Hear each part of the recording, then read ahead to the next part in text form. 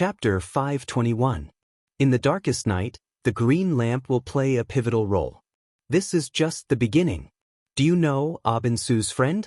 There is a group of people in the universe who are secretly manipulating the changes in the world. In the vision Abinsu saw in the future, they were trying to destroy the world, and the green lamp was the key to stopping them. The old man's voice grew louder as he spoke. Thea was a little confused. Who was he talking about? It sounded like Dark Side of the New Protoss. She did not understand, so she decided to ask directly. What is the name of this group of people? The old man said very seriously, Abinsu called them the Guardians of the Universe. Thea almost vomited blood. Her imaginary enemy had changed from the fat Dark Side, who was 3 meters tall and weighed thousands of pounds, to the Guardian of the Blue Men, who was less than 3 meters tall and weighed 10 pounds. This was a big change. The old man was still talking. The green lamp is an experiment to stop the madness of the Guardians. Abinsu planned to bring like-minded people to break through the Guardians' defense from the inside, and the green lamp would convert their extreme thoughts from the outside. The old man gestured with his long cane as he spoke, dancing with excitement. Thea wanted to laugh. The old man probably did not know that the Guardians were the leaders of the Green Lanterns. If Abinsu, the hero in his heart, really did do this, he would be a rebel. Judging by his words and actions, Abinsu, who had died young, did not seem to be an honest person. The Guardians had a big problem with their judgment. The so-called greatest Green Lanterns, Abinsu, Sinisto, and Hal Jordan, had either rebelled or were on the way to rebelling. How unpopular were the Guardians to be betrayed by everyone? Sinisto was only at odds with them, but Abinsu actually wanted to brainwash the Guardians. Fortunately, he had died early. Otherwise, Sinisto wouldn't have had the chance to betray them.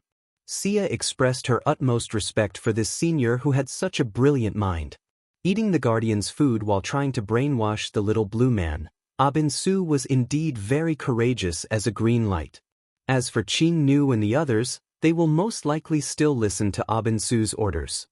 The old man said with uncertainty. Thea had her reservations about this. She could only see that they had gone crazy. Every time they caught someone, they would brainwash them. Even if Abinsu was resurrected now, he would still be brainwashed by them. However, those matters had little to do with her. After exchanging a few more words with the old man, she slowly walked into the mountain stream. Dilapidated, shabby, dark and damp. Some reptiles that Thea doesn't know crawl out from the cracks of the stones. Sensitive animals detect an intruder and are very dissatisfied that their peace is disturbed. A few reptiles try to attack, but they are immediately frightened by her and hide again.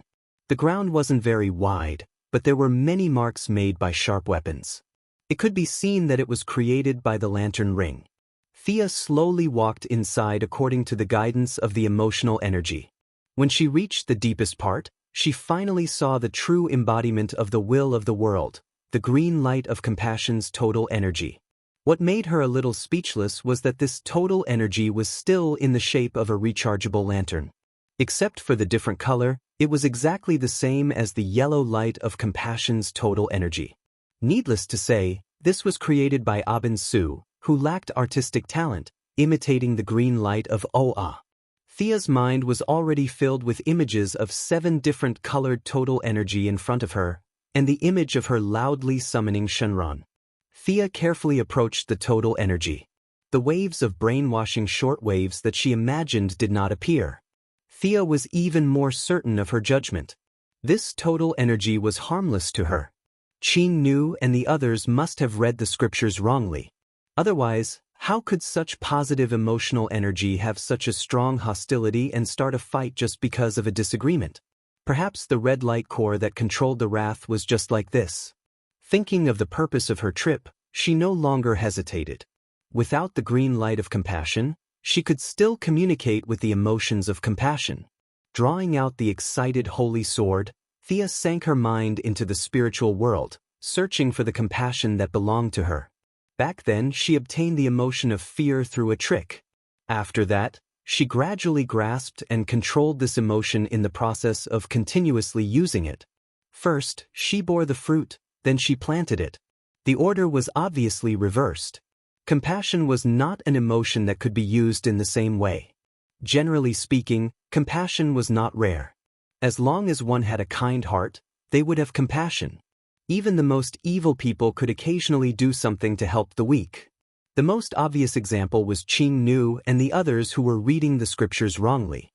Helping someone when they met with misfortune was a form of compassion. However, it was different from courage and hope. Those two were extremely positive, while compassion was slightly darker. It had a premise, that was, it could only be pitied when someone else was unlucky. Otherwise, in a peaceful and harmonious environment, if a certain person sang a song of pity, who would you pity? Lunatic. Thea had never found her place. She definitely had the emotion of compassion, but she had not reached the level where she could use it.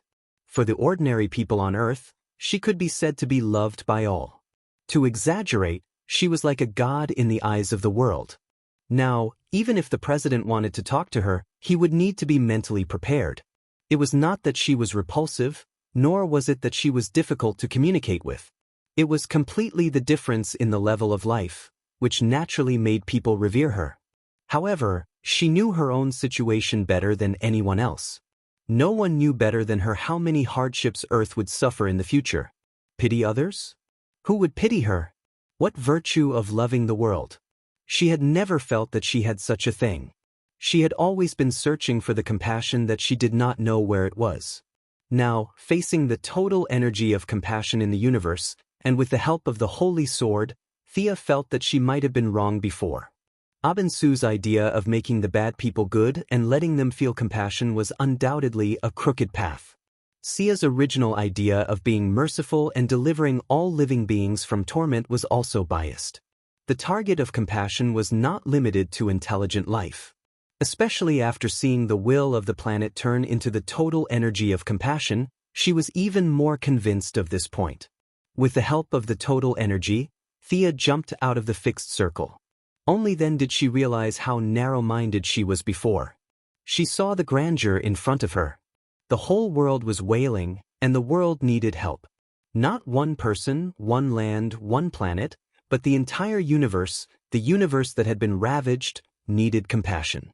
When she saw the boundless world, Thea was excited. She finally found her heart of compassion. Azure emotional energy gushed out from her body and from her spiritual world.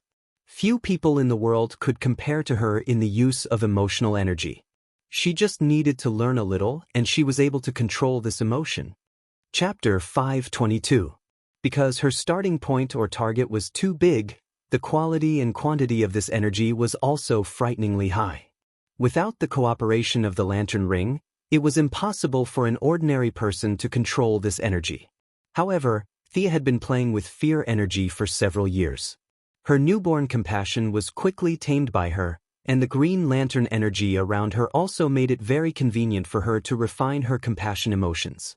She began to refine her compassion, and later added this emotion into her gaze.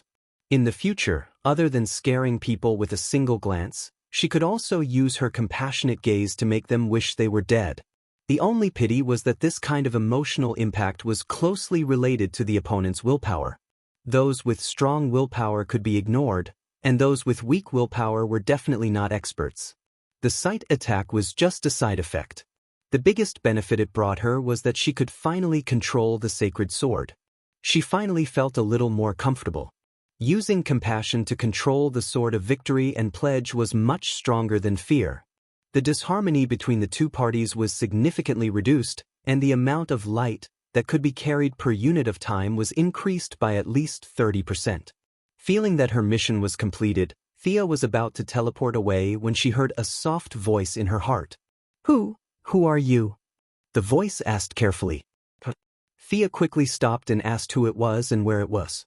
That was impossible. Thea was still a little confident in her own strength. She was sure that there was not a single ghost in the area, so the one who talked to her was the lantern beast of the green lantern energy. She had dealt with the parallax monsters a few times, so she was quite knowledgeable. However, she did not expect the lantern beast to take the initiative to talk to her. Thea hesitated for a moment. It was difficult to determine the other party's emotions, but it did not have any malicious intent. She gently separated a part of her spirit to communicate with the other party. You're the lantern beast? What's your name again? Let me think. Changed your name to octopus?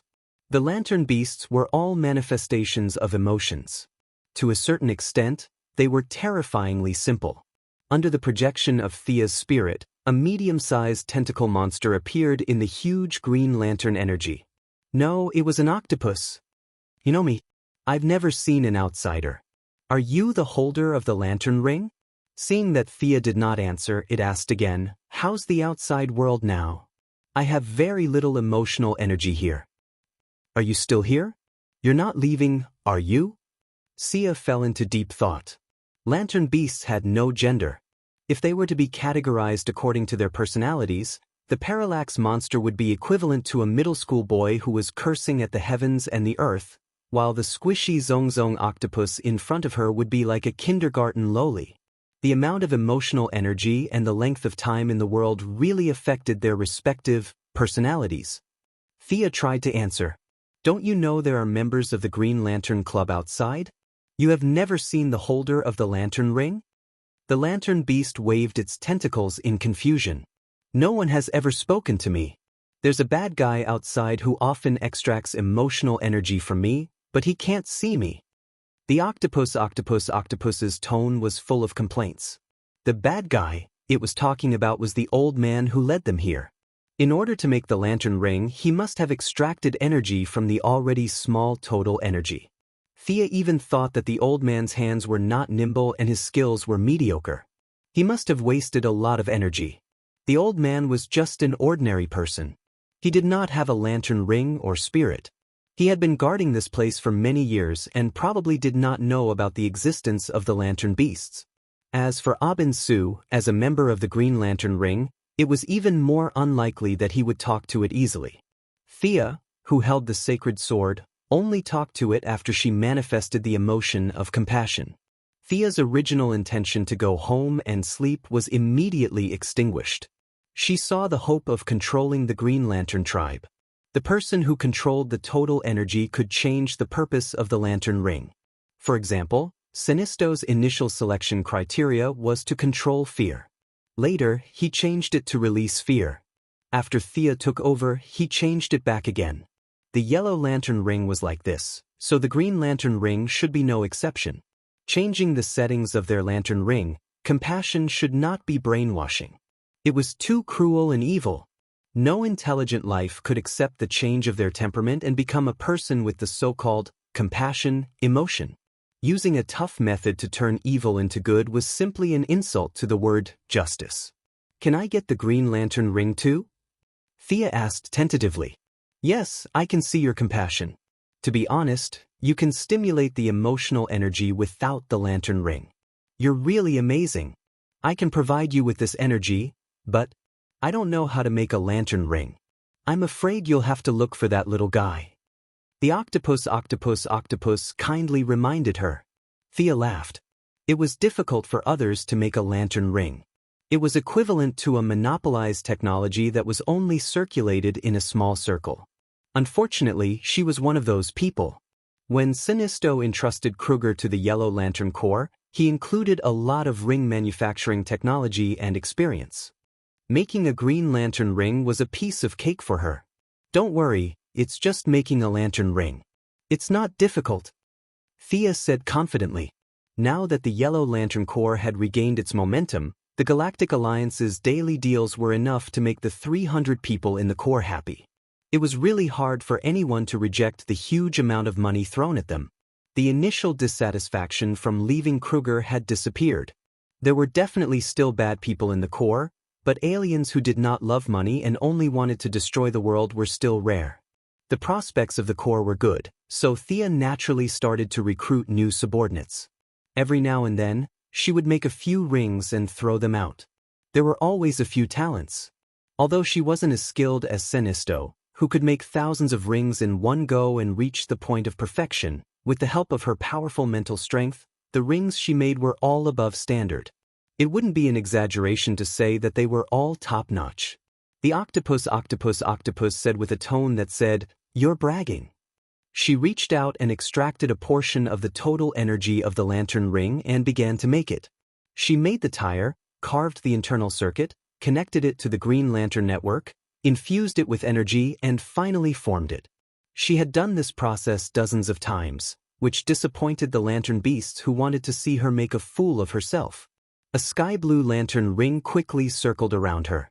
Intelligent creature locked. Thea Quinn from Earth, you have an incomparably compassionate heart. Welcome to the Green Lantern tribe. When it came to reciting the oath, it was a little troublesome.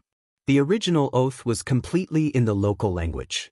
If Thea did not want to roll her tongue and recite it, she would have to change the oath.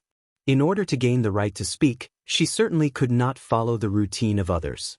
After thinking for a while, she wiped the original oath on the ring and replaced it with a new one. Thea softly recited, "The sins of half a life are hard to recount. Scatter the dust and sorrow of the sleeves. Now the sky is low and the trees are low in the wilderness.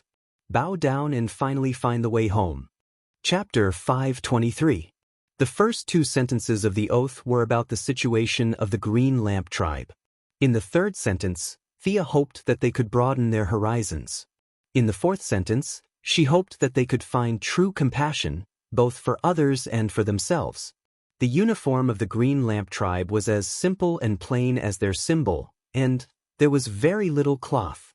Thea looked at the uniform she was wearing, which could be used as a swimsuit on the beach. She was speechless and secretly made up her mind that she would not wear the green lamp ring unless something important happened. The general function of the green lamp ring was similar to that of the yellow lamp. Because she did not know how many rings it was, even if she was skilled in making rings, this ring was equivalent to the elite level. The special instantiation of the green lamp ring was nothing special, but the teleportation was very powerful. Thea felt that now she could directly teleport to the Wall of Origin, instead of spending a lot of effort to keep going through wormholes.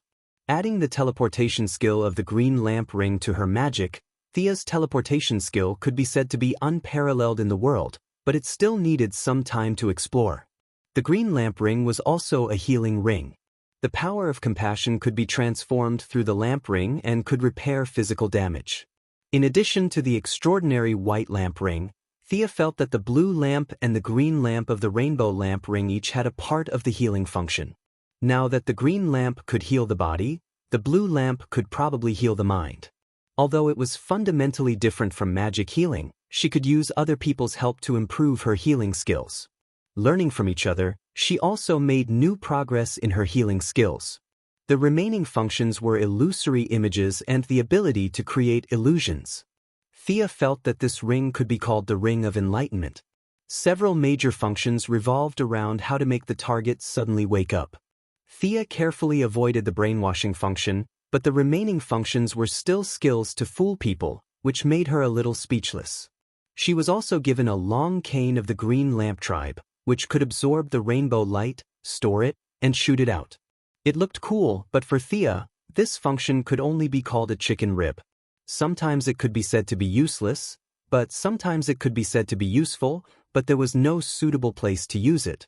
Generally speaking, the green lamp's ability was inclined to guide people to do good. The word change on the lantern beast fully illustrated this point. Its auxiliary function was good, but its combat power was mediocre.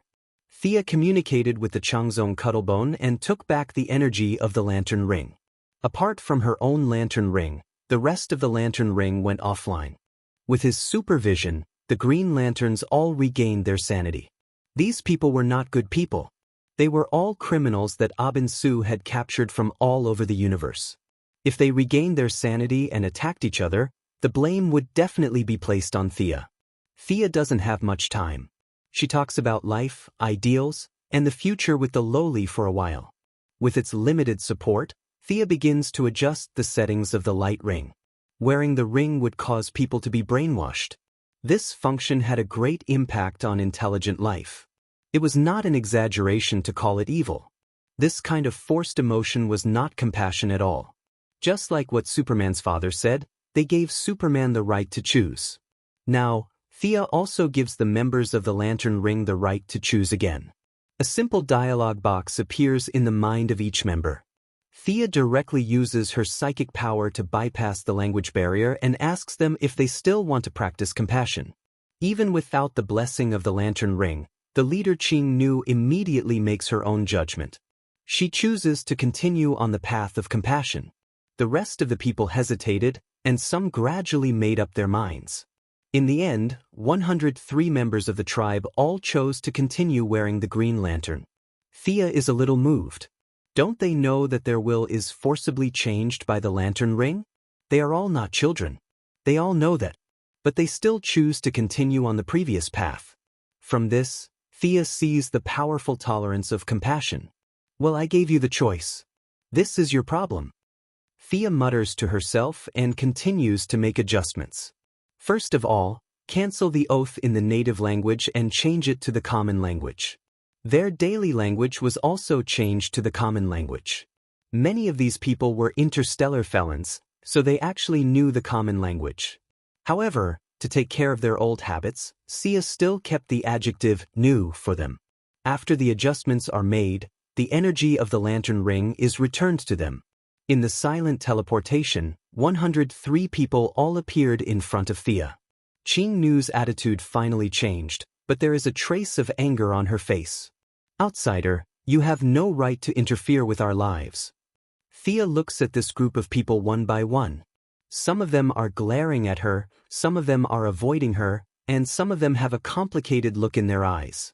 They have already recovered from the frenzied brainwashing, but the powerful inertia makes them a little uncomfortable. The scenes of their lives before are still vivid in their minds. They used to be close like family, but now they have all recovered their sanity. They are all criminals, so they are a little afraid of each other. Thea does not feel guilty about Qing Nu's accusation. Isn't it just some estrangement between them? It's not a big deal. Without the help of the lantern ring, she stretched out her hand and set up a huge shadow illusion spell. She also added in her own modified version of a pipe dream, adjusted the flow of time in the spell, and poured in the emotion of fear. At the same time, she also divided a part of her mental strength into the cage. The fear emotion manifests countless monsters, and they rushed at the green lanterns like a tide. In the illusion, the green lanterns can only huddle together for warmth and help each other. As the intensity of the battle deepens, the estrangement quickly dissipates. In the process, Thea naturally became familiar with them. They finally reached a point where they can help each other, no longer forced by the light ring, but accepted each other from the bottom of their hearts. The bright light of compassion takes root and grows in the crowd. When their emotions converge, Thea's fear emotion is directly defeated. The cage breaks by itself, and everyone regains consciousness. Is this compassion? Someone reached out and touched the green energy in front of him. We've been on the wrong path for so many years? It is true.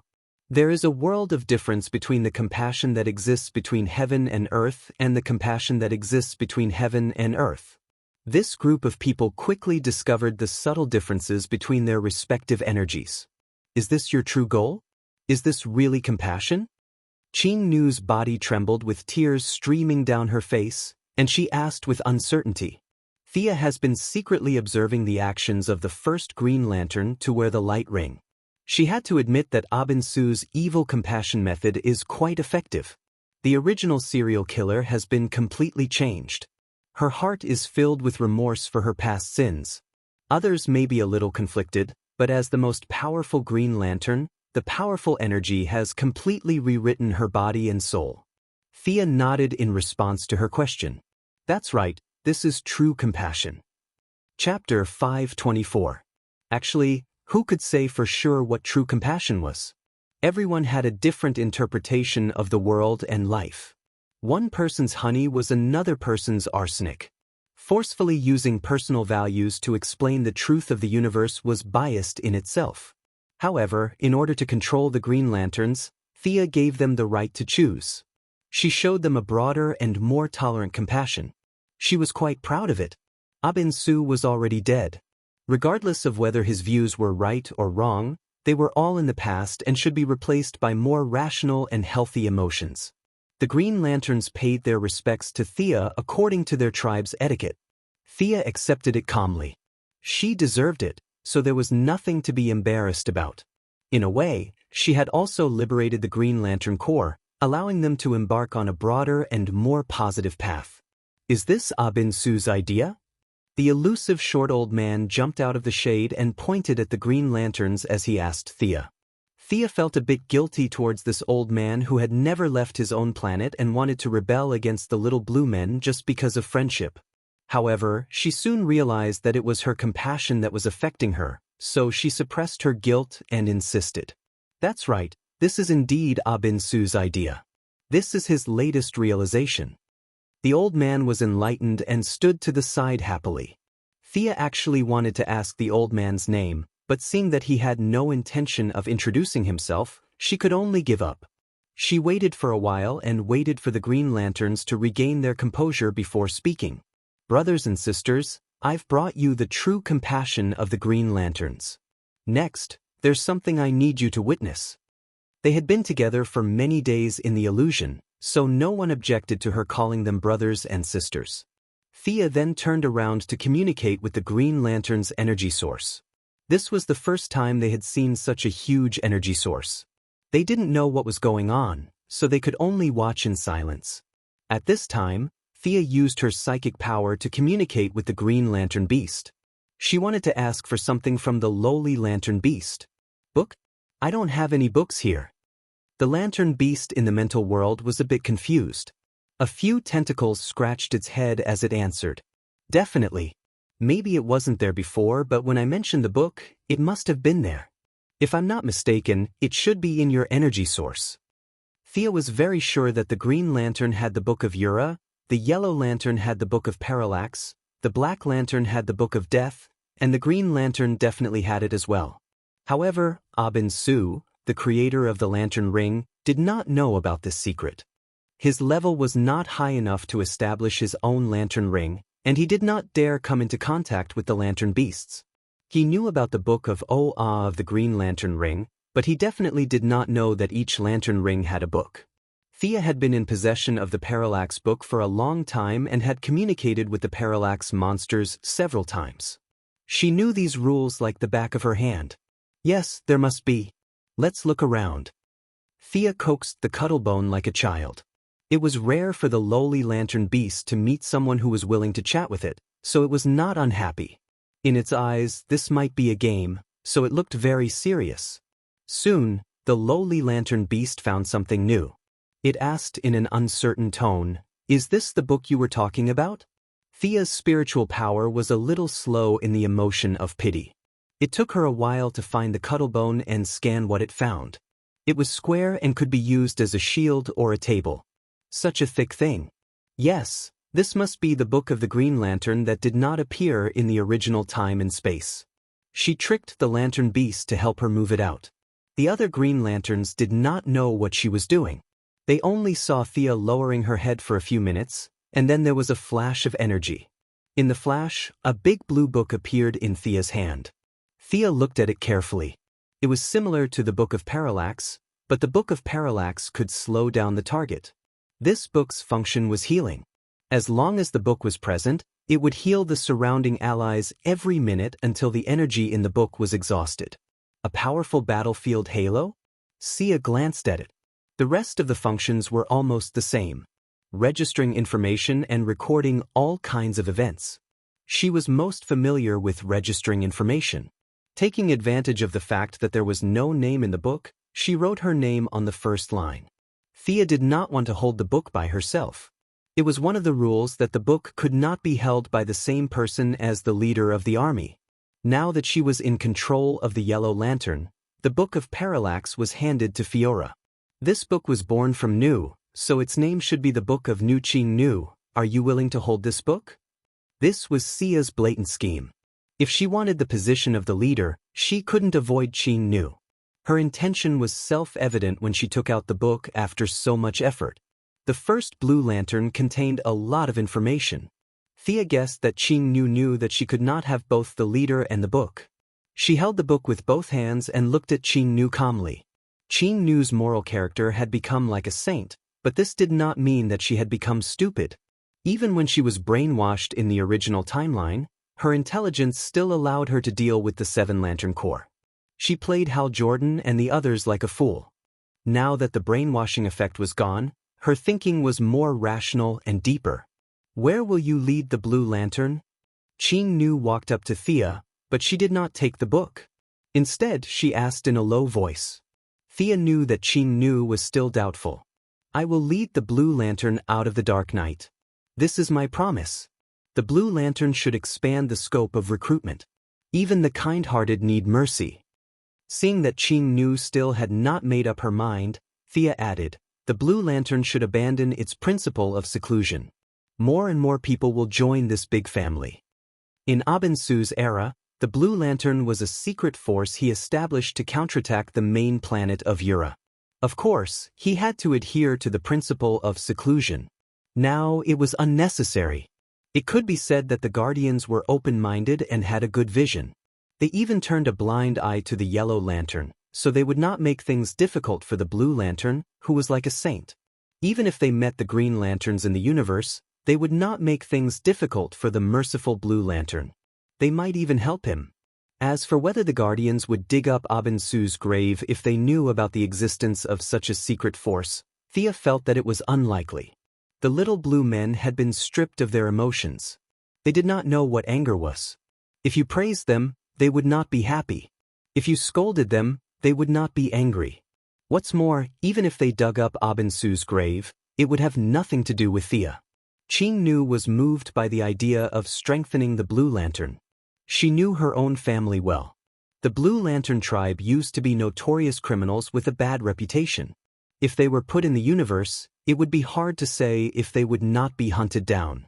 How could you explain that you have changed? Who would believe that? As their leader, Qing Nu did not dare to let them appear in front of others. But to say that she did not want to strengthen the Blue Lantern was an insult to Qing Nu. She thought about it day and night. She even thought about it in her dreams. Chapter 525. However, she was unable to bear the consequences. The Green Lantern tribe had few members and low combat power.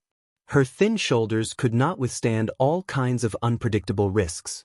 That was why, under her restraint, he continued to pursue the principle of hiding from the world. Now that she met Thea, it gave her a glimmer of hope. Regardless of whether Thea made a promise blindly or not, the fact that she could fight more than 30 people like it was child's play proved that this woman was very good at fighting and her combat power was very strong. Although she had turned over a new leaf today, Qing Nu still had the experience of being a bad person. Whether an organization's leader could fight or not determined the lifespan of the organization. This rule was an ironclad rule on most planets. The leader's fist determined how far the organization could go. Qing Nu finally made up her mind and reached out to take the Book of News. Leading more than 100 people did not have much power, so she gave up happily. In return, Qing Nu pulled Thea and said loudly, Thea Quinn is our sister. She can inherit the position of leader of the Green Lantern tribe. In the previous battle in the illusion, everyone knew her name, so no one asked Thea who she was. She was still met with silence from the crowd. Thea sighed inwardly. She still had to rely on her fists to speak. As the leader of the Green Lantern tribe, it was definitely not appropriate to take out 120 Yellow Lantern rings. It was meaningless to use other forces to suppress them. Thea had no choice but to put on the green ring and change into the somewhat shameful clothes. The clothes were made of so little material that it made one's hair stand on end. The upper part of the clothes was just a small singlet that barely covered the indescribable parts. Her entire lower abdomen, arms, and back were exposed. The lower part was even more exaggerated. A pair of briefs with 2 long curtains tied at the front and back. Other than that, there was nothing else. Compared to the tight clothes on the Green Lantern and Yellow Lantern tribe, the Green Lantern tribe style was simple to the extreme. Not to mention the exposed thighs, there was not even a pair of shoes. Even Thea wanted to dig up Abinsu's grave with such a simple outfit. You really are using the Green Lantern tribe as cannon fodder. You don't even have decent clothes. However, clothes were different from rings. Once set, they could not be changed. Thea could only fight in this attire. Fortunately, she had the ability to fly. She hovered half a meter above the ground and said to everyone, "Come at me together. Let me teach you how to fight between the rings of light." After that, she conjured a green giant and entered it, waiting for everyone to make the first move. Knowing that she was going to fight 100 people by herself, the Green Lanterns couldn't accept it. "You were indeed very powerful before, but if you don't use the power of the thunderstorm and only rely on the lantern ring, can you fight 100 of us by yourself?" A few hot-tempered people immediately began to attack. Under their lead, the rest of the people also began to attack. Thea sneered. She could see that these people were criminals from the previous universe. They were strong and weak, and each of them had some special abilities. Now that they saw that Thea had given up on her ability and used the ring to speak, they made the same choice. These guys lived in seclusion. They were not even as good as the Green Lantern recruits when it came to the usage of the rings of light. In addition, the Green Lanterns themselves didn't have much attack power. Their rings were now like toys in Thea's eyes. After living in seclusion for a long time, they were extremely inexperienced in fighting between the rings of light. Not only did they not cooperate with each other, but their attacks were also extremely messy. There were even instances where they collided with each other. Thea's lantern ring was not as good as Qing Nu's, there was no doubt about that. However, it was still better than these guys in front of her. Coupled with her rich experience in fighting with the rings of light, her giant rushed into the crowd and crushed them. Her rich experience made her like a martial arts master beating ordinary people. The difference in physical fitness was not big, but the difference in experience and skill was like heaven and earth. Thea could conjure all kinds of legendary creatures and high-tech weapons at will. These Green Lanterns had lived in seclusion for a long time. They were almost lacking in imagination. They were a group of criminals before, so their imagination was very limited. The hammer and chain that they conjured were like toys to Thea. The Green Lanterns were easily knocked to the ground by her. Thea stopped conjuring and gestured to Qing Nu. The other party immediately took out the Book of Nu. An endless amount of emotional energy began to heal the injuries of these people. The Green Lanterns slowly stood up. Their expressions were not very good. Thea was too lazy to play any tricks. She pointed out the shortcomings of the Green Lanterns one by one. Everyone was speechless. They all lowered their heads, acknowledging the change of leader. Thea stayed on this planet for the next few days. She taught everyone how to use the rings of light. The rest of the time, she discussed various matters with Qing Nu. From her explanation, Qing Nu learned that they had been working as temporary workers all this time. Without a register, many of the things they did were actually meaningless, especially when the green lamp's energy source was in a state where it could only be used.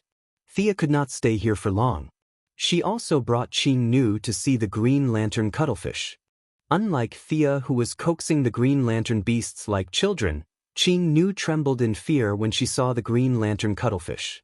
The Green Lantern cuttlefish thought that someone had come to play with it again. However, Qing Nu's face turned pale. This made it very unhappy. This made Thea even more precious. She only understood this point after the event. She was a demigod. In terms of life level, there was not much difference between her and the Green Lantern beasts. She also knew the Green Lantern beast, Parallax. Naturally, she had no qualms about meeting the Green Lantern cuttlefish. Qing Nu was just an ordinary person. No matter how capable or intelligent she was, she could not change this fact. In the face of the Green Lantern cuttlefish made of pure energy, she could barely manage to greet it. Thea did not make things difficult for her. After all, she had introduced the Green Lantern cuttlefish to her. There was nothing she could do if she was trembling in fear. The Green Lantern cuttlefish was on the right track. The old man named Nadamo was the happiest. He seemed to have put down a heavy burden. Except for occasionally mentioning why Abin Su did not come back to see him, he was happy the rest of the time. Another happy person was the Green Lantern cuttlefish. Previously, the Green Lantern cuttlefish did not go through the registration procedure. Although they generated a huge amount of compassion energy every day, the Green Lantern cuttlefish could not touch the energy at all because of the wrong procedure. From time to time, Nadamo would come to the Green Lantern cuttlefish to draw energy from it. It was very uncomfortable for the Green Lantern cuttlefish. Now that everything was standardized, the Green Lantern cuttlefish was finally able to enjoy the benefits it deserved. A large amount of compassion energy was injected into the Green Lantern cuttlefish every day. The Green Lantern cuttlefish was so happy that it almost jumped out. In addition, Thea, who was good at coaxing children, would chat with it from time to time. The Green Lantern cuttlefish felt that these days were the happiest days for it. Thea was not idle either. She began to reorganize the lantern cuttlefish. The ability of instantiation was the foundation of everything. This was something that everyone needed to learn. Transmission was a unique skill of the Green Lantern cuttlefish, so she could not give up on it. She opened several literacy classes, beginner classes, and advanced classes. Chapter 526. After learning for a period of time, she sent out a few decent fighters to do propaganda. There were a lot of bad guys in the yellow lamp, so they had to use the neutral camp as a cover. The green lamp didn't have this problem at all. They openly preached all kinds of purposes, and when they met the right people, they would send them back with a ring to participate in professional training. Qing Nu's paranoia was indeed serious. At first, she was worried for a few days, as if countless aliens would jump out and annihilate them in the next second. Later, when a few tribe members returned and told her about the situation outside, she realized that she was overthinking. Thea stayed for half a month, and when she felt that everything was on the right track, she said goodbye to everyone and returned to Earth. Learning from the green lamp's technique, her teleportation technique had reached a new level, and the feeling of being able to travel across the universe in an instant made her feel very comfortable. Compassion could only be said to be useful now, but it would take a while to be able to use it as freely as fear. The affairs on Earth were completely on track, but the 6 mechs working at the same time had exceeded the maximum production capacity of the Quinn Group. After all, they were a group, not a country. Several CEOs obtained Thea's consent and gradually sold some of the simple construction work to other groups. A conservative estimate was that so far, there were at least 1 million construction workers involved in this manufacturing project. Thea was just trying to maintain the lead, and making money was really secondary to her. Just as she was preparing for the next stage of the research, Diana came to her. "Are you going on a trip?"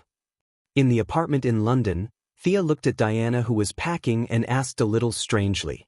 "I'm not sure, but I have a feeling that after I took off the silver bracelet on Doomsday last time, there seemed to be some changes in my body." Diana repeatedly described, but she didn't know how to explain it, so her words were very vague. Thea asked a few more questions, but Diana's situation was more like some kind of whim. She had never seen this kind of situation before, so naturally, she couldn't give any reasonable suggestions. "Do you feel some kind of call?" Thea's heart skipped a beat, and she asked. "I'm not sure, but a very vague feeling seems to be urging me to look for something." The Valkyrie had never been so confused before. She sat on the bed with her arms wrapped around her knees. Now that even Thea, who had always been resourceful, had no idea what to do, she felt even more lost. Thea could not say that she had no clue at all. She felt that Diana was most likely going to come into contact with the source. No one could be certain about such a conceptual thing. Her little advantage of being a prophet was of no help in this kind of problem. She did not even dare to say too much in order not to interfere with Diana's choice. Diana, who was originally at the peak of the demigod realm, might have vaguely sensed something in the process of removing the protective silver bracelet, which led to today's conversation. Diana should have taken off the silver bracelet during the battle with the Firstborn. Perhaps she also had some enlightenment at that time. Unfortunately, fate played a joke on her. Diana accidentally killed Ares and inherited his position as the god of war. This incident cut off her path to becoming a new god and made her unable to progress further. Now, by chance, she had reached the peak, but without Ares's interference, Diana's future was almost bright. Thea naturally would not stop her. She originally wanted to remind her of the power of the Wall of Origin, but after learning that her premonition was still on Earth, Thea could only keep quiet. There was a wild source on Earth? This kind of intangible and conceptual thing was really beyond her understanding. The young miss had never seen pork, nor had she seen a pig walk. She could only watch as Diana dressed up as a traveler and embarked on her own path of search. She could only say that she was envious of Diana. Diana was born with a max level and could become a god with just a little practice. She was full of the aura of the child of destiny. However, everyone had their own fate. Everyone had different starting points and experiences, so it was really hard to say who was more comfortable. She felt that Diana could level up by going sightseeing. Perhaps others were also envious of her ability to rely on deceiving ordinary people to gather the power of all living beings to forcibly obtain the source. Diana went on to find her doubts with a sense of holiness. Thea naturally could not disturb her every now and then. At such a critical moment, her state of mind must not be destroyed. She returned to the metropolis with some annoyance.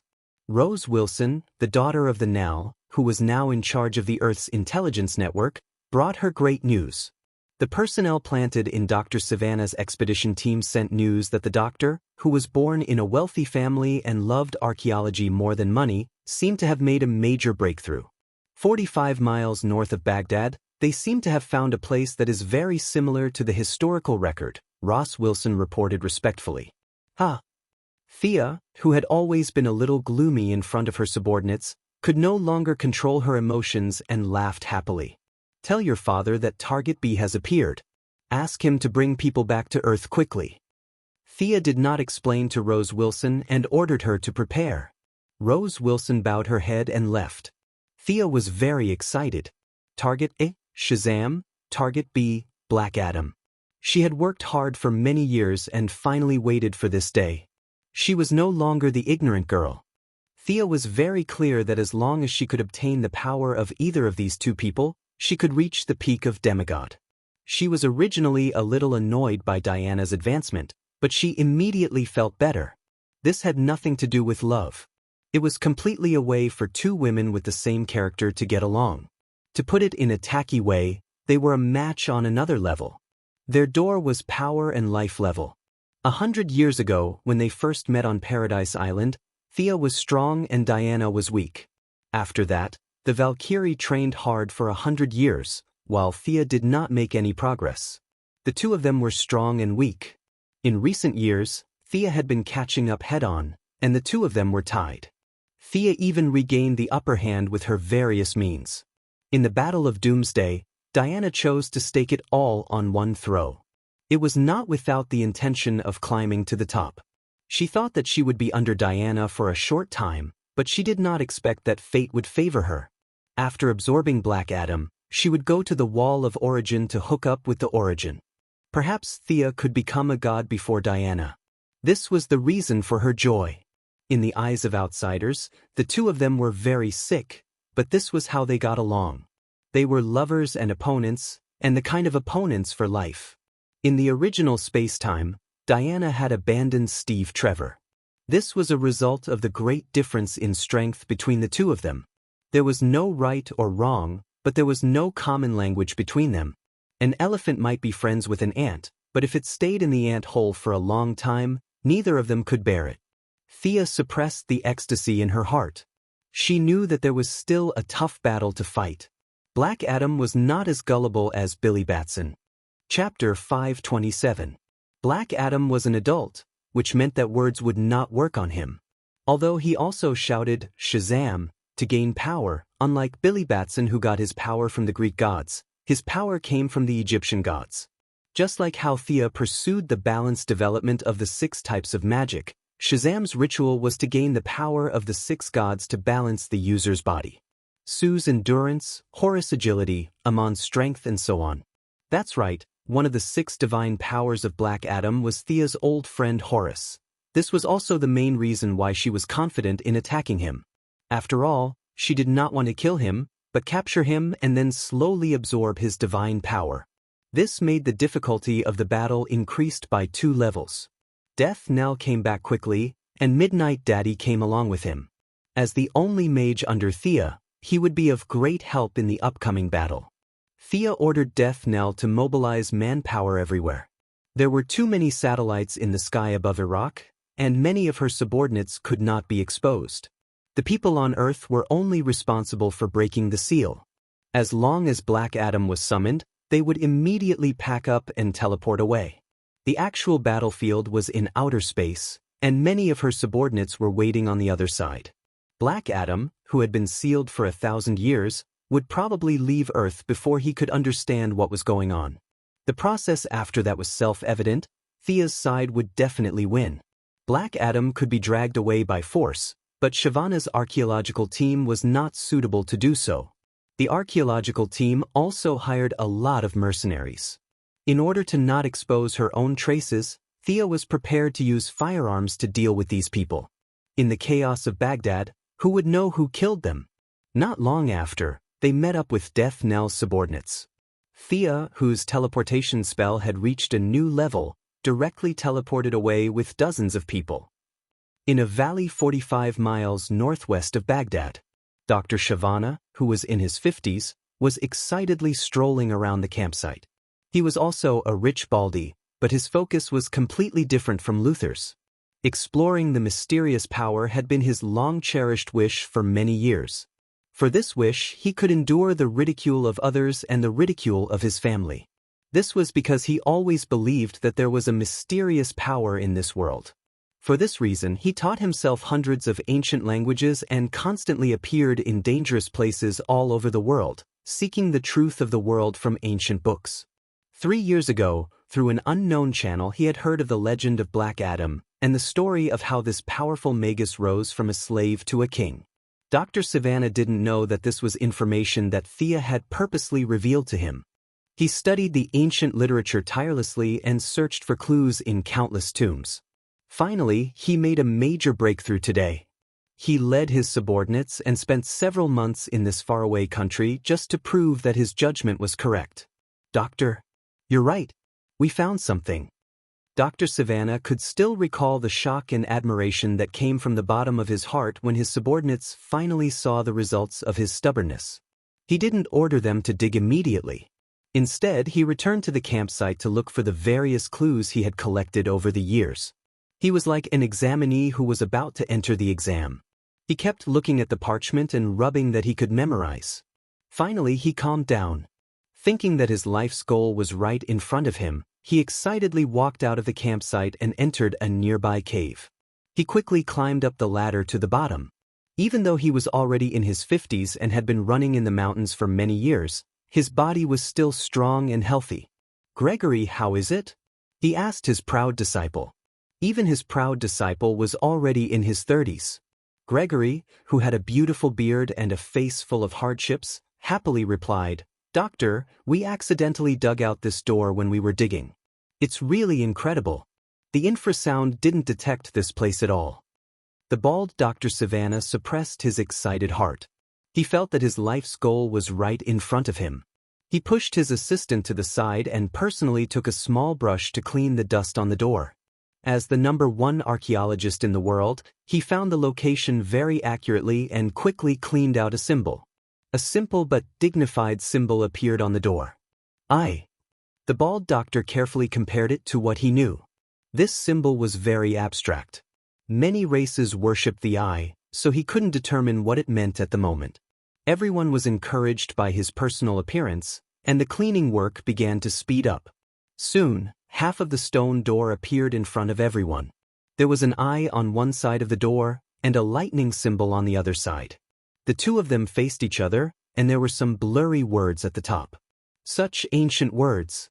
"I only know a few letters. This must be Black Adam's tomb. He must be." Dr. Shyvana was so excited that he was about to explode. It seemed like he was talking to others, but it also seemed like he was talking to himself. The people who knew his habits didn't disturb him. He also knew that they wouldn't respond, but at this moment, he couldn't express his joy without saying something. Just when he thought that no one would respond to him, something unexpected happened. A clear female voice said, "Doctor, you're right. This must be Black Adam's tomb." With Death Knell's men pointing out the location, Miss Thea opened the sky blue teleportation circle and directly arrived here. Now, not only was Death Knell recruiting a large number of mercenaries under Thea, Midnight, who was also very creative, wasn't satisfied with opening a tavern as a middleman. Realizing that he needed help, he found Mr. E of the Cold Flame Vatican. He told Mr. E that there were resources everywhere in the outer space, and precious magic materials were piled up like garbage.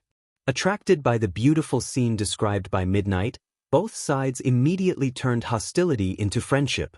Mr. E led the Vatican and directly became Thea's subordinate. However, Midnight didn't lie to him. Many magic materials that were extremely rare on Earth were everywhere in the outer space.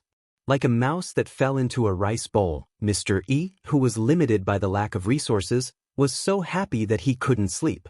This time, when he heard that Thea had a big operation, he volunteered to help.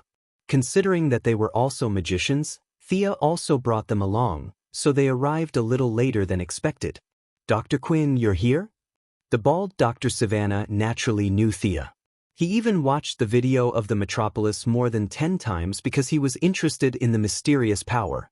He also heard some information from the higher-ups. Many people thought that the magic Thea cast on Doomsday was a kind of technological ray. Magic itself was declining, and it deliberately avoided the world. Many people in power, including Dr. Savannah, who was a fanatic supernatural enthusiast, didn't realize that magic was around.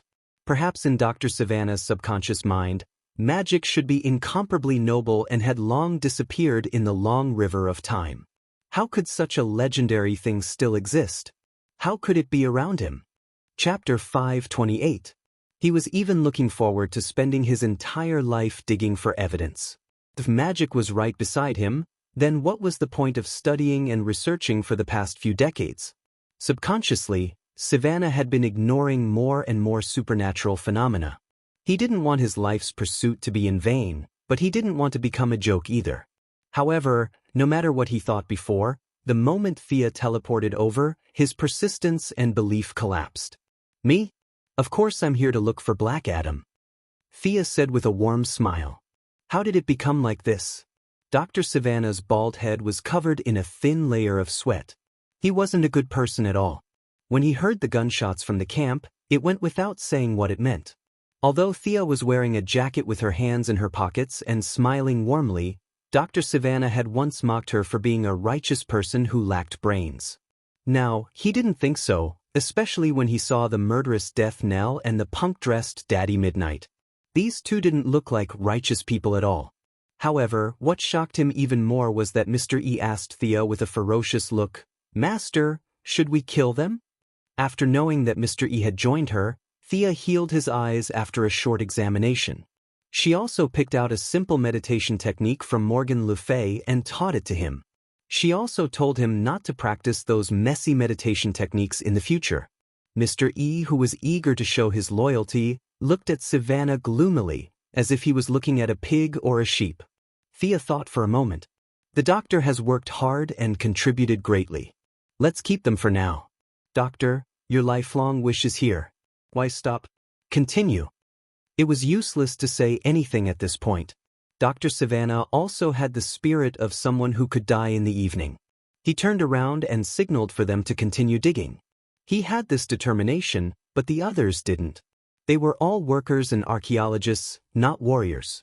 They didn't have the ability to resist even if they wanted to. Especially when the people around Thea didn't look like good people, they didn't dare to resist. Let them speed up. Thea ordered Daddy Midnight under Savannah's puzzled gaze. The voodoo warlock then took out 2 pieces of beast bones and started striking them slowly and rhythmically. Then, Dr. Savannah realized that his students and assistants were all in a daze as they started to clean the door. Magic! Savannah's mind was in turmoil. He was happy, excited, powerless, and confused. All the joys and sorrows of the past flashed before his eyes. There really was magic in this world. He was a little dazed. It took him a long time to come back to his senses.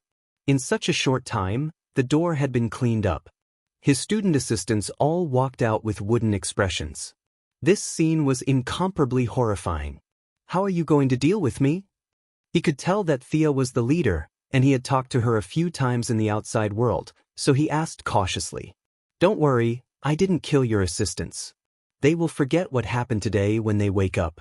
As for you, although you are not a good person, you are not a bad person either. Later on, I will erase your memory of today." When you wake up tomorrow, you will continue to look for Black Adam. Thea raised a finger and said with assurance. Nowadays, she didn't kill innocent people easily. The camp in the outside world was full of mercenaries.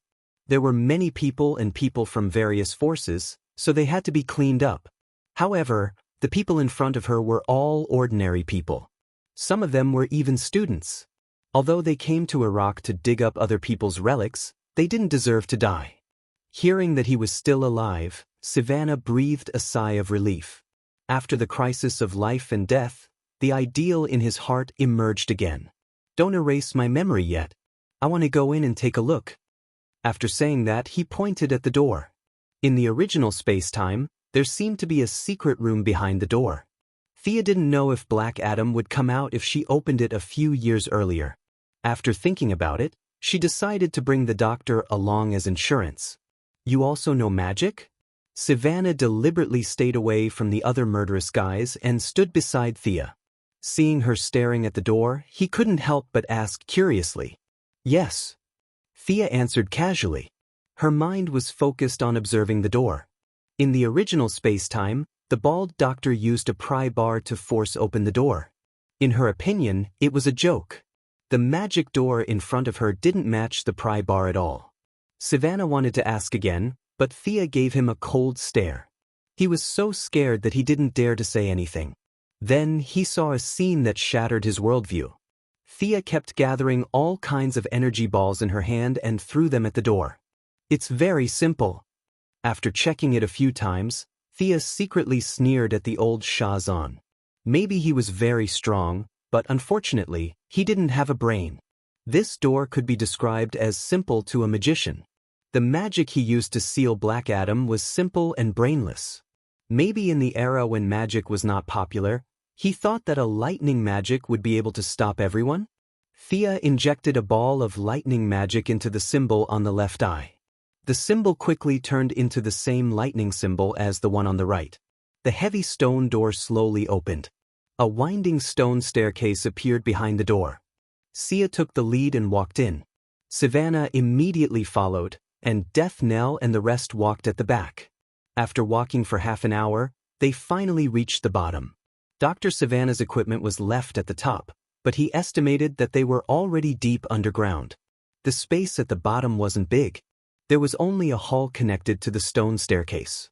There were two main rooms on the east and west sides. The two main rooms were filled with rare statues and piles of gemstones. However, Thea and the rest ignored the treasures and stood in front of a wall to observe silently. Dr. Savannah was also a rich man. Especially now that his life was hanging by a thread, no matter how good the treasures were, they weren't worth his attention. Besides, he had raided countless tombs, so he could guess that the treasures on the two sides were probably some kind of trick. This trick was too lame, and there was nothing new about it. When he saw Thea and the rest staring at a wall, how could he not know that there was a mystery behind it? He walked closer to take a look, but unfortunately he couldn't find any clues. Thea was in a very good mood today, and a wicked idea popped up in her mind. She looked at Dr. Savannah, who was scratching his ears and cheeks with a faint smile. What? Do you want to see the secret here too? Wasn't this nonsense? Usually, if someone spoke to him like this, Dr. Savannah would spit in his face. However, he didn't dare to do so now. However, due to his curiosity, he still nodded stiffly. Eye of Spirit Vision. Thea stretched out her hand and swiped in front of his eyes. Savannah felt as if a valve had been opened in his mind, and countless illusions suddenly appeared in front of his eyes. Fortunately, this person's willpower wasn't bad. He quickly focused his attention on the stone wall. This time, he finally knew what Thea and the rest were looking at. He saw that the originally empty stone wall was now filled with symbols and pictures of various races and civilizations. Chapter 529. This is an ancient Egyptian word. It means stop. This is cuneiform. It means devil or enemy. Oh my God, there are oracle bone inscriptions here. Professor Savannah was not exaggerating. He quickly deciphered several ancient words. Of course, he was also trying to prove his worth to Thea so that she would not kill him. It says that Black Adam has committed many evil deeds and is sealed here forever until a person who can destroy him appears. His enemies have imprisoned him here. The future generations can release him and bring magic back to the world. Savannah translated and looked at Thea in confusion. Stupid seal, he thinks that he has everything under control, but he is just a fool. The rise and fall of magic has its own reason, it has nothing to do with this place. Thea was getting more and more annoyed with the old Shazan. How dare he think that he can represent magic? Does he even know his own name? Savannah caught the contempt in Thea's tone and continued to translate. It says that as long as you chant a word, you can open the tomb. This word is... Just as he was about to continue, Thea interrupted him. Thank you for your help, Doctor. It's our turn now. Do you want to continue watching or return to the surface? Professor Savannah certainly did not want his memory to be erased and returned to the surface. He firmly said that he would not disturb them and that they could just treat him as if he did not exist. Thea did not comment. Based on the doctor's professional knowledge, she had already confirmed that this was the place where Black Adam was sealed. It was unreasonable to burn the bridge after crossing the river, especially when this bald doctor had been busy with her matter for several years. Seeing that he had worked hard for her, Thea decided to satisfy his curiosity. However, she still had to take precautions. She turned to Death Knell and ordered, "Watch him." Black Adam's seal fully reflected the old Shazan's ignorance and arrogance. Anyone could come here and yell that Shazan could break the seal. Thea was amused by this fact. Are you sure you are not joking? Since ancient times, who would design such a stupid seal? No one could be better than him. Black Adam was also a retard. He did not have the temperament of a magic villain. For thousands of years, he relied on his hard work to create a crack in the seal. After that, he would release a bit of magic to charm an ordinary person to come over and yell that Shazan. That was how he got out of the seal. Perhaps he did not think of it or he did not know how to charm magic. He was foolishly locked up for thousands of years. Even the old Shazan, who gave him his power, didn't know how to clean up the mess he made. He didn't talk about it at all and just spent his time as if nothing had happened. Only when he was so old that he couldn't walk anymore did he remember it. When he was young, he even created a guy called Black Adam. What should he do? At the last minute, he armed Billy Batson and let a 10-year-old child deal with his so-called nemesis. This was the life of the old Shazan. Thea did not like this person at all. If she had the chance, she would definitely chop off his head to comfort all the people who died because of him. Black Adam was the second human to bear the name of Shazan. Although his IQ was low, his strength was not weak. This mage who liked to use his fists to fight Superman had some real skills. It was a little difficult for Thea to take him down without attracting attention. Fortunately, the green lamp provided her with a lot of teleportation knowledge. If she dragged this guy to another planet, he would be at the mercy of others. In the eyes of Dr. Savannah, Thea mysteriously took out a golden staff. A lot of mysterious lines were drawn in the air by her. A quiet atmosphere surrounded the stone room that was less than 20 square meters. The weirdly dressed Midnight and Mr. E were also setting up something. The mysterious world that he had been pursuing all his life had opened a door to him. His survival instinct told him to leave this place quickly, but his enthusiasm for the mysterious knowledge stopped him. Fear and enthusiasm worked on his body at the same time. The bald doctor shivered and Death Knell looked at him from time to time. Black Adam in the original time seemed to only know how to cast lightning. Thea could not guarantee that he did not know other magic. The key was that this guy could fly. If he flew away when he noticed something was wrong, it would be troublesome. Referring to Hermes's underworld displacement, Thea improved the teleportation circle. She would transfer the entire area. After that, the big pit on the ground would be handled by Death Knell's Earthwoman. After checking twice and confirming that there were no problems, Thea turned to the bald doctor and said seriously, "Dr. Savannah, do you want to continue watching?" The bald doctor was in a fierce struggle.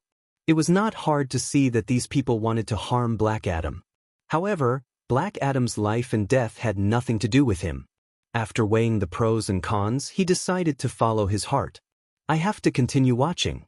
This is my life's mission and belief." Thea was a little moved. For the sake of his dream, he was willing to sacrifice his life. No matter if he was a good person or a bad person, this kind of pure character was worthy of admiration. However, this bald doctor did not have any combat power, so he was not of much help to her. In the original time, he pried open the door outside and activated the magic gears. By accident, he obtained a magic eye, which started the prelude to the battle between Black Adam and Shazam. However, he did not have a good ending. Immersed in the world of magic, he was eventually exhausted by the magic eye. From this point, it could be seen that he did not have the talent to become a mage. A simple magic eye could only be powered by vitality. How sad it was. Thea felt his persistence and wanted to try to persuade him. We will go to the outer space to fight later. Do you want to come along? It would have been better if she did not say it. After she said it, she found that Dr. Savannah's eyes were shining. He was in a state of excitement. He nodded quickly. Well, my magic circle has been set up. This seal will be opened by you. You can read the words on the wall, right? Read it, but I can't guarantee whether there will be any danger later. Thea felt that he was the one who called out Shazam in the original time, so she let him do it here. If there was any danger, it could only be said that he was unlucky. Savannah did not think about those things at all. At first, he carefully approached the magic circles set up by Thea. Later, he found that he could not touch the lines floating in the air at all. His heart was set, and he quickly walked to the wall to identify it. Shazam! Dr. Savannah received Thea's signal and read it out loud. As soon as his voice fell, the whole wall seemed to be hit by a heavy object. Huge cracks spread out in all directions, and the wall collapsed instantly. The bald doctor, who had been prepared, quickly moved back. When the smoke and dust dispersed, a strong man in black with a hood and a long cloak gradually appeared. His eyes were surrounded by lightning. Chapter 530. Who released me? You have made a big mistake. You have released the fear that you don't understand. As a reward, I can spare your lives. With a big golden lightning symbol on his chest, Black Adam, who had the temperament of a villain, was released from the seal. He was in high spirits and didn't even look at Thea and the others. He just talked nonsense. Other than being arrogant and pretentious, Milady's evaluation of this guy was that he had no brain. Why don't you at least observe the environment? Villains die because they talk too much. This was really a wise saying. In order to avoid any more trouble, Thea didn't want to talk nonsense with him on Earth. She immediately activated the teleportation circle. A sky blue light flashed, and the 20 square meter stone room, Thea, the others, and Black Adam, who didn't understand what was going on, were all teleported away at the same time. A deep circular pit appeared here. As they disappeared, the stone room was completely silent. At the same time, on an uninhabited planet 11 light-years away from Earth, Thea's powerful fighters had been on standby for a long time. Dead Man, Gruder, Fiora, Poison Ivy, Lightning Lady, and the newly joined Frost Killer and Red Whirlwind. Some of them were in a daze out of boredom, and some were whispering. When they saw the teleportation light flashing, they quickly scattered and stood in place. The teleportation ended quickly, and Thea, Death Knell, and Midnight also joined the encirclement. The air content here was similar to that of Earth. Mr. E pulled Savannah, who was looking around, to stand outside and watch the show. Who are you people? Black Adam's brain was a little confused. He was still underground before, so where was he now? Looking as far as he could see, it was a desolate place. Has Earth become like this? Thea regarded him as a pig waiting to be slaughtered and didn't want to talk nonsense with him. She turned to look at Gruder. Can you control him? The more rounded gorilla closed his eyes and tried for a long time. He shook his head. There is a barrier in his spiritual world that can't be broken in a short time. Thea wasn't surprised by this result. Although the general characteristics of these generations of Shazans were that they were brainless, their IQ was worrying, and their willpower was low. However, the infusion of the god's divine power still gave them a passive attribute that prevented them from being mentally controlled. If one wanted to forcefully control them, they would have to break through the god's divine power protection before they could touch their actual personalities. Their powerful magic immunity, the ability to fly, and the ability to cast spells, as well as their unique divine power, had boosted their overall attributes to an inhuman level. To a certain extent, they were very similar to Diana. Other than the fact that the Valkyrie didn't need them to shout praises, their actual strength was similar. This was also the reason why Thea had gathered all the hired thugs to team up. Actually, it was not difficult to kill Black Adam. All Thea had to do was to borrow Diana's truth lasso and put it around his neck. She would then ask him loudly what the transformation spell was. Black Adam would then shout and Shazam would become an ordinary person. There were too many ways to deal with an ordinary person. The only pity was that even though his strength was extraordinary, he was still an ordinary person. Naturally, he was affected by the lifespan of an ordinary person. Black Adam had been sealed for 1,000 years. He was too old. Once he left the Shazam's divine power, he would probably die of old age. No one cared whether he died or not. If the divine power dissipated with him, it would be too much of a pity. Thea thought about it again and again. There was only one way left, and that was to beat him until he fainted. After that, she would use Horus' divine power as a backdoor to bypass the divine power barrier and control the main body in the spiritual world. Finally, she would give the divine power to Thea and it would be a success. Yes, the power system of the Shazams was very magical. It was easy to get it, but it was also not difficult to take it away. Divine power and magic were not cultivated by themselves. They neither cherished nor cared about it. Just like Thea, she had nothing to do but purify, refine, and keep it consistent with her own body. They didn't do these things at all. The relationship between divine power and their main body was like that of a tenant and a landlord. They couldn't bring it with them when they were born, and they couldn't bring it with them when they were dead. Old Shazam and Black Adam would occasionally do something useful. The third-generation Shazam's naughty child, Billy Batson, completely treated magic as a toy. He even carried out the spirit of sharing and shared a part of his magic with his friends and pet tiger. This was simply blasphemy to magic, especially when compared to Dr. Savannah's enthusiasm. Shazam should be thrown into the garbage heap of history.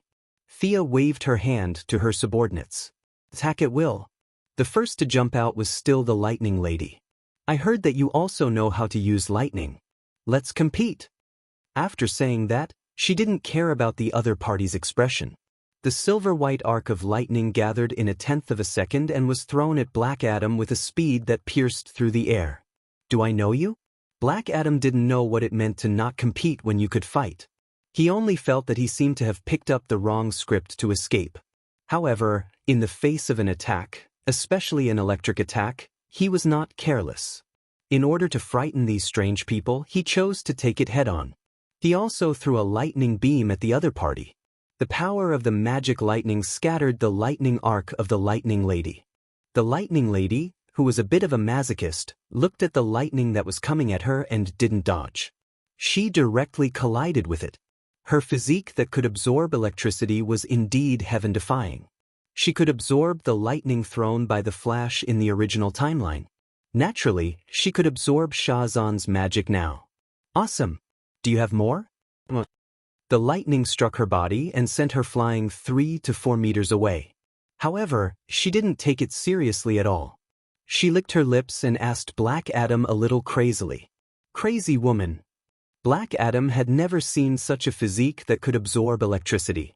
However, he was very experienced in battle. He flew down and prepared to use physical attacks.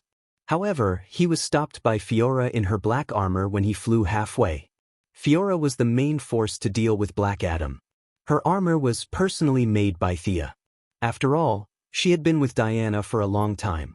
It was not difficult to make a set of armor. This set of black armor was not the original Kryptonian technology armor.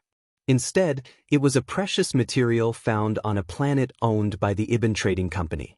On that planet, such materials were treated as scrap. Mr. E saw these materials by chance, and he was so excited that he almost fainted. The aliens did a good job of sorting the garbage. A lot of waste materials were piled up and waiting to be processed. Mr. E accidentally found a whole mountain of obsidian. This powerful material with high magic resistance had long been extinct on Earth. The cold flame Vatican extorted the entire magic world and only found a small piece of obsidian the size of half a fingernail. After that, he gave it to Thea as if it was a treasure. One could imagine how excited he was when he saw the mountain of obsidian. After that, he and Midnight Daddy happily wandered around a few planets. There were all kinds of rare materials, which made the two of them happy like idiots. Their harvest naturally alarmed Sia. The young mistress didn't care much about it, as these things were not important to her. She only picked some relatively rare materials, and Fiora's current armor came from there. Chapter 5:31. When Black Adam saw Fiora charging towards him, he didn't take her seriously at all. Facing Fiora's punch to the chest, he grabbed her wrist and tried to throw her away. However, he knew that he was in trouble as soon as they came into contact. His opponent's strength was unparalleled. He couldn't change his move in time, so he could only try to dodge to the side. With a loud bang, Black Adam, who was originally floating in the air, fell to the ground and smashed a human-shaped hole. This person's body was really sturdy. He was completely fine. He took off his hood, revealing a rather dignified middle-aged man's face. "You're a woman worthy of my full strength, I?" Just as Heiyo was about to fly up halfway, he realized that his legs were entangled with plants. Numerous vines were rapidly climbing up his body. Occasionally, the vines would release some venom from between the vines, which seeped into his body through his skin. What the hell? Without waiting for him to say that he had an unfair advantage and that they wanted to fight him one-on-one, the newcomer Frost Killer attacked. Poison Ivy just happened to control the enemy. She flew behind Black Adam, her hands pressed against his body, and began to madly absorb Black Adam's heat. When Frost Killer was at her peak, she absorbed Superman's heat, relying on this move to eliminate the entire Justice League. Now, she was still far from that height, but she still caused damage to Black Adam. Cold, very cold.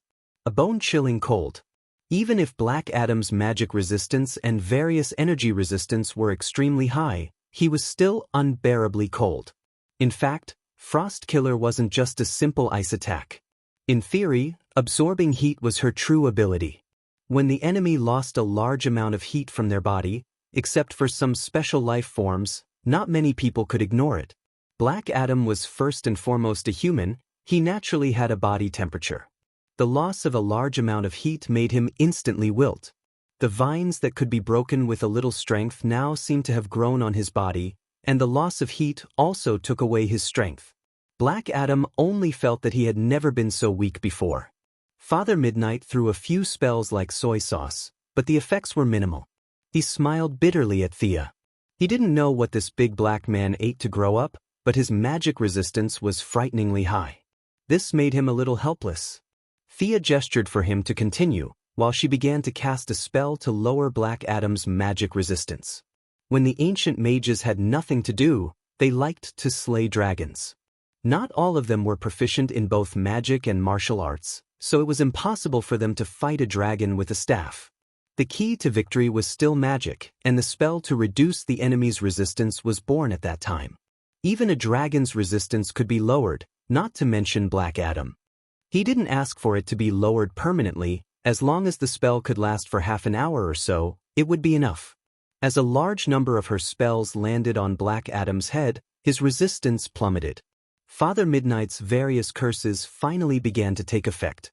Black Adam, who was getting weaker and weaker, suffered another 2 heat rays from Fiora. The blood at the corner of his mouth proved that he wasn't invincible under the heavens. At this moment, he already had thoughts of escaping. These people in front of him were too unruly. 10 against 1. Although he didn't know where he was, it was always right to run first. Feeling that his body temperature was dropping faster and faster, he no longer hesitated. He gathered the lightning magic in his body and hit the Frost Killer on his back.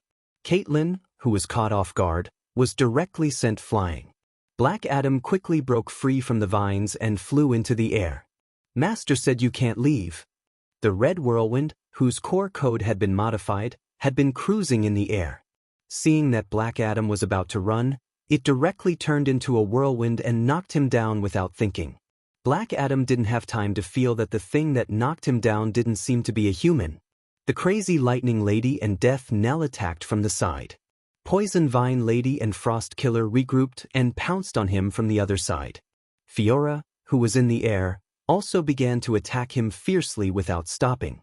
Last time, when it was heavily injured by Doomsday, the military felt that the Red Whirlwind's attack wasn't enough, so they added a lot of technological weapons to it.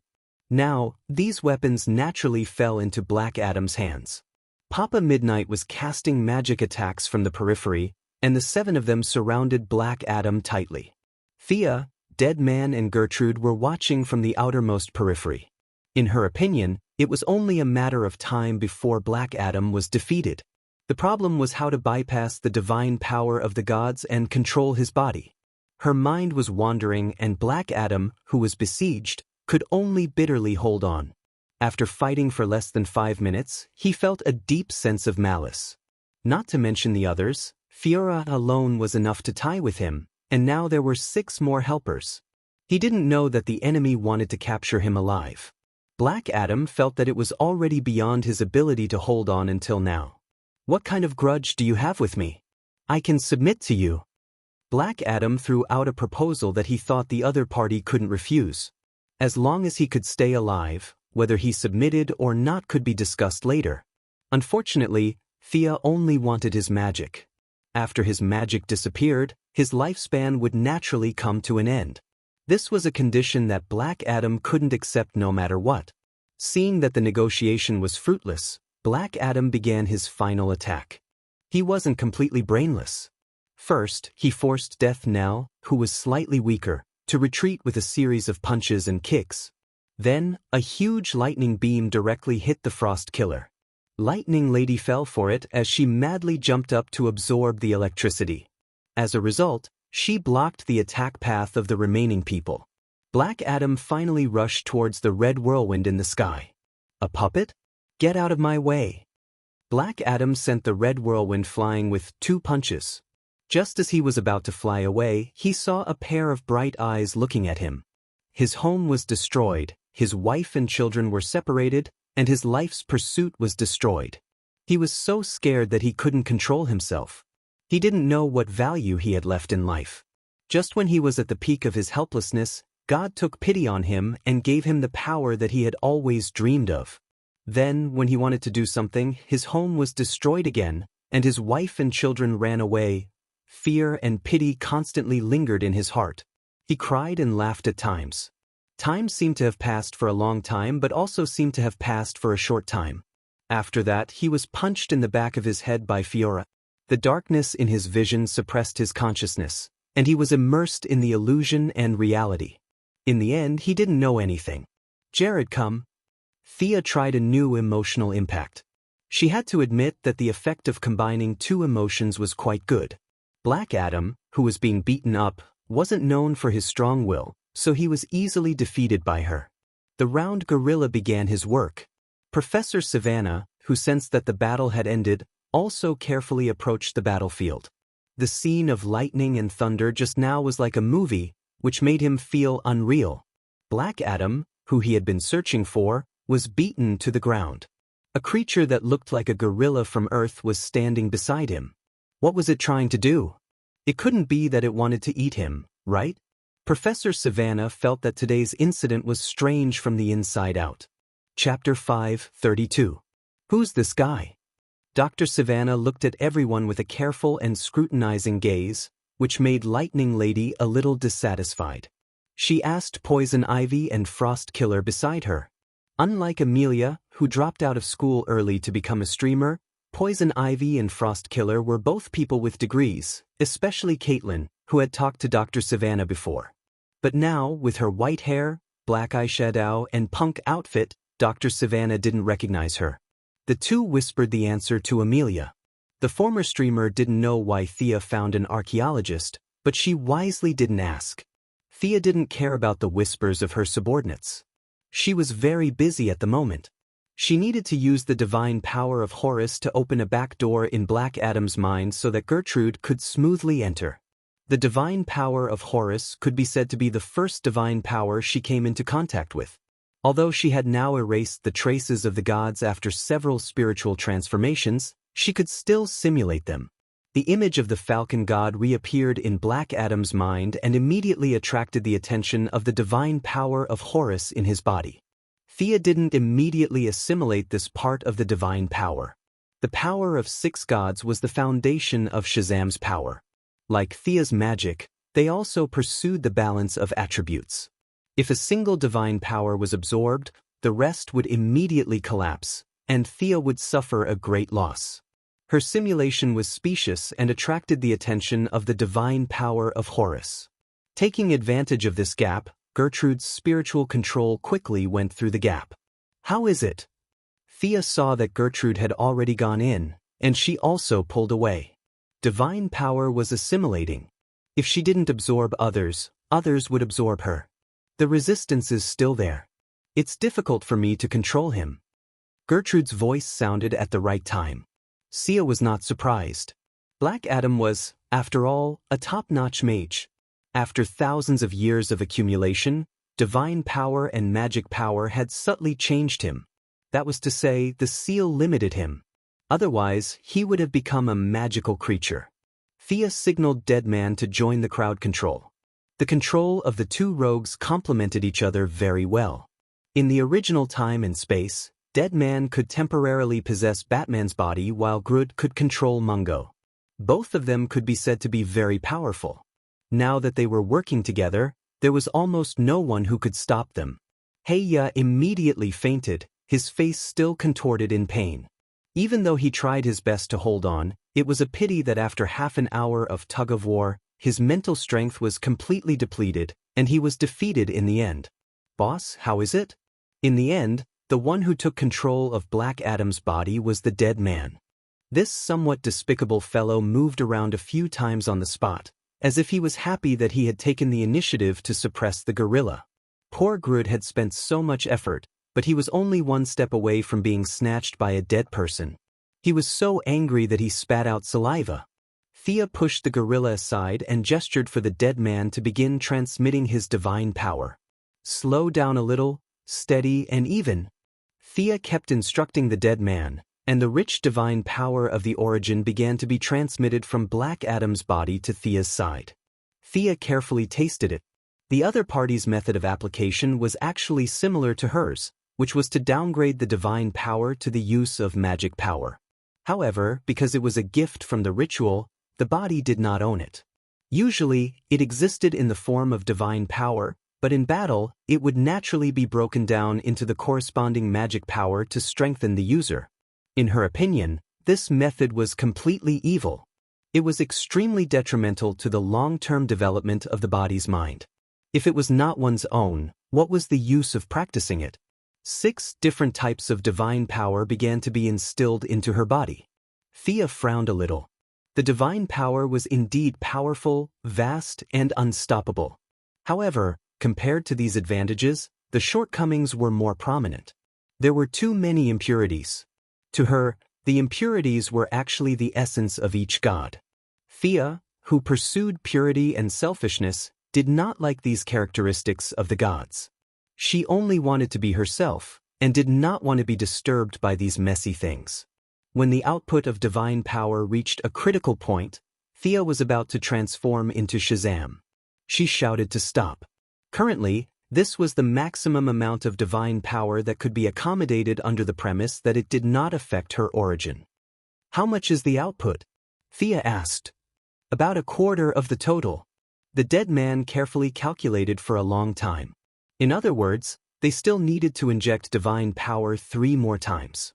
Black Adam's resistance would become weaker as the divine power was drained. Thea ordered everyone to go back, leaving only the dead man, Jared, and of course, Dr. Savannah. Toth's wisdom, Sue's endurance, these characteristics of the 6 gods were the essence of ordinary people, but to her, they were impurities. She definitely could not absorb them. At the same time, in order not to arouse the vigilance of the old fool Shazam and destroy Billy Batson's better gift package, it was imperative to find a new owner for these remnants of divine power. The new owner of these impurities, was there a better candidate than Dr. Savannah, who was devoted to the study of occultism? Most of Thea's magic power was wrapped in the newly acquired divine power, But a simple hinting spell was not difficult for her. Dr. Savannah fell into the trap instantly. The hinting spell kept colliding with his imagination until he came up with the most friendly reason for Thea. "Look after him." Thea asked Jared to look after Dr. Savannah, and she began to absorb the unprecedented amount of divine power. She screened, divided, and absorbed a huge amount of divine power into her body. Then she degraded it into pure magic power. Her own level began to rise rapidly, and soon she reached the late stage of demigod. Then, she communicated with the holy sword and transformed into a hero spirit. She completely abandoned the part of the divine power essence that was unwilling to be integrated into her body. She divided a colorful ball of light. This ball of precious essence that represented the characteristics of the 6 gods was a treasure to others, but it was no different from poison to her. "Dr. Savannah, your years of tireless loyalty is worthy of this gift. Accept my gift," Thea said, and put the ball of light into the bald doctor's body. The future Billy Batson could turn a big tiger into a wizard. It was obvious that the power of Shazan did not have any requirements for one's aptitude. Anyone who got it could use it. Just as she had guessed, even though Dr. Savannah was as slow as a rock when it came to magic, he was still able to fuse with the essence. He was now wearing the same outfit as Black Adam. The black cloak, the black hood, and the lightning symbol on his chest were all exactly the same. However, the essence had been sucked away by Sia, leaving only the skin of the gods on his body. Even so, Dr. Savannah was still very excited. The sudden increase in his strength and flying ability made him very happy. His bald head was dizzy. When he calmed down, Thea said, "Doctor, just like the guy on the ground, you can transform by shouting the spell Shazan. If you want to cancel it, you can also shout this." She told him to stay where he was. There were still 3 balls of divine power residue waiting for him to receive. Chapter 5:33. Thea estimated that after absorbing all the residue, Dr. Savannah would not be as strong as the original Black Adam, but he would still be able to defeat a few second-rate heroes and villains. After all, he was blessed by the power of 6 gods, which was fundamentally different from ordinary people. In the following time, Thea and the dead man began to absorb the power crazily. When she absorbed the power for the second time, Black Adam felt the energy in his body draining away and woke up once. Unfortunately, his strength was greatly reduced, and he was still suppressed by the dead man and Grodd. The 4 people stayed on this nameless planet for 10 days. The divine power allowed Black Adam to be sealed for thousands of years without starving, so naturally, Dr. Savannah would not starve to death either. The dead did not need to eat, and Thea was so busy that she was too lazy to eat. The only one who was hungry was the gorilla, but it did not dare to bare its teeth at Thea. Later, Thea saw that it was so hungry that it curled up into a ball and looked a little pitiful, so she gave it a lot of food to appease this stupid but cute guy. After every absorption and conversion, Thea had to rest for 3 days to adapt. First, there was a process of adapting to the sudden increase in power, and second, there was a somewhat mysterious mental state problem. This thing could be said to be useful, but it could also be said to be useless. In the repeated purification, conversion, and cutting, Black Adam's divine power was completely absorbed by her. The second generation Shazan finally returned to his original state because of the exhaustion of his divine power. Then, under the gaze of the people, his life was exhausted and he turned into dust and dissipated with the wind. Thea was now more and more like a psychic. Before Black Adam died, she looked at him with a gaze full of pity, and the second generation Shazan left the world with satisfaction. Of course, his death was not in vain. At least 60% of the pure divine power was completely absorbed by Thea, and more than 20% of the impurities of the gods gathered on Dr. Savannah's body. Now, this doctor could be called the second-generation Black Adam. The black robe, the lightning on his chest, and the big bald head. At this time, Dr. Savannah's villainous aura was overflowing.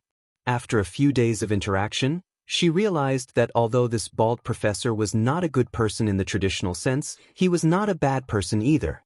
He was just overly passionate about mysticism. Now that he had power, even if it was a broken version of Shazan's power, he had at least taken that crucial step.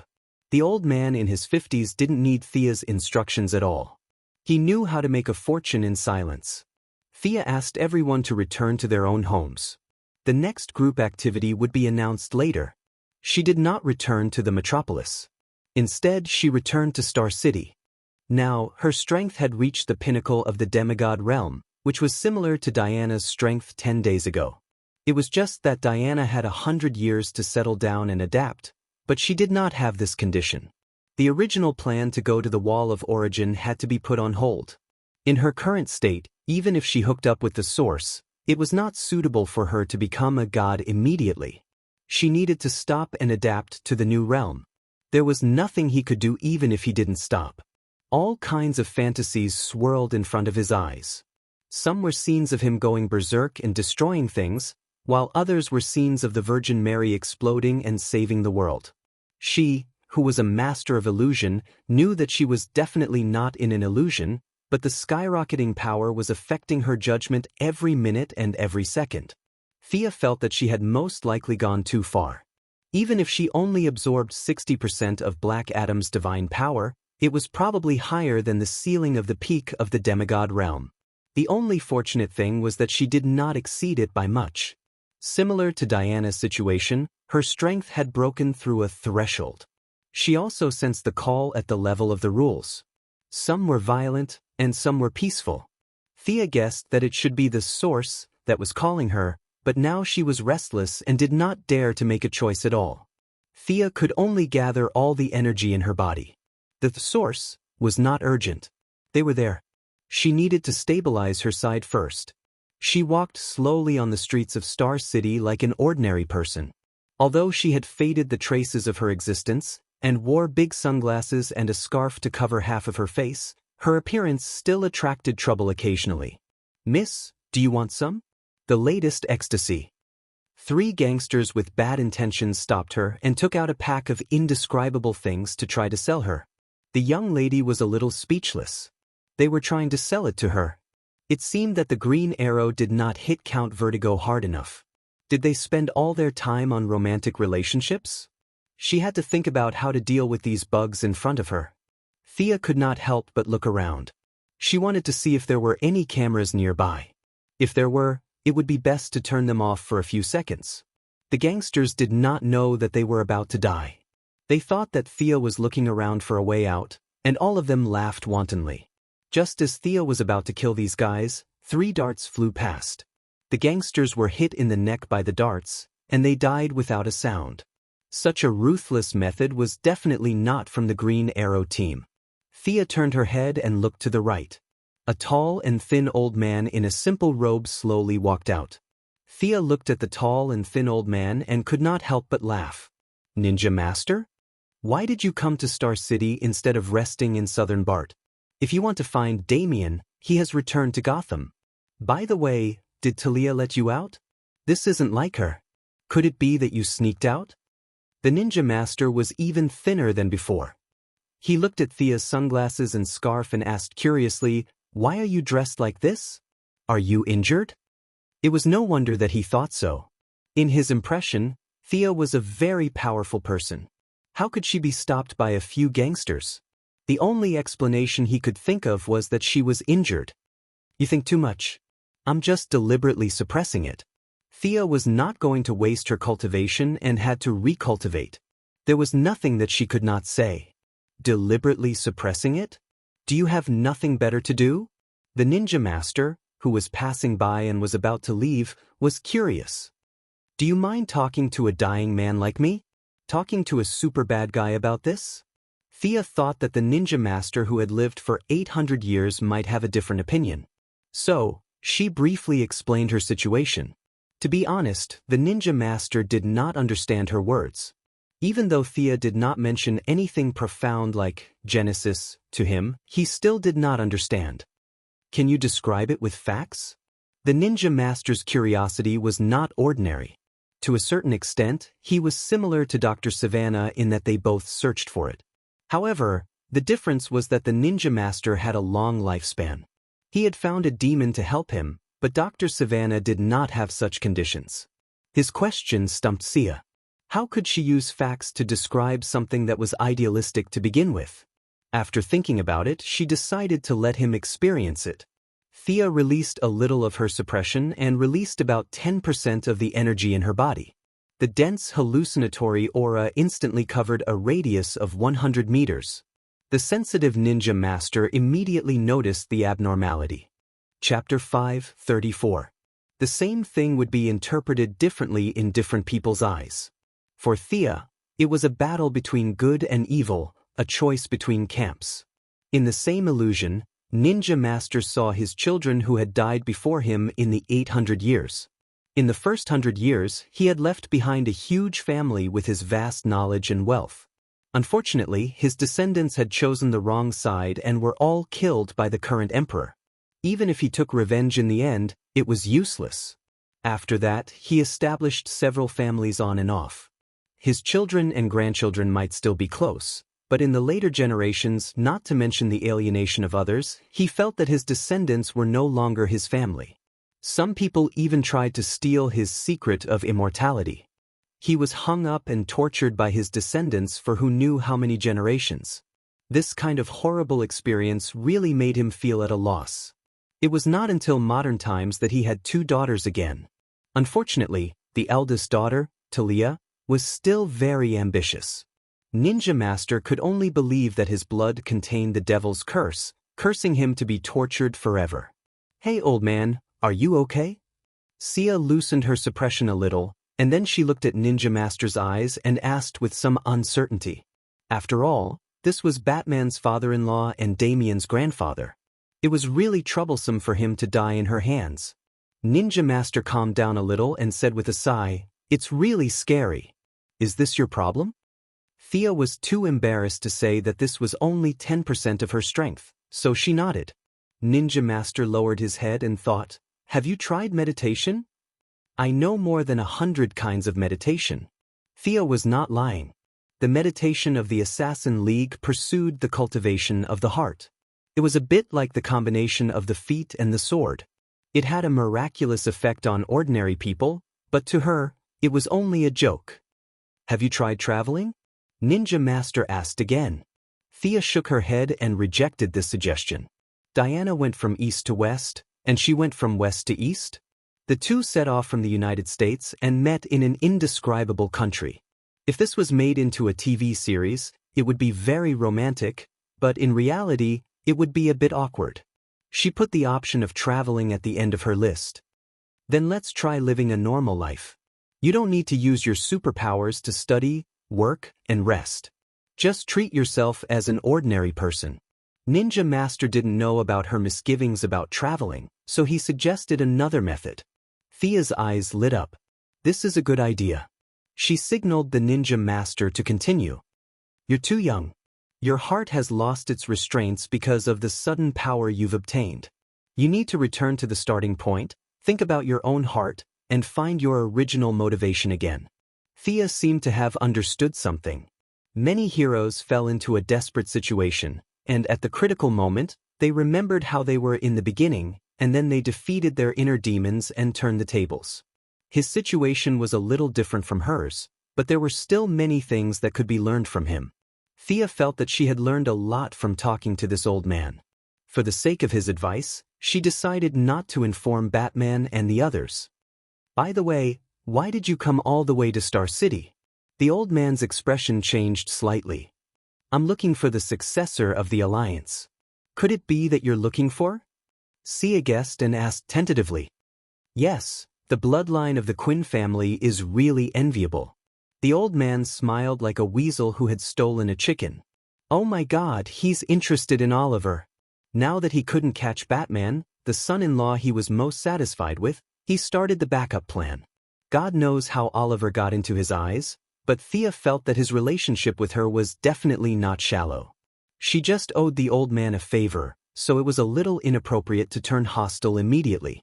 Besides, he really didn't have any bad intentions towards Oliver. Not only did he give away a little daughter in the original timeline, he also wanted to give away the entire Alliance. Now that he couldn't give away the Alliance, but his daughter was still here. Thea thought of Nissa's generous face. Her appearance was really ordinary, but after she and Oliver had a status, she was very well behaved. She was always called husband by Oliver, and he never asked who the enemy was, only where the enemy was. Now in this timeline, Oliver didn't have Talia to teach him. Even if his overall quality was strengthened by Thea, his pure skills were still a little weak. Accepting the training of the ninja master was also a good thing for him. You won't hurt him, right? Of course not. Thea felt satisfied. She wanted to protect her family, but she didn't object to them suffering a little to become stronger. She nodded slightly to the ninja master and turned to leave the alley. Since she had to live an ordinary life for a few days, Thea could only call her secretary, Miss Maisie, to pick her up. 2 hours later, she returned to the metropolis and signaled the secretary to close the door, saying that the two of them had some private matters to talk about. What are you doing? I'm not that kind of person. The secretary stood far away from her and said. Thea didn't know that Poison Ivy had done something to the secretary before, and this blame fell on her by chance. At this time, no matter how smart she was, she couldn't figure out the mystery in the middle. She was a little confused, but she didn't take it seriously. She took out a blue light ring and threw it to the secretary. Seeing the ring thrown at her, the secretary was scared and took 2 steps back. Thea didn't know that the secretary was imagining a lot of unhealthy images, so she could only explain. When the secretary learned that the ring could give her superpower, she put on the ring as if she was going to the execution ground. Then the revealing clothes made her misunderstand Thea's intention. It turned out that Thea was right. The secretary did have compassion, and the bright light on the light ring also proved it. Thea didn't know the messy thoughts in the secretary's mind, or she would have killed her. She explained the functions of flying, instantiation, and teleportation. The secretary saw that Thea didn't change her expression, and then she realized that she might have misunderstood. She turned her head and studied the functions of the ring happily.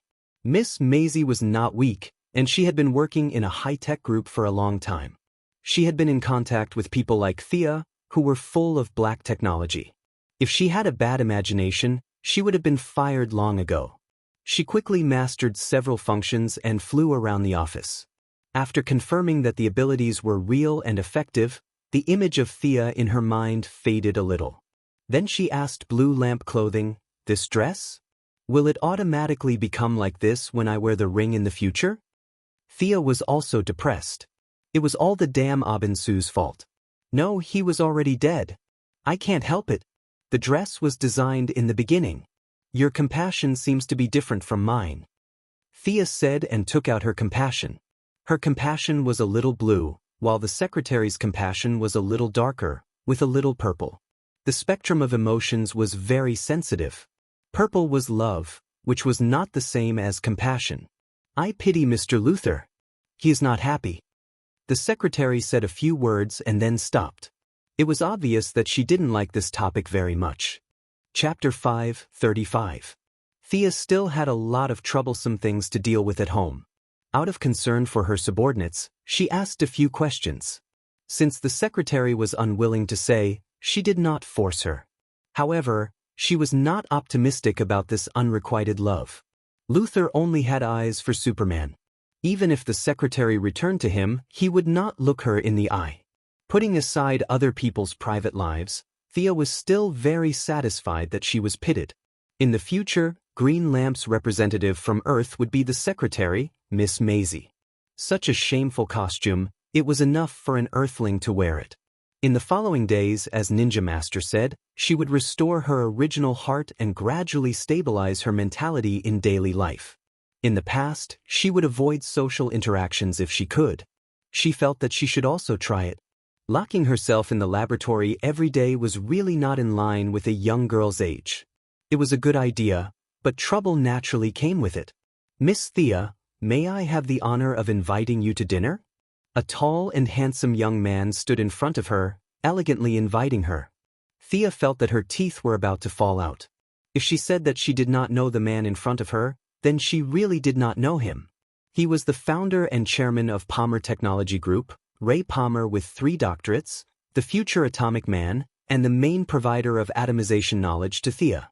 Of course, that was in the future. He did not know the person in front of him. The two met at a government reception. Thea remembered that he was a man with a fiancée. In addition, they had fought side by side on the Wave Rider, so her attitude towards him was naturally different. Thea, who did not know that she had sent the wrong signal, casually chatted with him for a while. Then, the situation developed out of control. At this time, Ray Palmer, who already had a somewhat funny temperament, was very excited and launched a frenzied attack on the same day.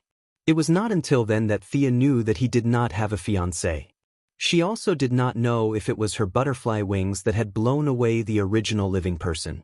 There was no doubt that the original space-time future was now a mess because of her. This could be seen from Reverse Lightning, who was hiding in the cutting-edge laboratory in Central City and constantly asking Gideon if he had come to a parallel world. He was not deaf or blind. He could not turn a blind eye to the rolling news on TV every day. The development of this world was too different from his original world. It was normal for him to have doubts. Under Thea's instructions, Gideon tried his best to bluff his way through, insisting that there were no changes to the future Flash. Even Reverse Lightning, whose IQ was off the charts, was dumbfounded. In fact, even if there were changes, there was nothing he could do. Reverse Lightning, who had lost all his speed, could only shut himself up and act like an ostrich. All he needed to do was wait. An old man without amazing speed was not worthy of Thea's attention at all. Ray Palmer, who came to her every day, annoyed her to no end. This man who sent flowers and treated Thea to dinner pretended to meet by chance, expressed his views on supporting superheroes, and talked about some cutting-edge knowledge of polymer chemistry from time to time when Thea was present. "Stop pestering me, we're not suitable for each other." Thea couldn't remember how many times she had said the same words. However, the big idiot was thick-skinned. He wasn't depressed by the rejection at all. Instead, his fighting spirit became more and more determined to pursue her. Thea couldn't afford to provoke him, so she could only avoid him. Face recognition, distance warning, behavioral simulation programs, modular computing, and all kinds of high-tech equipment were used. Sometimes, the two of them would attend a party at the same time, but Ray Palmer couldn't find her. Ray Palmer, who had an equally high IQ, quickly discovered the problem. His interest grew, and he began to play the game of guerrilla warfare against guerrilla warfare with her. Ray Palmer lived up to his identity as a scientist. The many high-tech equipment Thea used were treasures to him, and the spirit of scientific exploration slowly suppressed the feelings between a man and a woman. Thea was also very annoyed at first, but gradually, her mood recovered as they played. The two of them forgot their original intentions and continued to play with each other. Until one evening, after 2 hours of discussion with Palmer about the new algorithm, Thea watched the handsome man leave. She looked at the afterglow of the setting sun and thought about something. It was a mysterious feeling. She knew that the time was up. No longer suppressing the energy in her body, she rose into the sky with a loud explosion. "Amazing! Looks like I won't have anyone to chat with tomorrow." Palmer looked at the figure disappearing into the sky from afar and said to himself with a little melancholy. Thea didn't know how her new friend felt. She only knew that she was very happy. It was as if she had returned from the pool to the sea. She went from learning how to walk to running. She was intoxicated by the feeling of the energy that she had suppressed for so long. She realized that she was in a better condition than ever before. She was ready to take that crucial step. After 2 space jumps, she arrived at the edge of the universe, a place called the Wall of Origin by scholars. Spacious and thick, the Wall of Origin stood firmly, undamaged by the passage of time. There were still many powerhouses hanging on the wall. They were all people who wanted to rely on their own strength to obtain the source. Now, they were all stuck on the wall and turned into stone statues to warn the latecomers not to touch things that they could not control. The rules of this wall could block all living beings, and Sia was naturally among them. She didn't know if her idea was right, but to her, seducing in source from behind the wall was the safest and most reliable way. She didn't have Diana's luck, so the chances of her finding in source in the wild were close to 0. The Heavenly Father or Dark Side most likely had in source, but it was too precious. Even if she acted cute and shamelessly, they wouldn't give it to her. Thea could only rely on herself, or the will of all living beings, to find a source that was most suitable for her. She sat in the void and silently used her willpower. Whether it was defeating doomsday, helping humans to climb the technological tree, or rewriting the purpose of the green lamp, she used her willpower to mobilize the effects of everything she had done to maintain order. Don't be too strong, but don't be too weak either. Sia felt extremely nervous. She could only talk to herself to calm her emotions. She was worried that her source would be too weak. After all, in terms of the source of the world, she was still the little archer, the dispensable hero. She was fundamentally different from Diana, the Lady of Destiny. It would be a waste of her efforts if she ended up as a bottom feeder after putting in so much effort and planning. However, if the source she obtained was too strong, she would be a little afraid. This was because many powerful sources had a strong assimilation ability. If she was given a source that represented the apex of the rules, such as life or death, it would be hard to say whether she would absorb the source or the source would assimilate her. Chapter 5:36. Thea nervously looks at the rapid consumption of willpower in the spiritual space. She bites her lips and waits for the result. In the face of the eternal wall, time seems to have lost its meaning. If she were in another situation, she would definitely enjoy the magnificent scenery here leisurely, but she is not in the mood at this time. Although she repeatedly tells herself not to be anxious, Thea is still a little nervous when she sees the willpower she has accumulated with great effort is rapidly consumed while the wall on the opposite side is still as firm as ever. Her confidence, which has been cultivated by knowing the plot for a long time, is now shaken. However, the arrow is already on the bow. Even if she gives up now, she can only grit her teeth and hold on. After a long time, the willpower in the order balance is about to be exhausted. Just when Thea is wondering whether she should learn to receive the two Buddhas Junti to send a few great sources, a subtle light in the golden wall attracts her attention. Learning the lesson of the particle explosion in the cutting-edge laboratory last time, she doesn't dare to look here with her supervision. Now she relies on her own eyes to watch the light spot trying to break free from the wall. Even if she thinks with her toes, she knows that her plan has mostly succeeded. Now Thea doesn't care about the strength of the source. She just wants to get one first. The speed of the source is very slow. Thea stares at it until her eyes are sore, but she finds that it only breaks free a little. Fortunately, the speed is slow, but the trend is still stable. This small light spot is struggling to break free from the shackles of the wall. Come on. Try harder. Thea is glad that no one sees her at this time. She clenches her fists as if she is encouraging someone to have a baby. She puts all her remaining willpower into it, but the result is still inadequate. She has no choice but to use some unconventional means. Thea contacts all her subordinates and asks them to give up what they are doing and immediately do good deeds. Good deeds. Things that have far-reaching effects. Although the subordinates who receive her order are full of confusion, no one dares to treat it as a joke when they see her serious look. Look at you so careless. You have to be more careful next time. In a distant star system, Death Knell was dealing with a traitor when he suddenly received an order that stunned him. He hurriedly turned his blade away from the traitor's neck and even gently sent the traitor away. Thea had made it clear that even if he was up to no good, he was not to kill anyone for the next few minutes. His subordinates were in a hurry to do a good deed, causing the onlookers who did not know the truth to be puzzled. For example, the Superman and Chow Nu siblings were a little confused. Today, Fiora seemed to have taken the wrong medicine and was doing good deeds all over the streets. In the past, she wouldn't even care if people died in front of her. Today, Fiora suddenly burst forth with her fastest speed, dealing with a fire scene within 3 minutes, capturing a group of bank robbers and rescuing 4 citizens who were about to get into a traffic accident. Another example was Poison Ivy in Gotham, who controlled the plant's entrenched underground and sent more than 100 criminals to the Gotham police station within 2 minutes. This made Bruce Wayne, who had already become the chief of police, extremely shocked. As for the rest, Lightning Lady in Star City, Frost Killer in Central City, Midnight Daddy in New York, and the Dead Man in Alien Planet, each of them did a bunch of good deeds. Although these things were not done by Thea, They were all carried out according to her orders. Tracing back to the source would also give her a portion of willpower. However, she knew her subordinates' morals. They could do good deeds for a while, but it was impossible for them to go against their nature and make them do good deeds for the rest of their lives. This was also the reason why she gave such an order at the most crucial moment. The one with the most experience was the newly recruited Dr. Savannah. This second generation of Black Adam had lived for more than 50 years, and his life experience was even richer than death knell. After asking Thea a few questions, he grasped the essence of the matter.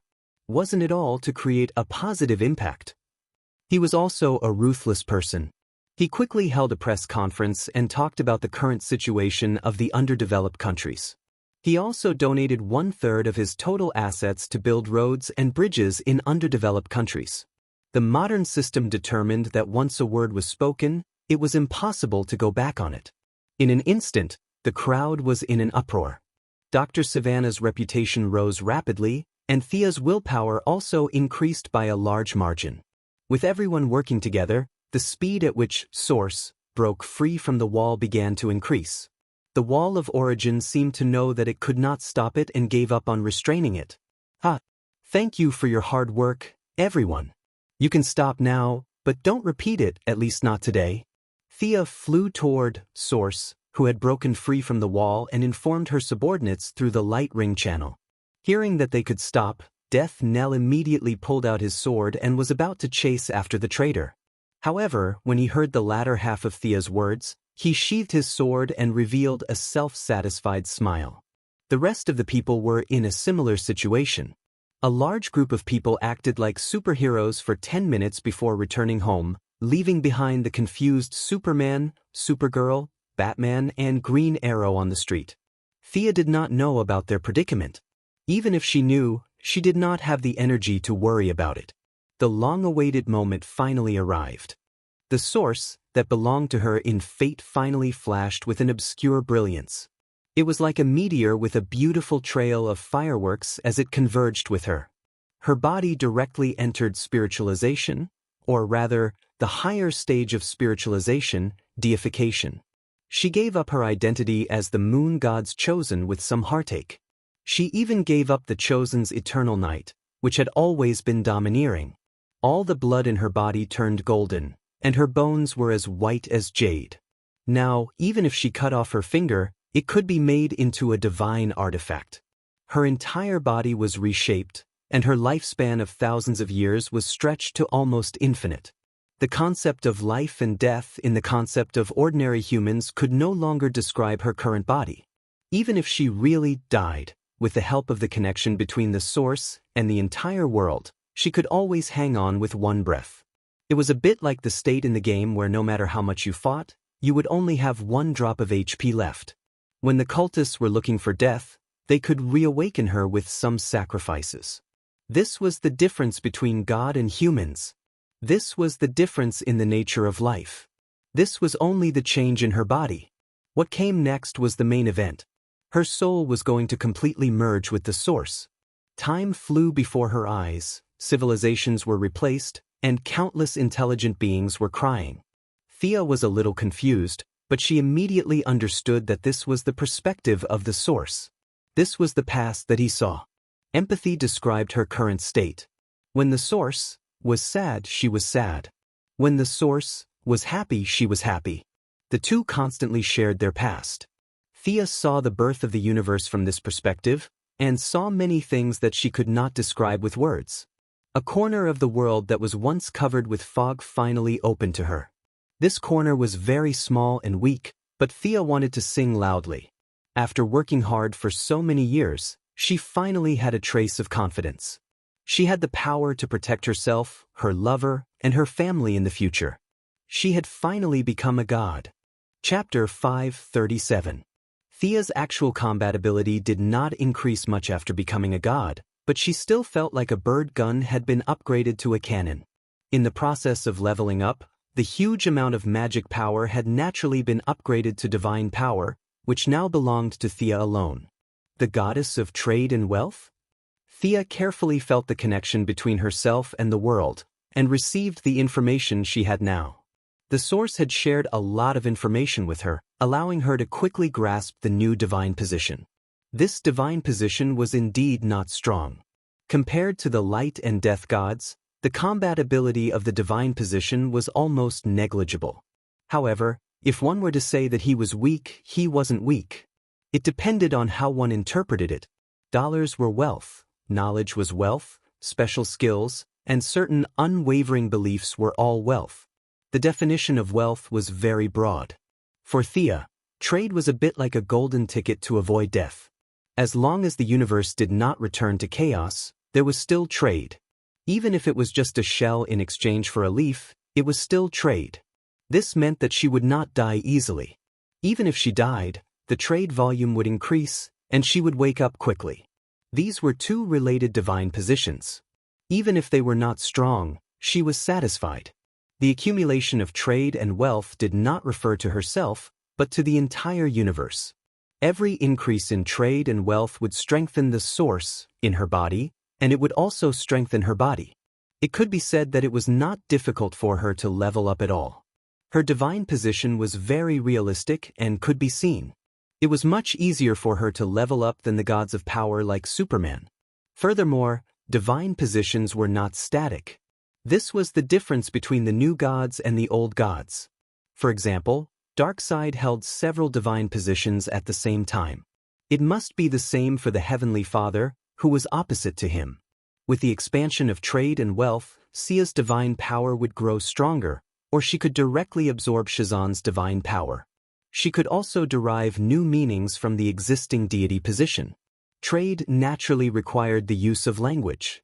The deity position of language was very advanced, and language contained magic words. Magic could be deduced from magic words. It could be said that the position of the goddess of magic was not far from her, and she could reach her with just a few turns.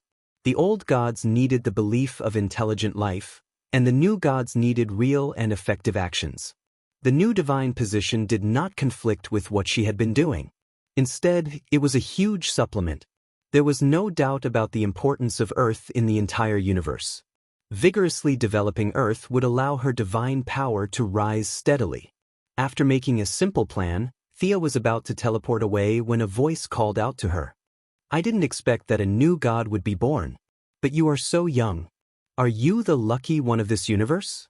Miss Thea Quinn, goddess of trade and wealth from Earth. A man with short black hair and an indigo skin-tight suit with mysterious silver lines all over his body sat on a high-back chair and looked at Thea curiously. F***C, the Mobius chair. Thea automatically looked at the chair that claimed to understand all knowledge. It was a huge black chair with complicated and rhythmic mysterious lines all over it. Thea just glanced at it and felt that her mind was clear. Many of her previous problems had been solved. What an amazing artifact! Thea did not dare to look at it again. Her previous training of her mind was not in vain. She quickly calmed down. The knowledge contained in the chair was too heavy even for a god. She did not want to come into contact with these extraordinary matters so early. She could not look at the chair too much, but she could look at the person on the chair. This person did not come up to fight, so he must not be the original creator of the chair, the anti-watcher.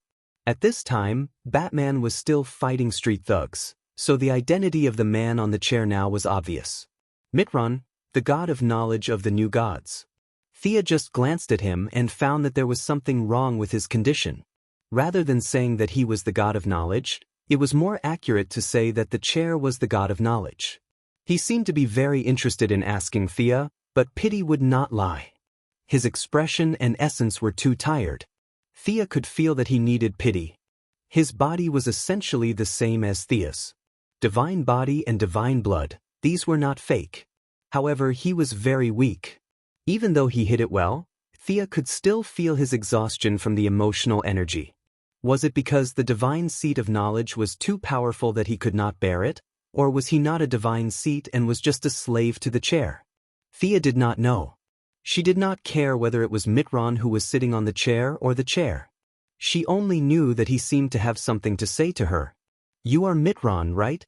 I have seen you in the Genesis," Thea answered honestly. She had indeed seen him in the Genesis. "Yes, I am Mitron. I am here on the orders of the Heavenly Father to welcome you. If she had not seen through him, Thea would have been fooled by his shining eyes. She did not expect to be noticed so early. Of course, it was fine if she did not go. After all, the Heavenly Father represented justice. Other than being a little stubborn sometimes, he was usually very easy to talk to. What she was afraid of was that the next person to come knocking on her door would be someone from Darkside. She always had to choose a side. She did not want to be on one side or the other. She was still not strong enough. Since she had to choose a side sooner or later, and the Heavenly Father had sent Mitron, she had to give him face. Thea smiled brightly, and Superman smiled brightly. It is my honor. I have wanted to meet the Heavenly Father for a long time. Mithrin was very satisfied. Originally, he was worried that this Earthling was too young and could do whatever she wanted in her own world. Now that Sia was so smart, his mission was completed much more smoothly. He, who was in charge of many secrets, knew how important this mission was to the Heavenly Father. It was because this kind of automatic promotion to a new god was too precious. It could be said that every new god was a pit. One more on this side meant one less on Darkside's side. The billions of years of war between the new planet of creation and the apocalypse planet could lead to a series of consequences because of the addition of a new god. To avoid unnecessary trouble, Mitron prepared to leave immediately. The new planet of creation exists in an unreachable and unreachable place. We need to use the sonic tunnel to get there. Mitron thought that Thea did not know, so he explained in detail. Thea thought about the memories of the source. She should not know, so she nodded to show that she had heard. Mitron was even more satisfied with her attitude. A new god who was not impatient and did not have any hostility was very fitting of the Heavenly Father's standards. Without wasting any more time, he tapped the armrest of the chair, and a loud boom sounded. An orange-red tunnel appeared in front of the two of them. Mitron flew in first, and Sia followed closely behind. The tunnel was very stable. It was obvious that the technology of the new planet of creation was very mature. In just 10 seconds, a world rich in energy appeared in front of her. Chapter 5:38. The energy here was so dense that it reminded Thea of the hidden space in Nandarbat. However, there was only mental power there, while here, the entire space was filled with divine power. Thea thought to herself, if the magicians on Earth could come here, they would have become great wizards long ago. Just as Mitron was about to say something to welcome her, there was a sudden noise. Is this the person the Heavenly Father is looking for? He looks ordinary to me. The man was wearing a red shirt, black pants, and a silver helmet. His chin was covered in stubble, and he was riding a flying motorcycle that Thea thought was a technological device. He looked at Thea arrogantly. Thea glanced at the man's strange clothes and sighed. This guy's taste was not up to standard. She pretended not to know that he was talking about her and continued to look around. She still remembered this iconic outfit. This guy was no ordinary person. His name was Olion, the second son of Darkside and the adopted son of the Heavenly Father. If Diana was the second generation of the old gods, this guy was the second generation of the new gods. Since new employees had to keep a low profile, Thea would not clash with him. Even if she wanted to show her worth, she would do so in front of her boss. There was no need to waste time talking to an irrelevant person like him. Her non-violent and uncooperative attitude left Olion at a loss for words. Mitron liked Thea even more. She kept a low profile and did not cause trouble. She was smart and perceptive. If she was not too weak, her future was promising. Bringing Thea to see the Heavenly Father was his mission. If they fought halfway, it would be difficult to explain himself. The new employee did not want to cause trouble. Mitron, who often dealt with the Heavenly Father and Darkside, did not have such concerns. With his seniority, he was not afraid of the second generation of the gods. Shut up, Olion. You are questioning the Heavenly Father's orders. The god of knowledge was quite vicious. The second generation of the gods, Olion, would not fall for the trap. He explained himself, I was just passing by. In order to prove that it was on the way, Olion waved at the two of them and rode his flying motorcycle to the other side. Isn't that a wasteland? There's not even a shadow of a ghost. Why are you walking over there? Thea saw the floating continent at first glance. That must be the place where the new gods lived, and the ground had been abandoned. As for Lion, who was riding an electric motorcycle, he was heading towards an empty land. Just by looking at how stubborn he was and how he would rather run around the wasteland than admit his own feelings, one could roughly understand this person's character. Stubborn, unwilling to admit defeat, unwilling to admit his mistakes, all these words could be applied to him. Thea had seen that the other party's strength was not bad, and was stronger than her before she absorbed Black Adam. However, he was not a match for the young mistress now. The old gods lived in the second world. The universe you were in before was a world where humans and gods lived together. We call it the third world. The land in front of you is the fourth world. This place used to be called the Genesis Star. It was the first place of birth formed by dust. Mitron took Thea to the continent in the sky, introducing it to her as they flew. Light boiled when it came into contact with water, and life emerged from the light. Darkness came with the light. Jealousy and arrogance were hidden deep in their hearts. The darkness cursed them, wanting them to return to dust. The light grew brighter, and the darkness fell completely. There was a great war among the new gods, and this war lasted for countless years. The old world was broken, and it was barren and uninhabitable. We moved to the golden island that shone with the dust of hope. This is our destination, the new Genesis Star. Mitron took Thea to land on the floating island and said proudly, "The Heavenly Father will discuss the details with you. However, goddess of trade and wealth, do you have any formal clothes?" Mitron looked at Thea's attire after he finished speaking. Her attire was not noticeable in the outside world, but now that she was in this simple place, her British long coat and tasseled boots seemed a little out of place. Thea did not comment on her attire. Just by looking at Orion's red shirt, black pants, and silver helmet, she knew that the Heavenly Father's taste was not that high. However, Mitron was right.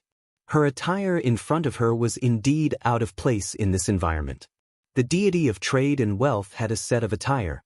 Thea's heart moved, and she changed into the goddess's exclusive attire. It was a set of jeweled robes, a cloak strung with gold coins, a belt made of gold, and a pair of pearl-studded golden boots. Together with her golden hair, she looked even more jeweled. In fact, she also had a golden crown, but since she was meeting the Heavenly Father, she did not take it out. How luxurious! Mitron was a little annoyed, but he could not say anything. This was the characteristic of the other deity. If Thea was dressed like a peasant woman, he would be puzzled. The passers-by saw Thea's attire and looked askance. From time to time, some children would point at her from afar. Thea sensed for a moment. Not bad, there was trade here. She used her divine power to create their coins and threw them at the children in the distance. It was true that money was omnipotent.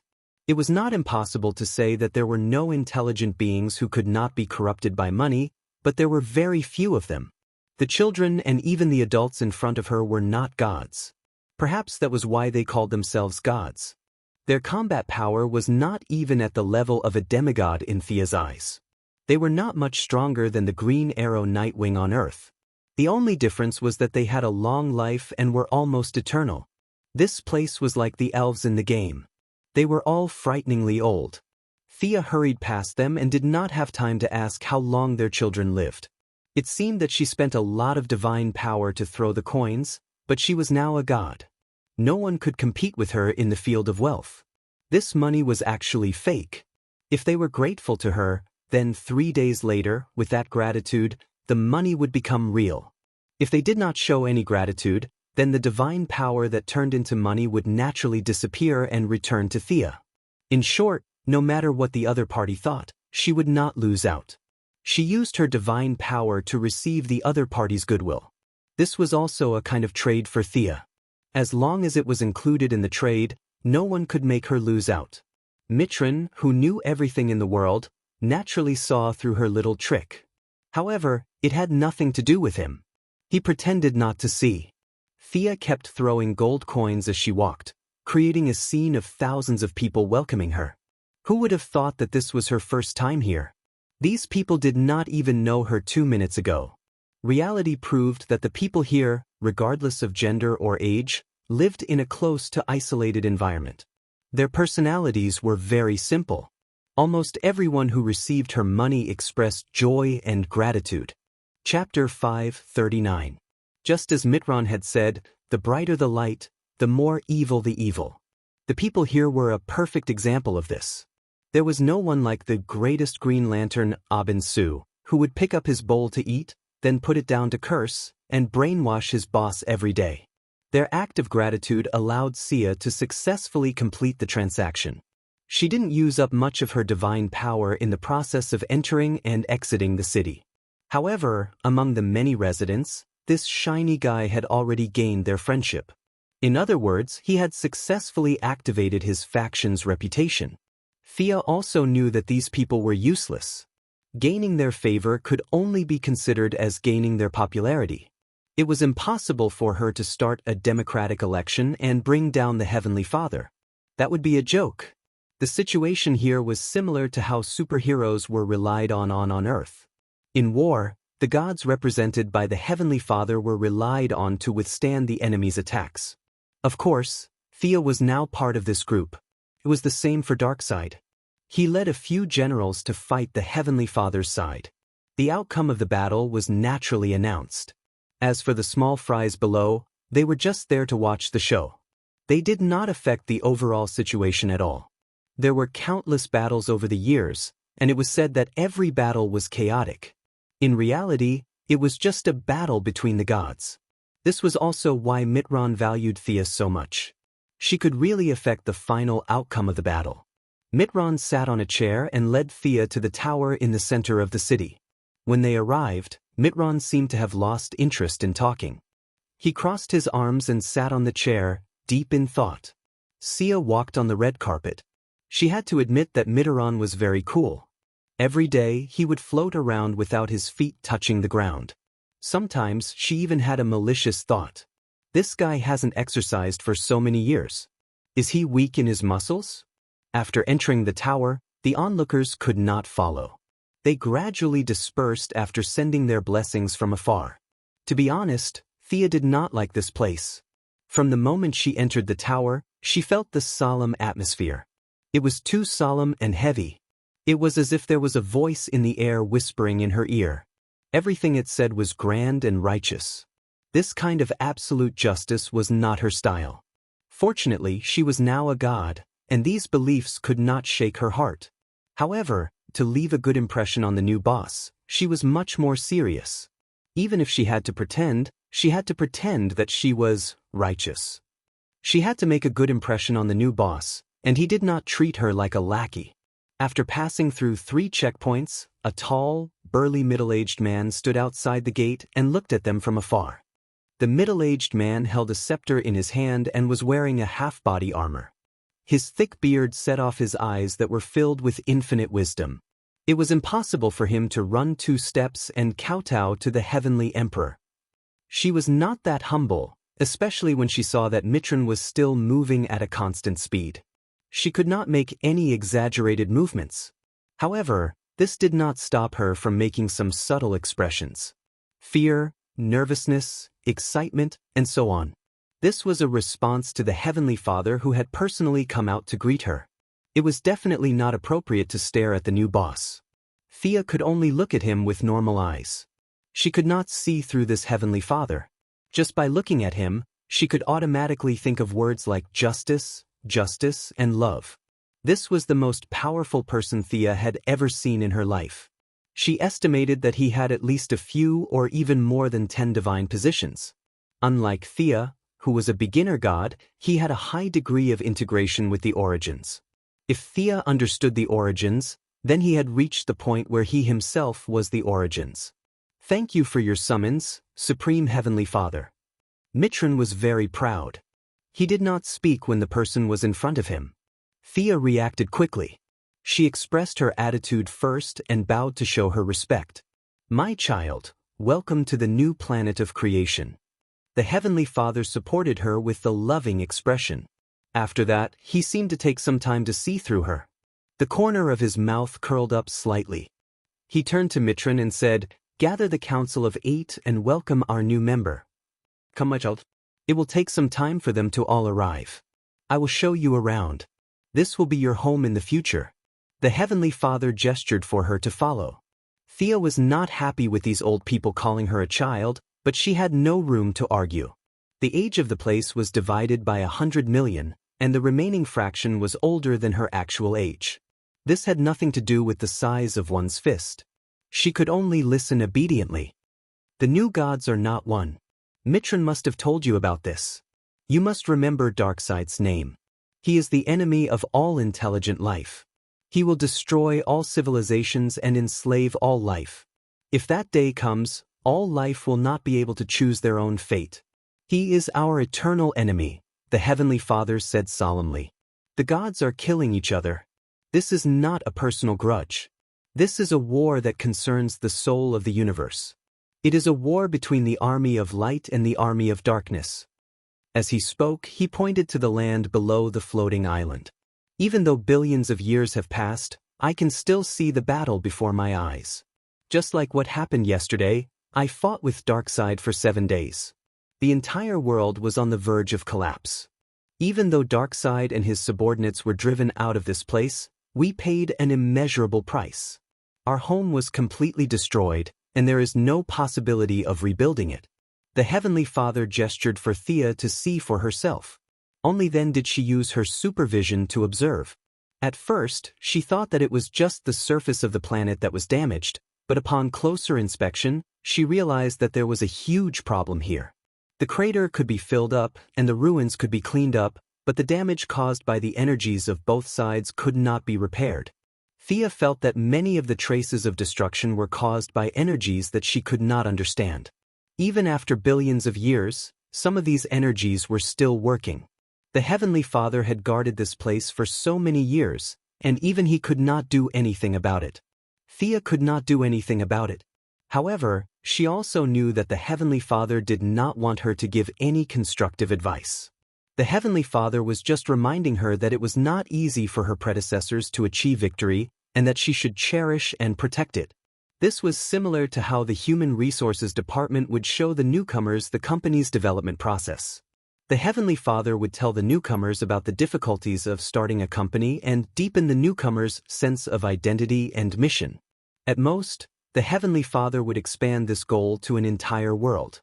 The only difference was that Thea's performance and personal ability were too outstanding. It would not be appropriate for her to be assigned to guard the door or raise horses. She would definitely be promoted to the management level, so the Heavenly Father had to personally educate her. Thea felt that she was probably right. She had no intention of joining Darkseid, so she could show her loyalty to the Heavenly Father. Chapter 540. Scolding Darkseid would be beneath her dignity, and she did not dare to do so. Thea could only express her determination to fight evil in a roundabout way. The Heavenly Father was satisfied with her declaration. Your participation is a clear signal. The final battle is coming soon, and there will only be one winner this time. Thea deduced from the plot that the middle-aged man would not be able to defeat Darkseid. Without the help of the cheats on Earth, he would definitely lose. The Heavenly Father then took her to fly around the floating island, which they named the new planet of creation. Tens of millions of soldiers proved that the Heavenly Father's claim about the final battle was not a lie. However, Thea did not have high hopes for these elite soldiers. Their battle formation training was decent, and their individual strength was not bad, but they were still far from enough to defeat Darkseid. The Heavenly Father passed by the training ground and gave a speech in his magnetic baritone voice. The soldiers were fired up, and they could not wait to fight Darkseid. Let's go. Follow me to meet the gods. They are my most trusted assistants, and you can count on them in the future. After fooling the soldiers, the Heavenly Father seemed to have received some kind of signal. He then asked Thea to fly back. The two returned to the tower. This was Thea's first time here. This was the highest authority of the new gods. Aside from Mithrin and Olion, who she had met before, there were a few other people, or rather, gods, standing in groups of 2 or 3. Our new partner, the goddess of trade and wealth, Thea Quinn. She is a peaceful and righteous new god. The Heavenly Father introduced her to his subordinates. Thea blushed a little when she heard the Heavenly Father refer to her as a righteous person. In order not to embarrass the new boss, she had to pretend to be peaceful and smile. You have met Mithran over there. He is the god of knowledge. The one riding on the flying device is my adopted son, Orion. The Heavenly Father hesitated for a moment before continuing. He is Darkseid's second son. Many years ago, we swapped children to maintain peace. Orion is like my own son. He is the god of violence. It could be seen that the Heavenly Father wasn't lying. He really was teaching the enemy's son as his own. Originally, Orion was supposed to be the incarnation of violence, but now, there wasn't much violence left in his heart. The name Orion in Greek mythology, came from Darkseid.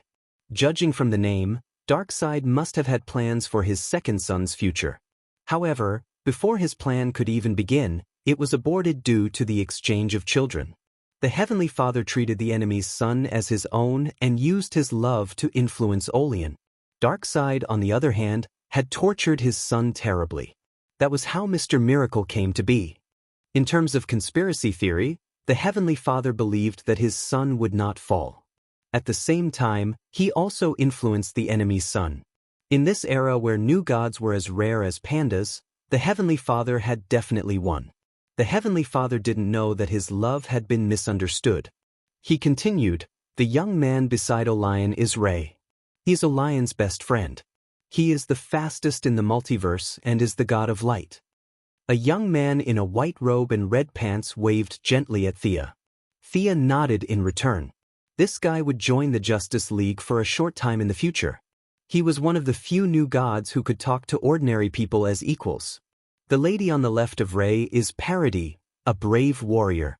She is the god of assassination. Thea looked at the two short swords on her waist thoughtfully. The Heavenly Father then pointed at a square-shaped guy who looked more like a robot than a human. This is Hay-8, the god of forging on the new planet of creation. If you need any weapons later, you can ask him to forge them. The tallest one is Lady Canopy, the god of wind and tracking. She leads the archers of our three main armies. Another one was wearing full-body armor and had a skull tattoo on her face. Thea wouldn't have recognized her as a woman if the Heavenly Father hadn't said anything. She was at least 3 meters tall, and her arms were thicker than Thea's thighs. However, the longbow on her back caught Thea's attention. She seemed to be a very powerful archer. Mahedron, the god of lightning. He was originally a general of Apocalypse. I rescued him after he angered Darkseid. He leads the melee army and is an unstoppable chariot on the battlefield. The Heavenly Father's voice became a little louder when he mentioned his masterpiece. The god of lightning was standing alone. Was he someone who didn't have much of a presence? Thea gave him such a label. Last one. The Heavenly Father's voice was filled with pride. He pointed to a 2-meter-tall, fully armored man with a green beard that reached his chest. He held a huge hammer in his hand. This is my valiant general, the god of valor, Wuxia. He leads the cavalry of our three main armies. This is our warrior against Apocalypse, the Council of 8. As a new member, you must respect your seniors, the Heavenly Father announced solemnly. Thea nodded. However, after today, the Council of 8 would become a Council of 9. Just as she thought that the ceremony was over and that it was time to give out some benefits, the Heavenly Father spoke again. Apocalypse values strength. They fight day and night for the sake of fame. As the opposing side, we can't disregard personal wishes like Apocalypse. However, we also need strength to protect our home. Goddess of trade and wealth, please show us your strength, the Heavenly Father said solemnly. Thea felt a headache coming on. She felt that the Heavenly Father was really straightforward. It was completely different from the secretive style of the politicians on Earth. However, she didn't mind showing off her strength. From their positions, it could be seen that apart from Miltron, the god of knowledge, the rest were basically related to battle. This showed how much they desired strength. Compared to Darkseid's Law of the Jungle, although the losses were great, those who stood out were all powerful characters. The new creator was a little weaker, and this was under the premise that the Heavenly Father had won over one of their sons and one of their generals. Just from the fact that the Council of Eight didn't show any doubts, it was clear that showing off their strength was a necessary procedure. Among the eight, the archer Lady Canopy, the defector Madelon, and the Heavenly Father's favorite general, Wuxia, were all able to command armies. As for the fast Ray, the blacksmith Hayati, the assassin Parody, the pretentious Miltron, and the bad-tempered Olion, they could only be used as special talents. From Thea's point of view, the biggest difference was their individual strength. Chapter 541. She was the goddess of trade and wealth, and it was obvious from her name that she was more of a support type. If she only had the power provided by the divine position, she would probably be at the bottom of the hierarchy. She would have no say in anything. Thea had wanted to keep a low profile for a few days, but the Heavenly Father's suggestion forced her to abandon her original plan. It was not difficult for the Heavenly Father to see through her. He knew Thea's true strength, and he encouraged her to do so. The meaning behind this was self-evident. The Heavenly Father wanted her to show off her strength to the Council, but not all of them. It was impossible for her to fight 8 at once. Darkseid might be able to do it, but Thea definitely could not. She could only choose one new god to show her strength to. The divine position increased the level of life, not combat strength. From Sia's point of view, other than Mitron who did not participate in the battle at all, the other 4 new gods who had their own specialties were only at the level of a mid-stage demigod. Perhaps the long years of contact with the Source's respective deity positions would bring them some new abilities, but it did not affect the overall situation. The Heavenly Father did not want her to challenge them, so the only targets left were the 3 commanders. The 3 of them looked about the same as Thea. Most likely, they had reached the peak of demigod before ascending to godhood. They had also led the army against Darkseid's army for countless years, so they must have had a lot of combat experience. Who should she challenge? As the Heavenly Father's favorite general, Wuxia was the first to be eliminated by Thea. He had beaten up his leader's confidant as soon as he entered the company. That was an idiotic act. The archer, Lady Canopy, was also eliminated. After Thea ascended, the benefits and talents of the moon goddess were automatically cancelled. She could not use the silver moon longbow as she wished. Even if she could use it, it would not be appropriate for her to go to the territory of a new god and take out an old one's weapon. The only one left was the traitor general of Darkseid, the god of thunder, Mahedron. He knew that he was different from the natives of the new universe, so he deliberately lowered his presence. Thea wanted to show off her strength, but she did not want to offend too many people. Mahedron, who had a weak foundation, was the most suitable candidate. This was not a challenge, so there was no need for her to salute and ask for advice. Her gaze only lingered on Mahedron for a few seconds, and the gods knew what she was thinking. It was true that Mahedron kept a low profile, but he was truly powerful. Whether it was when he fought against the Celestial Father Legion or now that he was on their side, no one could deny his strength. Young new deity, Mahedron isn't that? Wuxia, who was carrying the big hammer, was about to say something when he was pulled aside by the gigantic Lady Canopy. The rest of the gods automatically moved to the sides. Fight here? Thea saw that the gods did not seem to be worried about the environment being damaged by the battle. Since others were not afraid, she was naturally not afraid. On the other side, Mahedron walked out of the crowd in a daze. He extended his hands to both sides and took out a spear surrounded by lightning from the void. He then got into position and waited for Thea to attack first. Are you going to fight just like that? Thea was a little speechless. She had already tried just now. She couldn't even take out her armor and holy sword. In other words, in this fourth world, her only protection was this dress that belonged to the goddess of trade and wealth. And Mahedron? He was completely covered by his blue and black armor. Compared to her own clothes that exposed her arms and back, his defense was on a completely different level. This was the price that a junior had to pay to challenge a senior.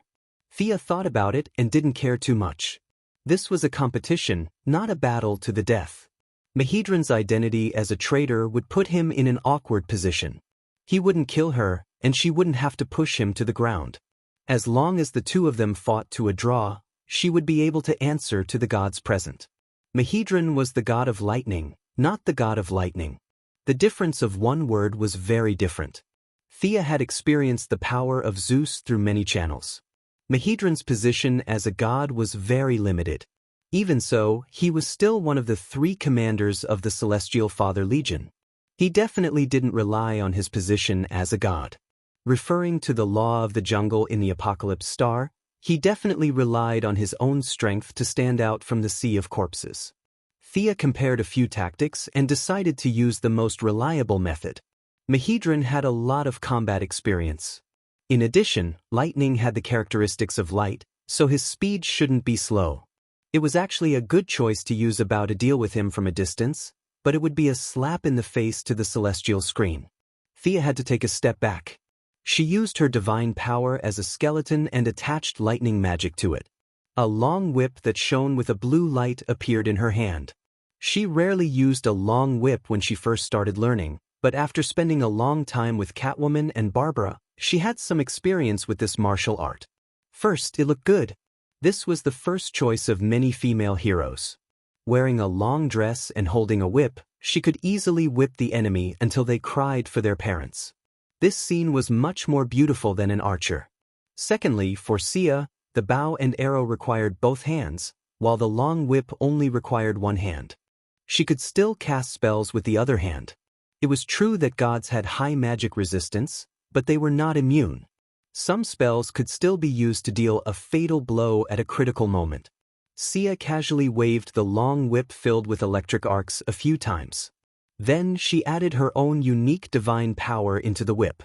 The lightning magic mixed with the resplendent jewels was truly dazzling. Just the sound and light effects and appearance alone were enough to make the whip worth reminiscing about. The surrounding gods wore helmets, but they didn't show off their skills. A mere flash of light couldn't do anything to them.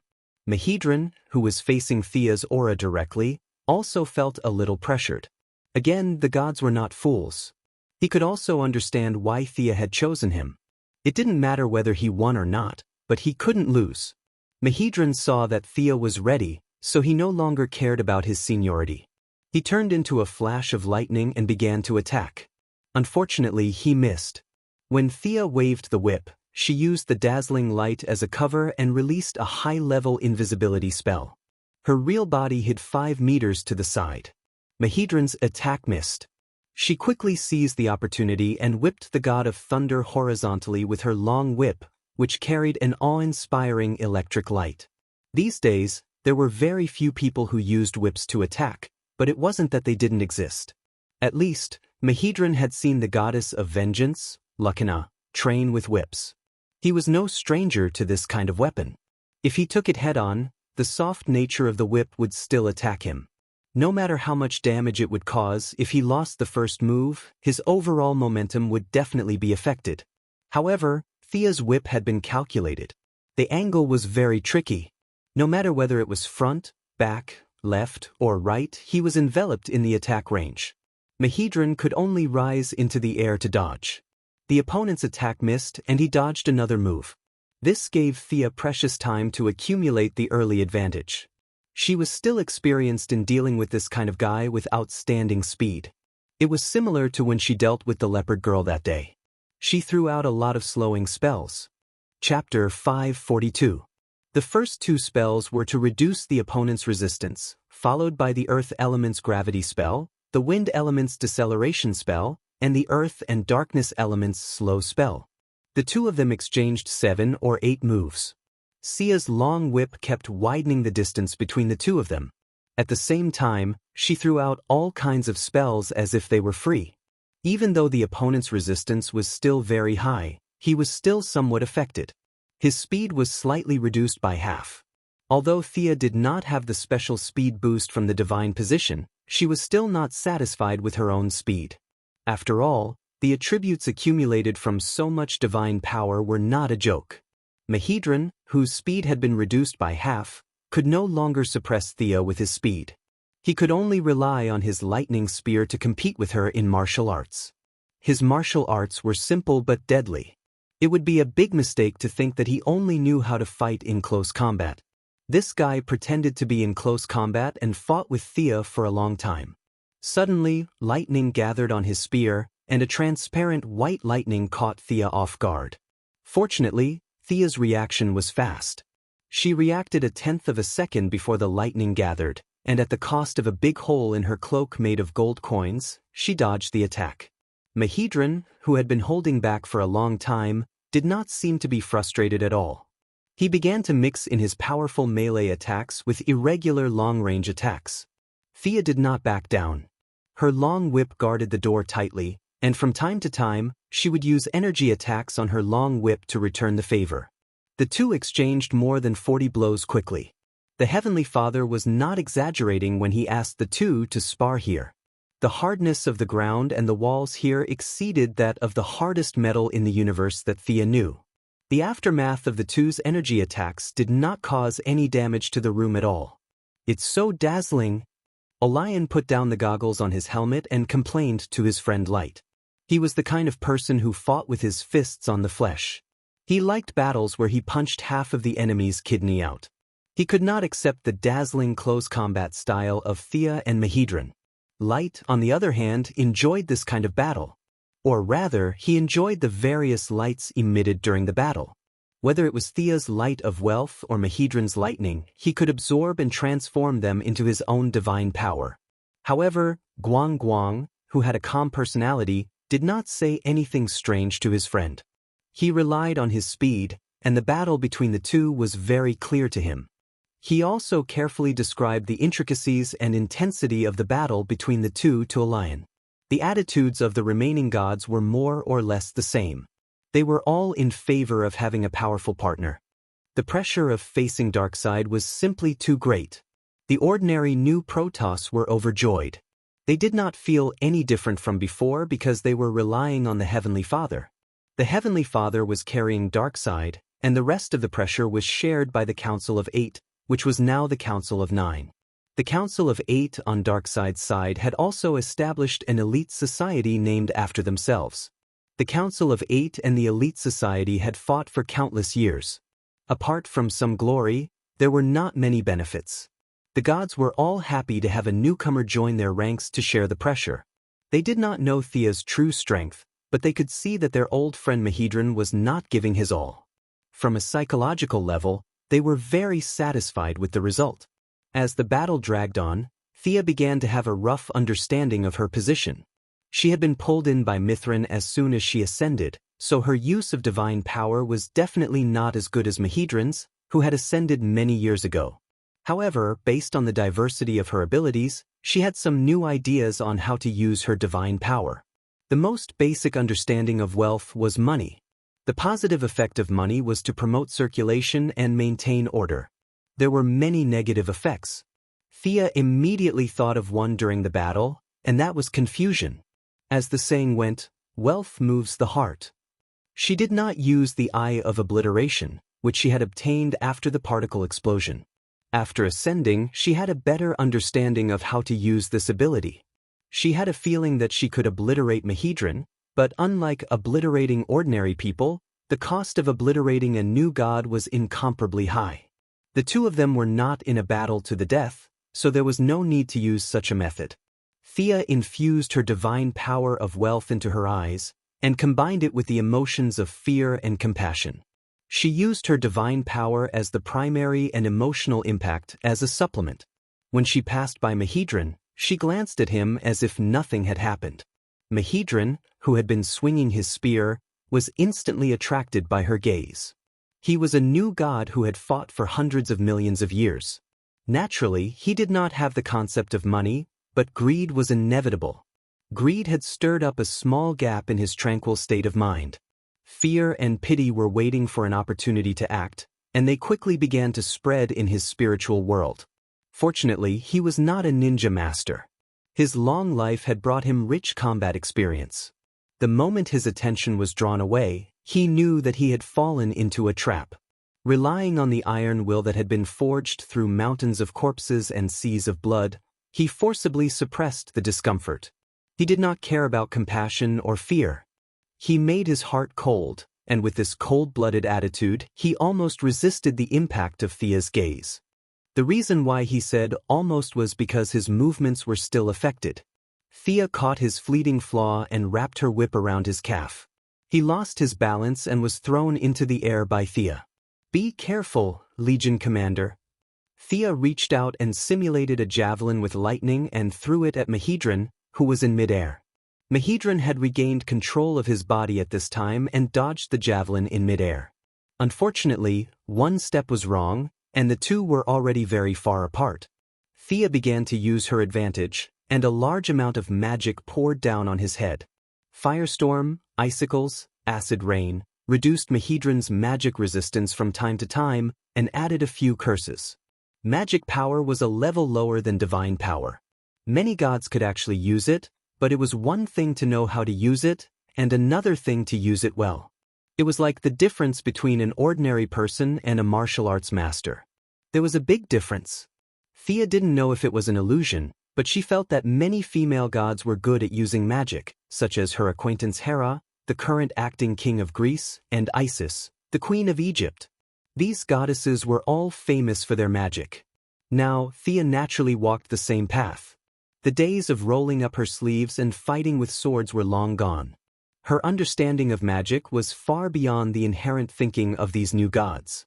Mahedran was not simply suppressed. His vision was very accurate, and his combat intuition was very sharp. He had not seen many spells before, but he was still very clear about which spells could be blocked with his body and which needed to be dodged.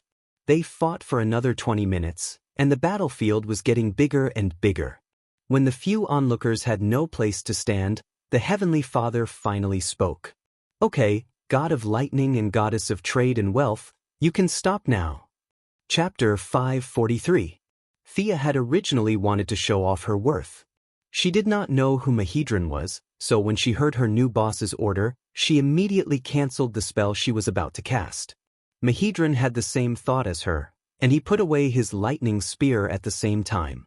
Only then did the gods look at the two of them. Sia's blonde hair was curled up by the electricity, and it looked like it was about to explode. There were also two big holes in her cloak. Mahedran's appearance was not as cool as before. Half of his blue and black armor was covered in flames, while the other half was covered in frost.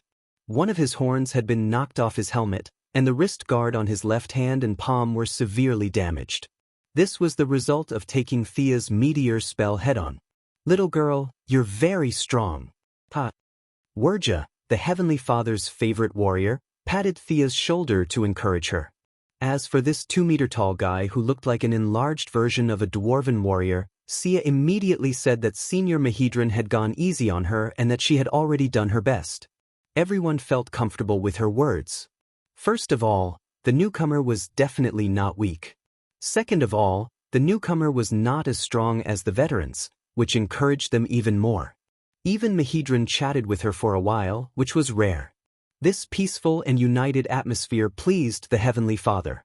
As the boss, he still had to say a few words. "Mahedran, your combat ability is getting stronger, but you're still weak against long-range attacks. You need to improve on this. The goddess of trade and wealth has good foresight. The only thing you're lacking is your weakness in close combat. You've missed a lot of opportunities." The big boss commented on both of them. Their strengths were worth affirming, but he also pointed out their weaknesses. Both of them expressed their willingness to accept their leader's advice.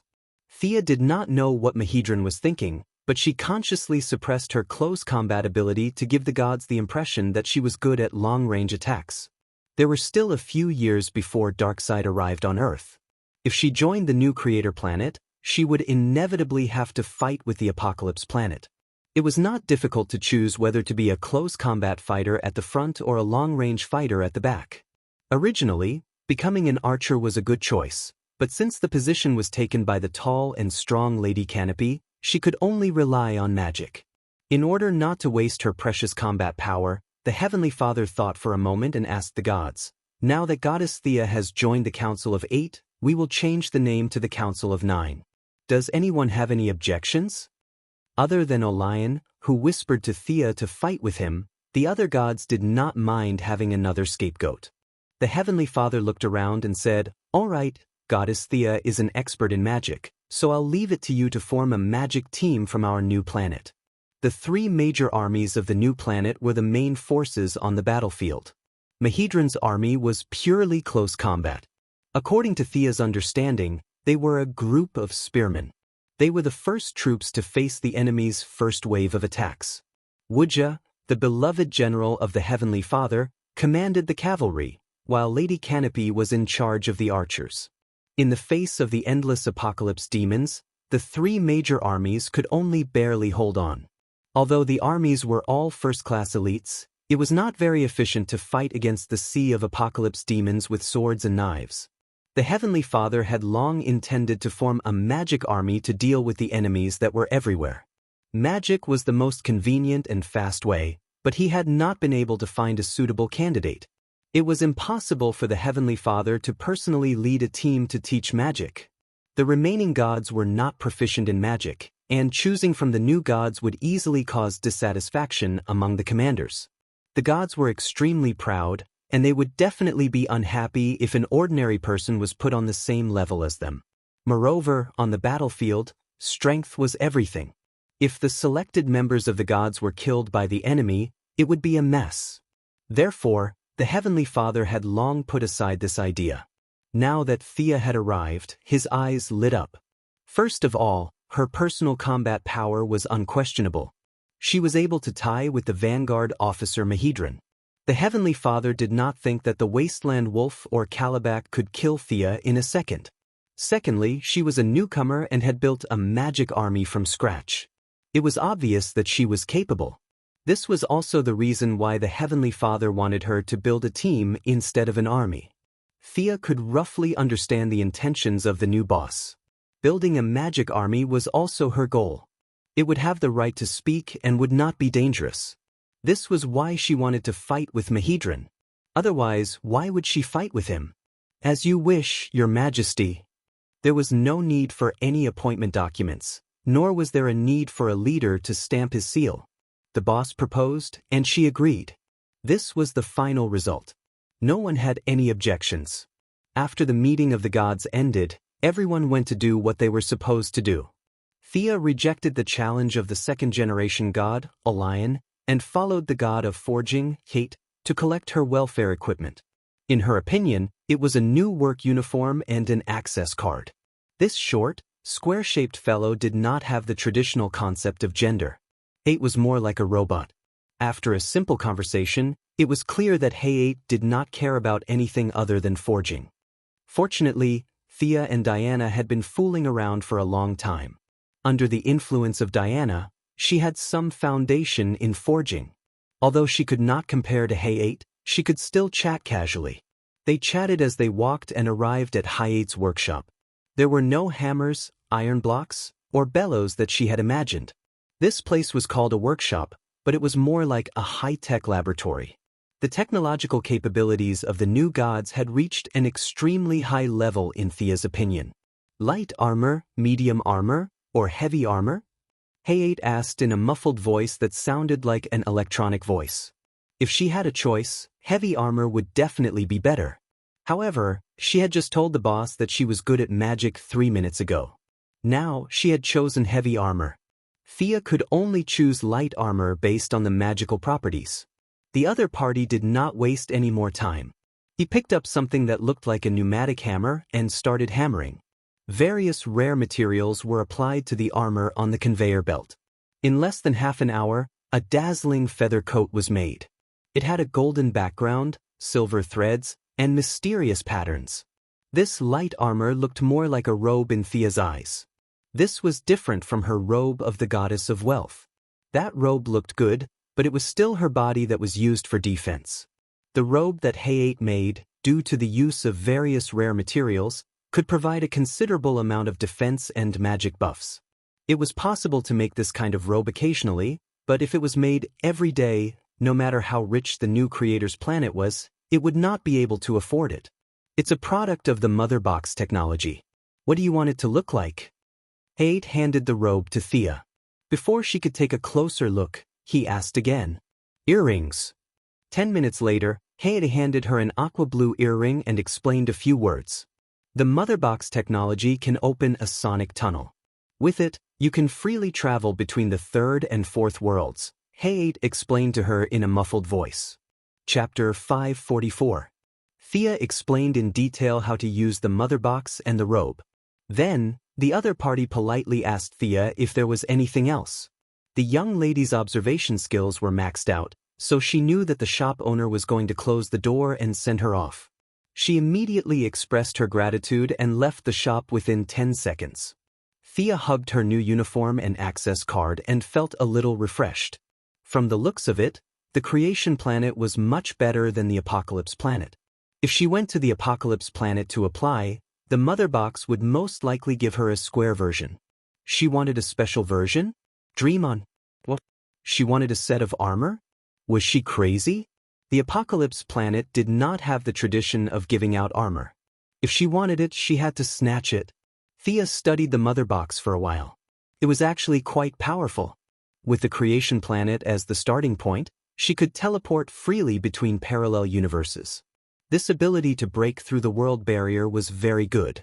If she wanted to go to those parallel universes in the future, it would no longer be a dream. The function of teleportation between the same universe was not very useful to Thea.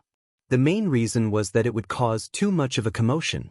She would often make a boom sound as if she was afraid that others would not know. Her own teleportation was far more efficient than this technological device. Unlike the mother boxes that ordinary soldiers had, the mother boxes of the new gods had completely different functions. They each had their own unique characteristics. For example, Orion's electric motorcycle was based on the mother box technology. It mainly strengthened his momentum. Light's knee pads increased his speed. Thea's mother box gave her a special ability that was similar to multicasting. It was equivalent to casting 3 to 5 spells. The mother box would use technology to simulate one of the spells and automatically release it. The mother box's effect was not too surprising. The welfare robe was a surprise. It was a high-level divine artifact. It looked light, but its defense was very strong. Even with Thea's current strength, she could not tear it apart. Its magic conductivity was also excellent. When wearing this robe, other than a few high-level spells, all other spells could be cast instantly. The only downside of this dress was that it was too eye-catching. According to Thea's nature, she did not like such high-profile clothes. She would rather wear a soldier's uniform in front of thousands of soldiers and horses. However, she also knew that it was unlikely. The god's divine power was like the sun in the dark night. Gods of the same level could see her at a glance. It would be useless even if she hid underground. Putting on the robe meant that one was officially employed. There were no major issues on Earth for the time being. Thea directly used her divine power to create an avatar to deal with Earth's affairs. Completing the Big Boss's mission on the new creation planet was the most important thing at the moment. Thea was self-deprecating to be a newcomer, but that was only in the eyes of the Council of Nine. To the ordinary members of the new Protoss, she was a big shot. The 3 commanders quickly returned to their stations. Thea did not know whether they were training their soldiers or doing something else. The rest of the commanders were also busy with their own tasks. They were all gods, and none of them led her to recruit her subordinates. She had to do everything herself. If she was a new Protoss, she would not have been able to do this. Thea was as thick-skinned as a city wall. She stood in the central square and began to recruit people. It was impossible to form a magic army on Earth because the magic concentration in the air was too low. However, there was no such problem here. Even a pig could be turned into a divine pig after being cooked for billions of years. The quality of the ordinary people of the new Protoss was very high. Most of them had the strength of an elite. This was the main reason why they could resist Darkseid's endless apocalyptic demons. Thea set up a large sign in the square. It said that by the orders of the Heavenly Father, she was calling for ambitious people to join her magic army and contribute to the fight against the evil Darkseid. There was no need for a letter of appointment or any markings on the words. In this world where power reigned supreme, no one dared to falsify an imperial decree. Thea was not lying either. Everyone believed her without a doubt. No one told Thea how many people there were in the army. She decided to recruit 20,000 people first after considering that the 3 main armies were all in the millions. If she were to test the aptitude of each person one by one, she would have to work for 2 months. Thea did not have the time. Referring to the plots of many novels, a crystal ball about the height of 2 people was set up in the square. 50 people came up at once to test their aptitudes. Those who were good would be able to do their part for the Heavenly Father's righteousness and stay with a sense of honor. Those with poor aptitudes would be sent away with some money, which was the so-called lowering of the standards next time. You could come again. Most people felt that the test would not take much time. If they passed, they would be able to serve the Heavenly Father. If they did not pass, they would also be able to get money. They quickly spread the news, and the square was soon packed. Thea found a few strong and dignified people to help maintain order. Then she teleported all the people who passed the test to an empty training ground. Just by looking at it, there were more than 10 similar training grounds like this on the new creation planet. Other than 3 of them that had the symbol of the 3 major armies on the door, the rest were all empty. She had taken over this place without hesitation. There was a gold coin and a star symbol on the door. This was her place from now on. When she recruited 25,000 people, she announced the end of the test. She had to admit that these people were really good at magic. In Thea's opinion, their affinity with magic was as good as Mr. E's, not to mention their intelligence. Thea sprinkled some money on the spot and received a lot of blessings. Then she left the square and went to the base of her army. You may or may not know who I am. It doesn't matter. I am Thea, the goddess of trade and wealth. I have formed a magic army under the orders of the Heavenly Father. You are the elites I have selected. In the future, you will fight with me against Darkside. Are you scared? Thea first introduced herself and gave a speech to motivate the people. After living in such a positive environment for so long, these people did not know how to write the word scared. Some of them were so excited when they heard that they would be fighting for the Heavenly Father that they started tearing up. You are all the best of the best. After a long period of training, you may know some small tricks, but I want you to forget those things from today onwards. I will teach you magic systematically. This is a systematic subject. You must be prepared to suffer. Of course, it was useless to just show goodwill. Thea was still very dignified when she needed to be. Her divine aura covered the entire square, and no one dared to say a word. Very well. Now, I will teach you the most basic use of magic.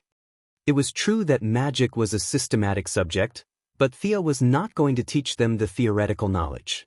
It was unrealistic to break it down like how she taught Damien. The Heavenly Father wanted them to be able to fight on the battlefield and use their magic to kill apocalyptic demons. Thea only needed to understand the profound theories. They only needed to be powerful cannons. Mages, at least on Earth, were a bunch of undisciplined people. This was because they had too much knowledge and thought too much. They were not suitable for army battles. Thea's goal was to teach them the simplest and fastest way to cast their magic. The soldiers with the 6 main elements were selected. Most of them were light and fire, while most of them were earth, wind, and water. Not a single one was dark. Of course, Thea could not hold a textbook and teach them like a teacher. She used her divine power to create 5 stone pillars, which recorded all kinds of destructive spells. Low-level spells could be learned, but mid-level and high-level spells could only be learned with a certain amount of merit. Chapter 545. Looking at this group of people who were excited to start learning, Sia created a clone to guide them on the spot, while her main body was thinking about how to improve the lethality of the troops. She returned to Hyade's workshop and asked for a few apocalypse demons' corpses to study. The Heavenly Father's request was very simple. Killing these small fries would be the greatest contribution. He did not expect the soldiers trained by Thea to be able to kill a wasteland wolf or a kind grandmother with thousands of fireballs. That was unrealistic. Thea naturally did not have such extravagant hopes. From her battle with Mahedran, it was clear that the new god's magic resistance was frighteningly high. They were not enemies that could be killed by sheer numbers. And no one was stupid. If they could not win, they could run. The slower ones among the new gods had probably died in the billions of years of battle.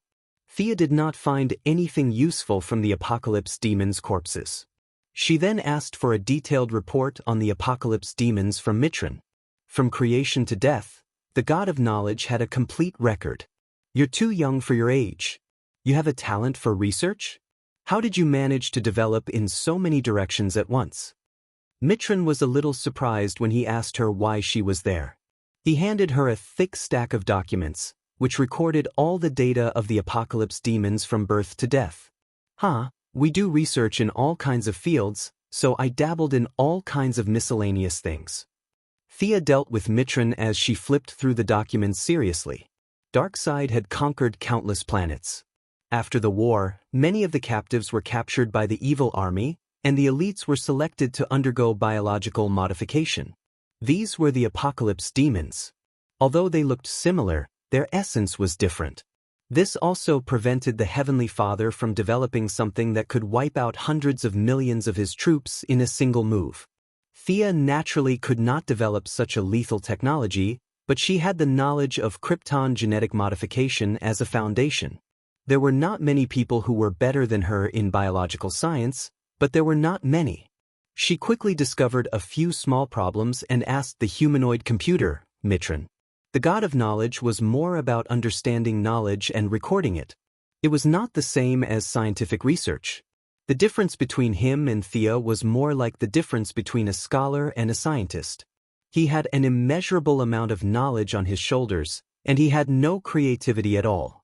He would immediately know what others invented, but if others didn't invent something, he wouldn't notice it at all. He was able to answer Thea's questions immediately. Thea received her answer and returned to the base in high spirits. Her estimation was not wrong. The biggest enemy of these soldiers was magic. It was not an exaggeration to say that they could wipe out a large group of them. The use of magic was just right. It was much more efficient than Mahedran and the others using their spears and Yuga using his hammer. However, there was a crucial point. Her magic battle team had to prove their worth in the next battle in order to ensure that she had the right to speak. Unfortunately, magic was not as quick as physical attacks. What should he do? The young mistress directly wrote a set of simple, idiotic teaching materials based on the apocalypse demon's body structure. After learning this set of teaching materials, one wouldn't be able to do anything other than fight the apocalypse demon. However, an hour later, she was a little frustrated. She felt that what she was teaching was already very easy to understand, but there was still a sea of students asking questions next to her avatar. Thea believed that these people were not stupid. Her teaching materials for idiots were also very concise.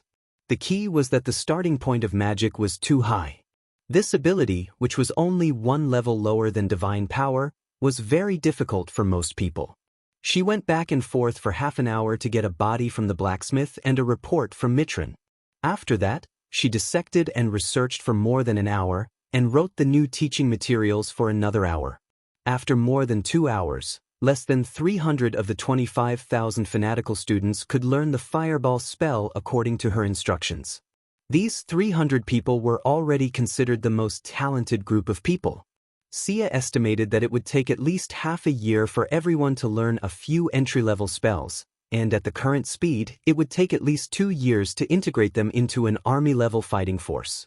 In that time, Darkseid would be on Earth. What was the point of learning magic? Thea rested her chin on her hand as she studied the teaching materials. She read them twice but did not delete a single letter. It was really too simplified.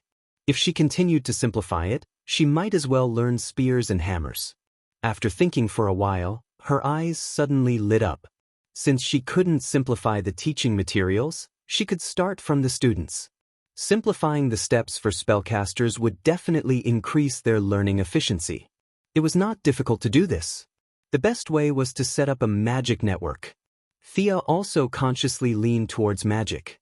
Neither the Heavenly Father nor Darkseid had a goddess of magic. Setting up a magic network in advance would be convenient for everyone and herself. She did not need to set up a magic network that covered the entire multiverse. She only needed to cover this base.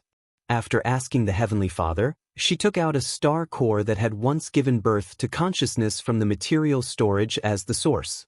She used the most complicated method to input a large number of spells.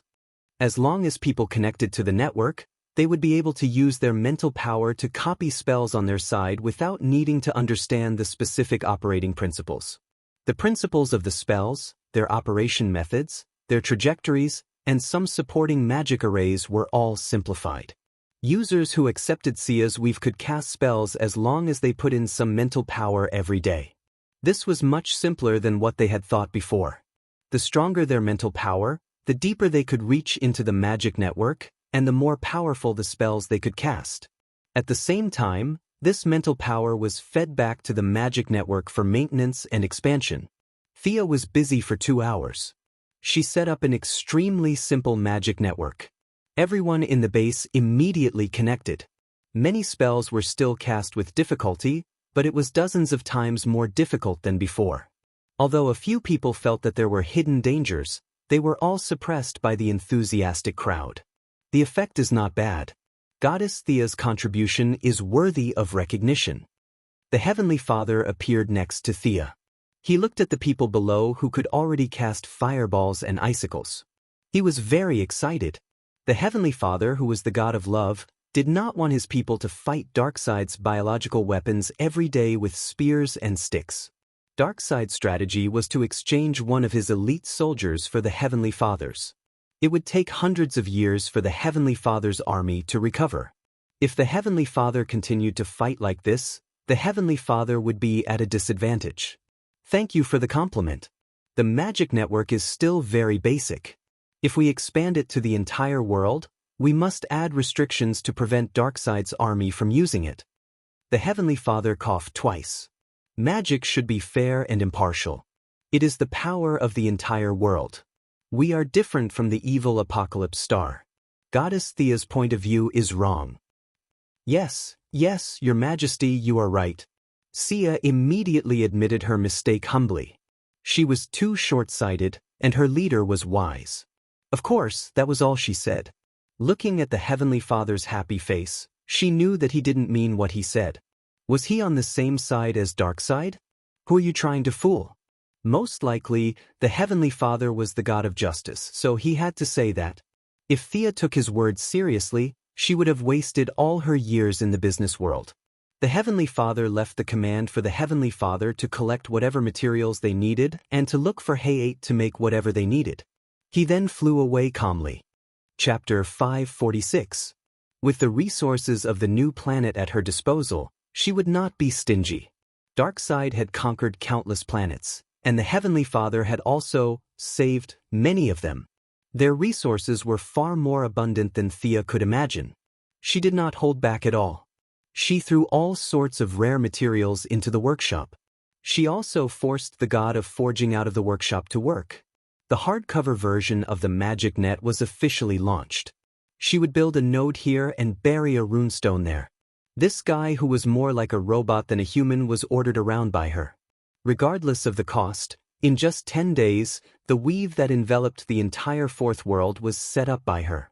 Xia directly blocked the access to the Apocalypse Star at the source and received a round of chuckling criticism from the Heavenly Father. In order to punish her for treating him differently and ignoring the principle of fairness, the Heavenly Father gave her a divine dagger, with the excuse that she was too weak in close combat and needed to practice more in the future. The dagger was indeed a good weapon for close combat. It would burn the enemy with the flames of justice for 2 hours after injuring them. Unless the person's authority in the domain of justice was higher than the Heavenly Father's, they would have no choice but to endure. Thea, who received the divine weapon, humbly accepted the Heavenly Father's criticism and said that she would follow his instructions next time. As for this incident, both of them pretended to forget about it. Her army expanded again. This time, she recruited 80,000 people, expanding the army to 100,000. It was now considered a small army. The magic net was not useful to the high-level gods. They absorbed power from the source and did not need to pass through her hands. However, it was much more useful to the ordinary citizens and the elite soldiers of the army. The soldiers of the 3 armies were the cream of the crop of the new gods. Many of them had gained the ability to cast spells with the help of the magic net. The army's combat power had increased by 10 to 20%. The 3 commanders were very busy. They practiced every day so that magic could be integrated into normal battles. Thea did not restrict the army from passing the dummy version of the magic study manual that she wrote to the ordinary people. She made it very clear that they could impart knowledge, but there had to be a transaction. Moreover, it had to be a fair transaction that the Heavenly Father valued. A large number of transactions began.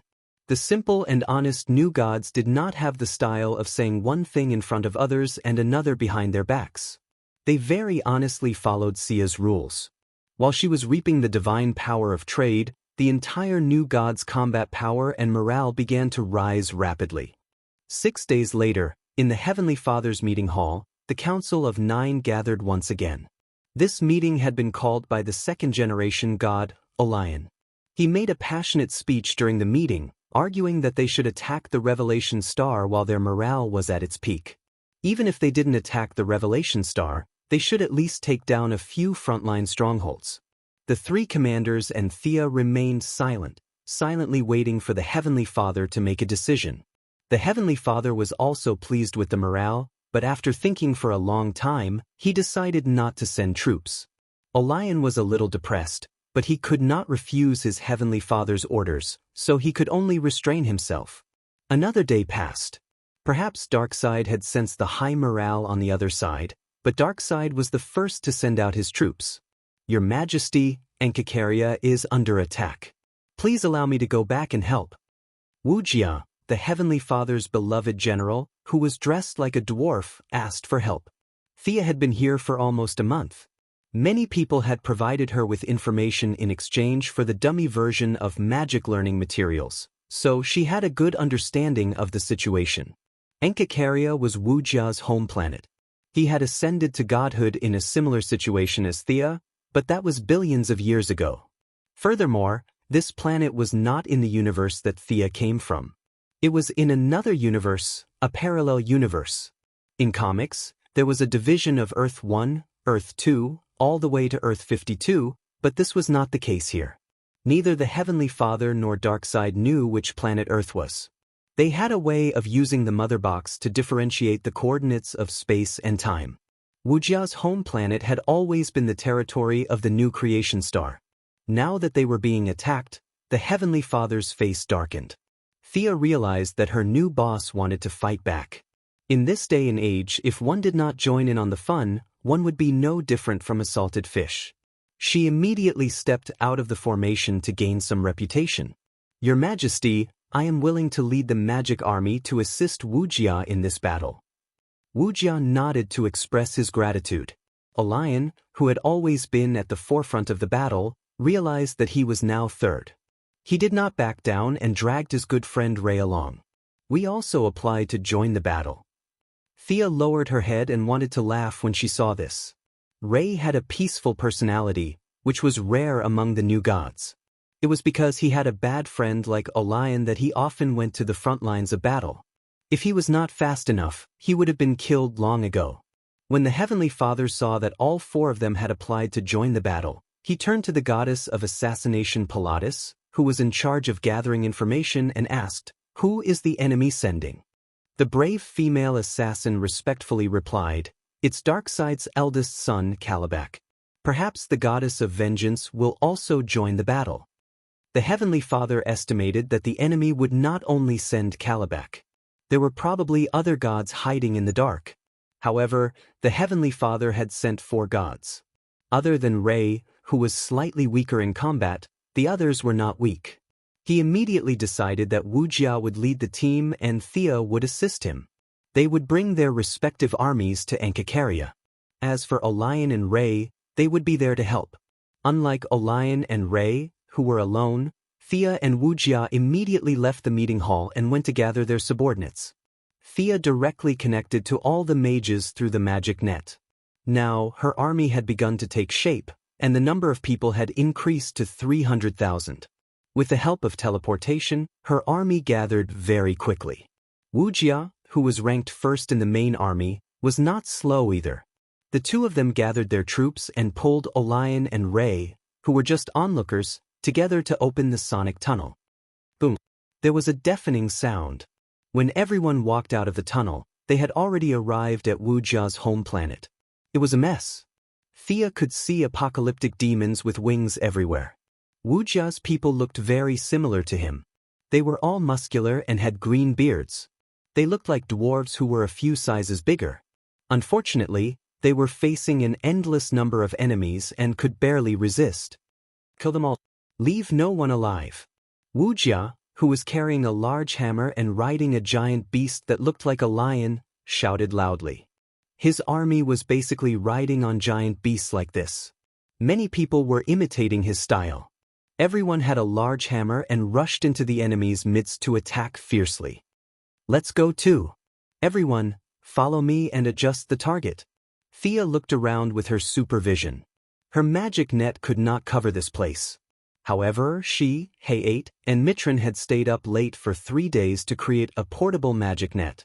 It was suitable for this kind of extraterrestrial battle. Today was the day to test it out. Chapter 547. The disadvantage of the portable magic net was that it could not cast too many spells. However, there was no need for them to use such high-level spells in a battle. When the number of fireballs, icicles, and lightning accumulated to a certain extent, their lethality was also very high. 8,000 meters to the southeast, the first team, follow my landing point and cast fireball. 12,100 meters to the west, the second team, cast icicle. The third team, help Yuga's army clear the ground targets. Each team had 100,000 people. Seeing 100,000 fireballs land on the enemy's head, the scene was spectacular. The small fries that were hit were burned to ashes in the air. The remaining fireballs landed on the ground, and the land within a radius of 10,000 miles was plowed by the magic army. Such a large amount of magic was concentrated in a small area, and it was a disaster for the local environment. The Apocalypse demons were made from captives from various planets and the Apocalypse planet's biological technology. These things had no magic resistance at all in Thea's eyes. A single fireball could kill 3 of them. If there was a battlefield damage statistics at this time, it would be found that the damage done by her troops was far greater than that of Yuga's cavalry. The 4 gods did not make a move. They would not waste their combat power on small fries. They were waiting for the real opponent. The magic army's speed of clearing the battlefield could be said to be the fastest. The endless Apocalypse demons were disrupted under the bombardment of various spells. Some of the monsters rushed too quickly, and when they reached the enemy, they found that their rear troops had been wiped out. Sia's idea was to cut off their Mercury-like offensive. Once the formation was broken, the remaining soldiers were just small fries who were fighting for themselves. The Heavenly Father's army could deal with these guys without suffering any losses. "Lion, my dear brother, did you come from afar to ask me to grant you death?" A rough voice resounded in the distance. Before the voice died away, an extremely burly man with a height of 3 meters entered the field of vision. The man's brownish-black hair and beard were connected, like a lion's head. He wore black leather armor, and the exposed dark yellow muscles seemed to be cast in steel. His whole body exuded a strong aura of hostility. "Kalibak, today is the day you die." Lion was like an enraged warrior as he charged forward. There was a difference in size between the two of them, but their strength was almost equal. As the battle continued, the soldiers from both sides tacitly chose to distance themselves from each other. Thea watched the battle with great interest. This was her first time witnessing a battle between 2 new gods, and it was a battle between Darkseid's evil eldest son and Darkseid's righteous second son. The gods around them didn't seem surprised at all. They knew that this wasn't the first time these two had fought. Thea took a few glances and discovered some clues. Lion was much stronger than what she had sensed before. If Thea and Kalibak were to exchange positions, although she wouldn't lose, she wouldn't be able to take down Lion in a short period of time. Did he use some secret technique to increase his strength in a short period of time? "Is Orion that powerful?" she asked the ray of light beside her. The gentle ray of light didn't hide anything from her. Orion's godhood of violence can give him a lot of divine power, but he doesn't like to use it. Thea nodded. This was the blessing of the godhood of violence. It was obvious from the name that it had nothing to do with justice, so Orion had been deliberately suppressing it. Thea felt that Darkseid had suffered a great loss. He had given such an excellent son to the Heavenly Father, and now he was an enemy. The Dark Lord must be regretting it. She then looked at Kalibak, the god of torture, who was said to be on par with Superman. To be honest, she was a little disappointed. What did he mean by being on par with Superman? What a load of bull. This guy was no match for Superman at all.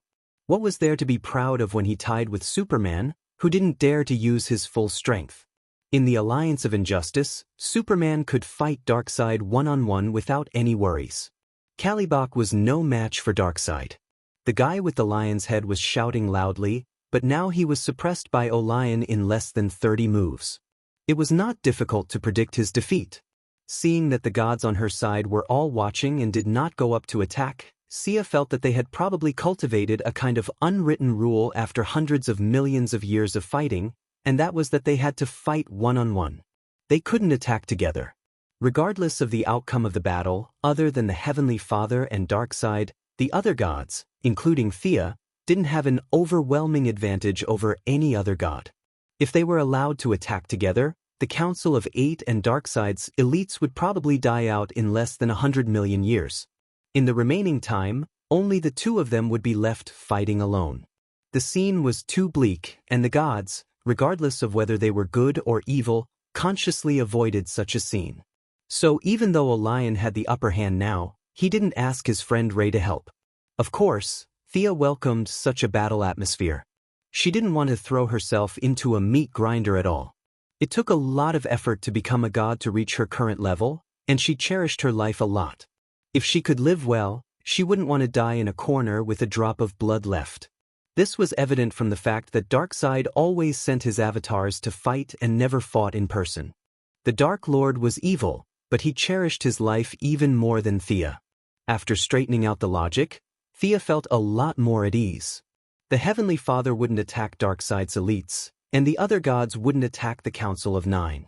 It seemed like they had been fighting for hundreds of millions of years, but in fact, they had been consciously limiting the scale of the battle. Just as she was wondering if she should just slack off and get through this battle, another god jumped out. Is this the new god of the new planet of creation? It's been a long time since I've seen such a young god. Tsk, said a white-haired old woman who was 1.8 meters tall. She was wearing golden fish scale armor and a red cape. It's Granny Benevolent. She's the god of deception. She's very good at close combat and mind control magic. You have to be careful, Ray whispered and gave her an encouraging look. What's the meaning of this? Thea was a little speechless. I didn't say I would accept the challenge. Is there an unspoken rule here that I have to accept a challenge? She looked at the old blackmailer, no, the kind granny opposite her. Her face fully explained what it meant to be repulsive. It was very similar to the image of Granny Rong in the television series. She was ruthless, vicious, mean, and a little treacherous. Granny Benevolent was born with a sarcastic face. It wasn't difficult for the Apocalypse Star to know Thea's information. The new planet of creation had spies on the Apocalypse Star, and Granny Benevolent must have done the same. She could even find out about trivial matters, so there was no reason for her not to know about something like this. Chapter 548. Sia handed over the command of the army to her assistant, Bika. Bika was the future wife of a lion and the daughter of the scientist, Simon. Simon was a spy sent by the new creator star to the Apocalypse Star. He was an outstanding scientist and the inventor of the Mother Box. From all angles, Bika could be said to be a trusted aide of Father Heaven. In the beginning, her spiritual power was twice that of an ordinary person. She was also a magic type who had ascended to godhood, so spiritual power was her strongest attribute. At the same time, she had many emotions gathered in her body. Only she could brainwash others, no one could brainwash her. Others might be afraid of the kind grandmother's mental control, but she was not. She put on her divine robe and held a lightning whip in her hand. She rose up and stared at the old woman. You old dog of Darkseid, you should be punished for the sake of all the innocent people you have killed. Thea did not know what the old woman had done, but she could not give up on the advantage of being in the righteous faction. She was not just talking. Her hands were not idle either. She threw a lightning bolt filled with lightning magic at the old woman. As the trainer of the goddess of vengeance, the kind grandmother's skills could be said to have been tempered thousands of times. She was not afraid, and with a punch, she scattered the lightning beam, and then pulled herself out and began to attack. Little girl, you are still too young. Come to me.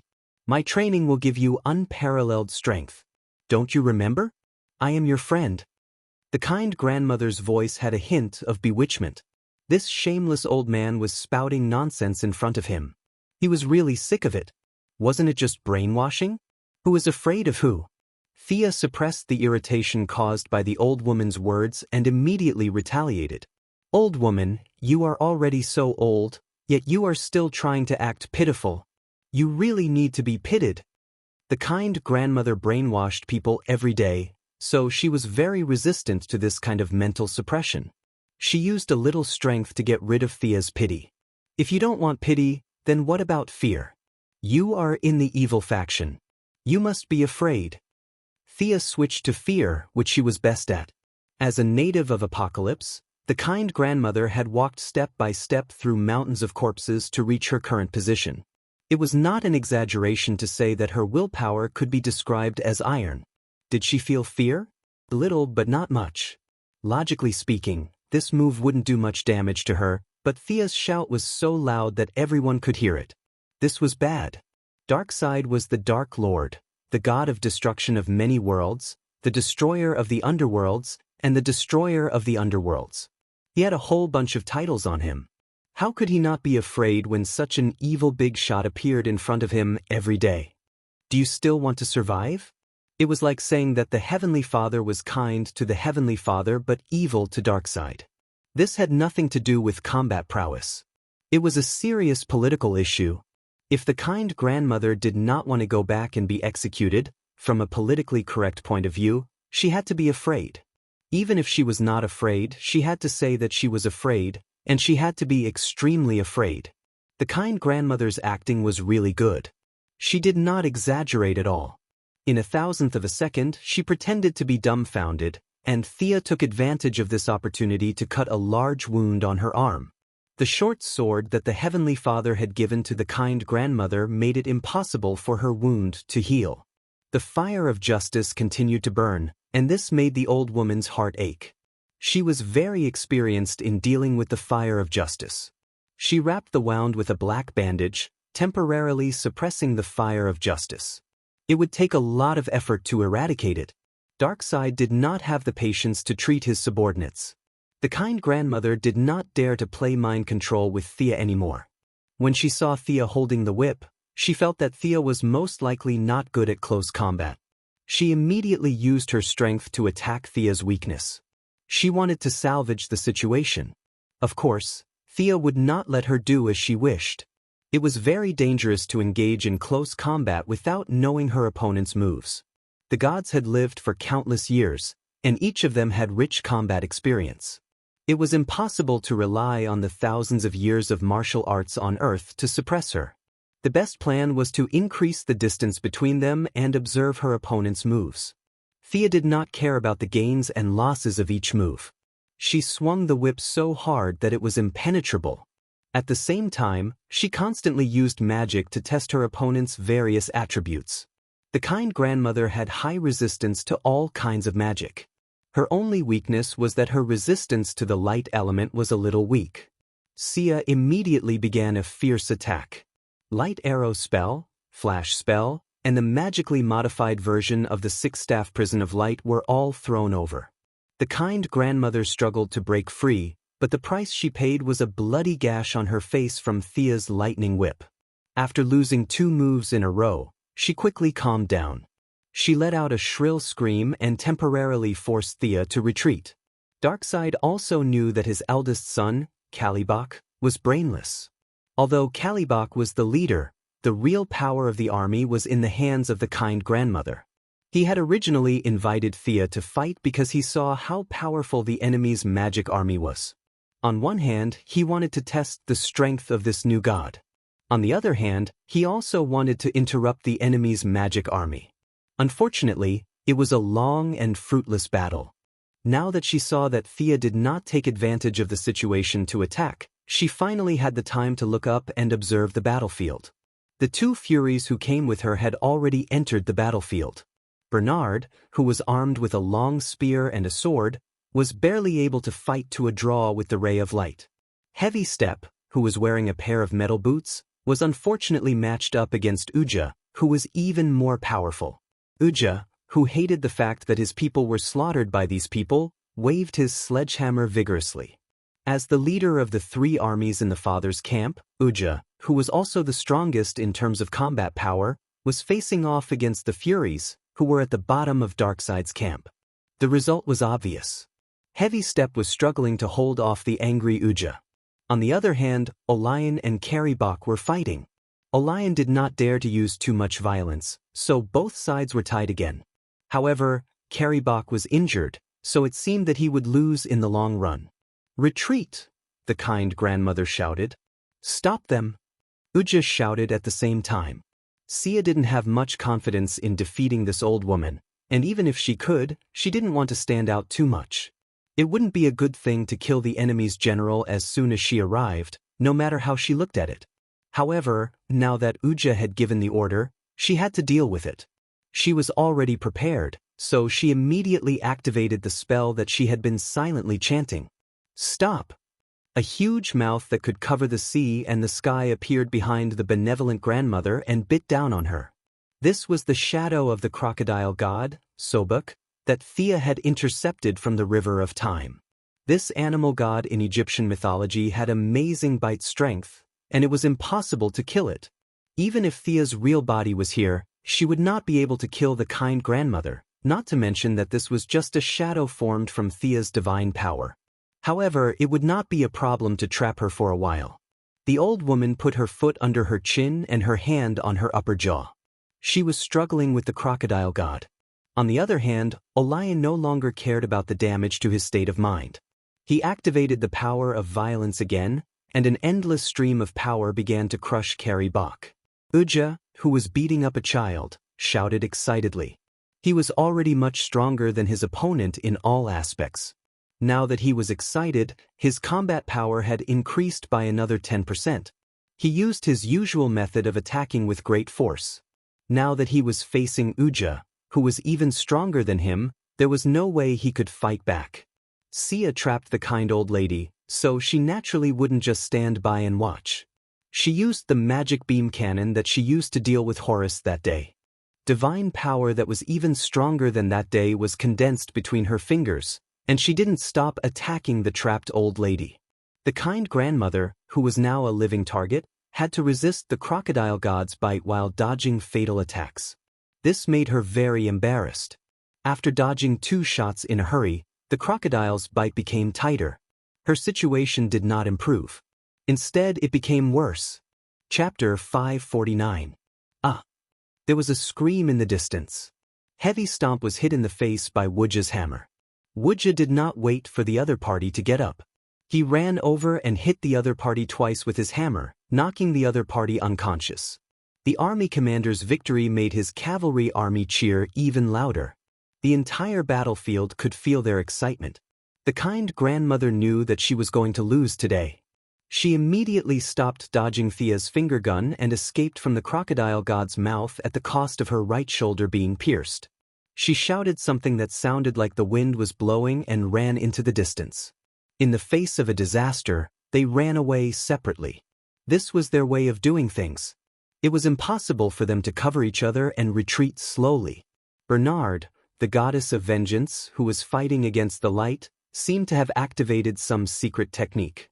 He instantly increased his speed and escaped into the distance. Karibok also escaped the battlefield at the cost of a broken arm. The 3 gods were very strange. They all ran in different directions. This made Thea slightly stunned. When she wanted to chase after them, there was a sonic boom in the distance. The 3 gods quickly went into the tunnel. These dirty maggots are good at escaping. Goddess of trade and wealth, don't mind them. Wuxia saw the embarrassed expression on her face and comforted her. Although Xianxia wasn't prepared to fight them head-on, she didn't expect them to run away so quickly. Now that she heard Ulja's words of comfort, she also expressed her stance of upholding justice and not rubbing sand in her eyes. She also congratulated the other party for capturing a goddess of vengeance alive. You all have contributions, all of you have contributions. Wuxia, who looked like a magnified version of the dwarf warrior, grinned widely and laughed happily. With his combat strength, he was able to deal with a member of the Goddess of Vengeance battle team who did not have a divine seat and was more like some kind of fake god. It was not difficult for him to obtain the achievement of capturing the other party alive. The two high-level opponents were stopped by Wuxia and Xianxia. He, as the strongest on his side, defeated the weakest on the enemy's side. He got off to a good start and deserved some credit. The three deities from the Apocalypse Star had left the battlefield, and the remaining soldiers were no match for the new Genesis Star's army, and they all scattered after a little resistance. The new planet of creation did not pursue them. These soldiers were all produced in an assembly line, and they all carried the mother box. The gods were not interested in such enemies. They reiterated the principle that this planet was protected by the Heavenly Father. They pressed the Goddess of Vengeance down and opened the sonic tunnel to return to the new planet of creation. The news had already spread to the rear. This was undoubtedly a great victory. Wuxia was envied by his colleagues. It was because capturing the other party's god was something worth celebrating. He happily handed the captive over to the Heavenly Father. As for whether the big boss would reform, brainwash, or deal with the captive, even if he was a trusted aide, he wouldn't say anything. The entire new creation planet fell into a sea of celebration. Many people sang and danced as if it was a festival. In order to reward Xianxia for her achievements, the Heavenly Father officially appointed her to establish the fourth army of the new planet of creation, the Magic Army. In the next few days, the new army had such a good foundation, and the recruitment process was very smooth. A large number of people with magic talent who were previously eliminated because they were not good at close combat joined her army. Many of these people were the reserves of the three major armies. They were all very strong. Now that they had the opportunity to join the main army, they all forgot to eat and sleep to learn magic. Xianxia stayed on the new planet of creation for another half a month. The Earth clone sent news that something big seemed to have happened. She also missed Diana a little. After taking care of the matters at hand, she informed the Heavenly Father and opened the sonic tunnel to return to Earth. They were all deities, and the Heavenly Father only needed to be present during meetings and battles. Just like how light traveled between different universes every day, and how Mitron ran around the universe to obtain knowledge, the Heavenly Father couldn't restrain him. There was no discipline here, and it was fine as long as they could contact each other at critical moments. Boom! With a loud explosion, Xianxia returned to Earth. Her tunnel opened in the Batcave. Previously, when Batman contacted her clone, he only said that the situation was serious and didn't talk about the specifics. Batman wasn't the only one in the Batcave. Zatanna, who was wearing a small purple suit and fishnet stockings, was also here. Both of them expressed surprise at the way she suddenly appeared. "This isn't magic, right?" Batman asked his childhood sweetheart Zatanna. "No, there's no magical fluctuation." At this time, Xianxia was wearing her original clothes. Zatanna didn't know that the two of them had met before. She looked at the transmission for a while and was sure that it wasn't any transmission she knew. Before she had time to think about the transmission, she was attracted by Xia's appearance.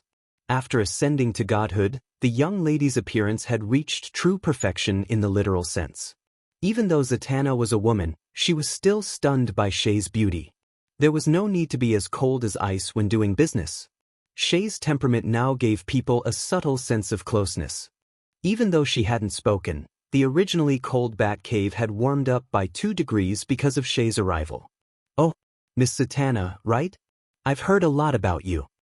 Xianxia took the lead to greet her. Her refreshing tone gave Zatanna the illusion that she was meeting some country's leader. Zatanna thought that the other party's identity as a billionaire gave her an illusion. The appearance of the two of them was not on the same line at all. Zatanna didn't even have a trace of jealousy. "I've also heard a lot about Dr. Quinn. You're even more beautiful in person than on TV." Zatanna said as she bowed slightly without realizing it. Xianxia laughed. You two are here? I'm not disturbing you, am I?" She pointed at the two people who were only a few centimeters away from each other. Zatanna smiled awkwardly. Batman's facial muscles twitched slightly. The originally tense atmosphere relaxed. "Tell me what's the matter." Mage Zatanna is here too. Is it about the mystical side? Thea asked calmly. She had been to the Bat Cave many times and was very familiar with this place. No, I was just talking to Bruce about this. It's not about mages. Before Batman could speak, Zatanna interrupted. Thea looked at Batman with a head full of question marks. Why did you ask me to come here? It all started a month ago. Batman's voice was a little dry. After he finished speaking, he turned on several screens behind him and introduced them to Thea. First is Idaho. Many farm owners found that their crops withered overnight, but it didn't attract attention at the time. Next is Utah. These are the hunters who fled there. Batman pointed at the two young people who appeared on the screen. They were holding shotguns in their arms. The video was taken by a third person behind them. The video was very clear. The purpose was to capture their heroic looks so that they could brag about it to the little girl in the future. The two of them were aiming at a wild deer. From the side, there was no problem. Just as they were about to shoot, the wild deer turned its face. Half of the deer's face was completely rotten. A large amount of diseased tissue was densely packed on its body. The wild deer saw the hunters attacking the two of them like crazy. The video ended there. Also, in Wyoming, there are black clouds of mosquitoes and flies raging. In California, there are people who saw a large number of deformed people staggering on the road. Also, Batman pointed at the strange situation on the screen and introduced it to her. Such supernatural things should be in your field of expertise. You can't let Superman deal with it, right?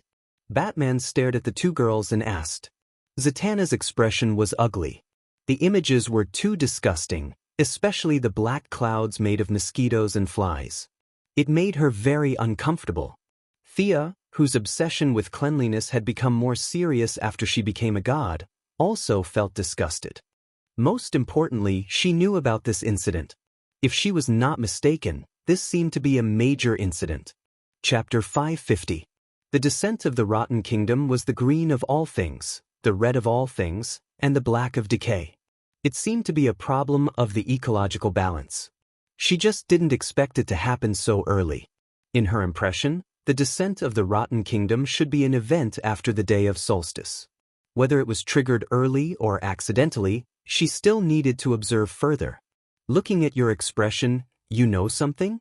Batman had been observing Thea's subtle expressions. I don't know if I'm right, but I'm sure this isn't something done by evil mages. The wastelands and zombies you mentioned just now can be done by mages in theory, but it takes a lot of effort. In this day and age, who has nothing better to do than to compete with farms? I think this is caused by the imbalance of all things on Earth. Mage Zatanna, you think so too, right? That's right. Do you know the reason? The mage's curiosity was bigger than a cat's. Zatanna only thought about it from her own point of view, so she didn't know the inside story. Now that she heard Thea saying that she had an answer, Zatanna's eyes immediately lit up. Do you know where the swamp monster is? This should be his business. The swamp monster had been hanging out with Lady Xanadu for a long time, so Zatanna should know him. As an onlooker, Batman couldn't wait to record her words and analyze them word by word in the future. He was very unhappy with this kind of thing that he didn't understand. His scrutinizing eyes kept moving back and forth between the two girls. You're talking about Dr. Alec Holland? I heard that he returned to normal 2 years ago and went to live a normal life. Zatanna's answer made Thea's eyes widen. What the hell? The incarnation of the green of all things retired and went home. Was he fired by the tree council formed by those drama queens? No, the tree spirits? Or did he just quit?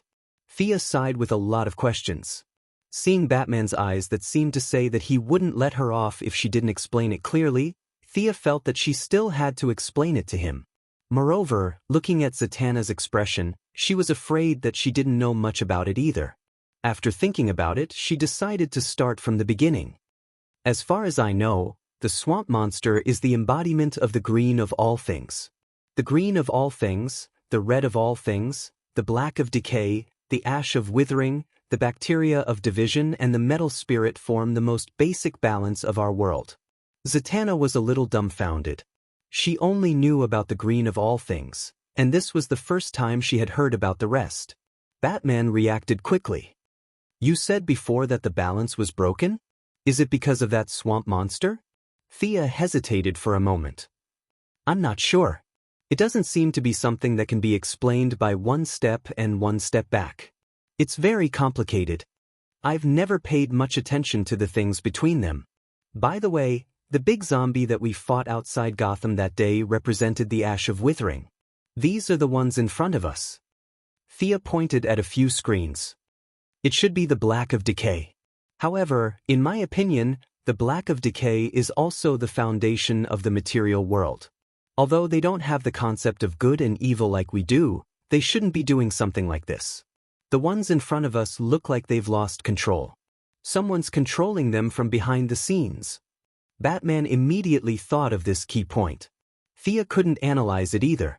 She could only analyze the problem in detail. She didn't dare to guarantee that the timing didn't match up. Just as they were about to discuss the next step, one of Batman's communicators rang. He looked at it and said to Thea, "It's the president." Thea knew that Batman had always been in contact with the higher-ups. As more and more people knew about her true identity, she had no intention of hiding it. She nodded calmly. Zatanna chose to avoid the call. Soon, the president's old face appeared on the centermost screen. Batman, oh? Professor Quinn is here too. Mr. President, you look good. Thea greeted him cheerfully. She was now a god. Although the Black of Decay was troublesome, it wasn't enough to make her panic. Mr. President's inner thoughts were, I don't look good at all. This unlucky president had his life reduced by 2 years for every year he was in office, and 10 years for every year he was in office. He really had too many problems. He smiled bitterly and replied with a few words. Then he got to the point. A terrible incident happened in Louisiana. CNN is reporting it. I've sent the National Guard to set up martial law in that area. However, horrifying disasters are happening all over the world. Birds in the metropolis are dying in droves. The cattle farm in Seaside City seems to have caught some kind of plague. All the cattle are... You're all superheroes, so I want to ask you, what should I do? While he was talking, Thea was not idle. She used her personal computer to connect to the Quinn Group's satellite. A huge amount of data began to gather. They were mainly concerned about the United States, but Thea saw the whole world. This was a worldwide natural disaster.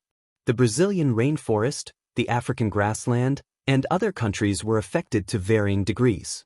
If the Black of Decay was allowed to wreak havoc and turn into a country of decay, a dead and rotting world, then there would be no ghost trade or ghost wealth. This was simply destroying Thea's job. She couldn't tolerate it. Mr. President, don't worry. I'll take care of this. Thea interrupted the president who was complaining to Batman. The president praised her for taking care of everything before hanging up. The situation is very serious. Where do we start investigating? Batman glanced at the CNN report that the president mentioned. The roads were completely paralyzed, and thousands of citizens were covered in rotten flesh. They wandered between the cities and the countryside like zombies in Resident Evil. The aerial footage also showed some former citizens who wandered near the cordon and were shot into sieves. The whole social order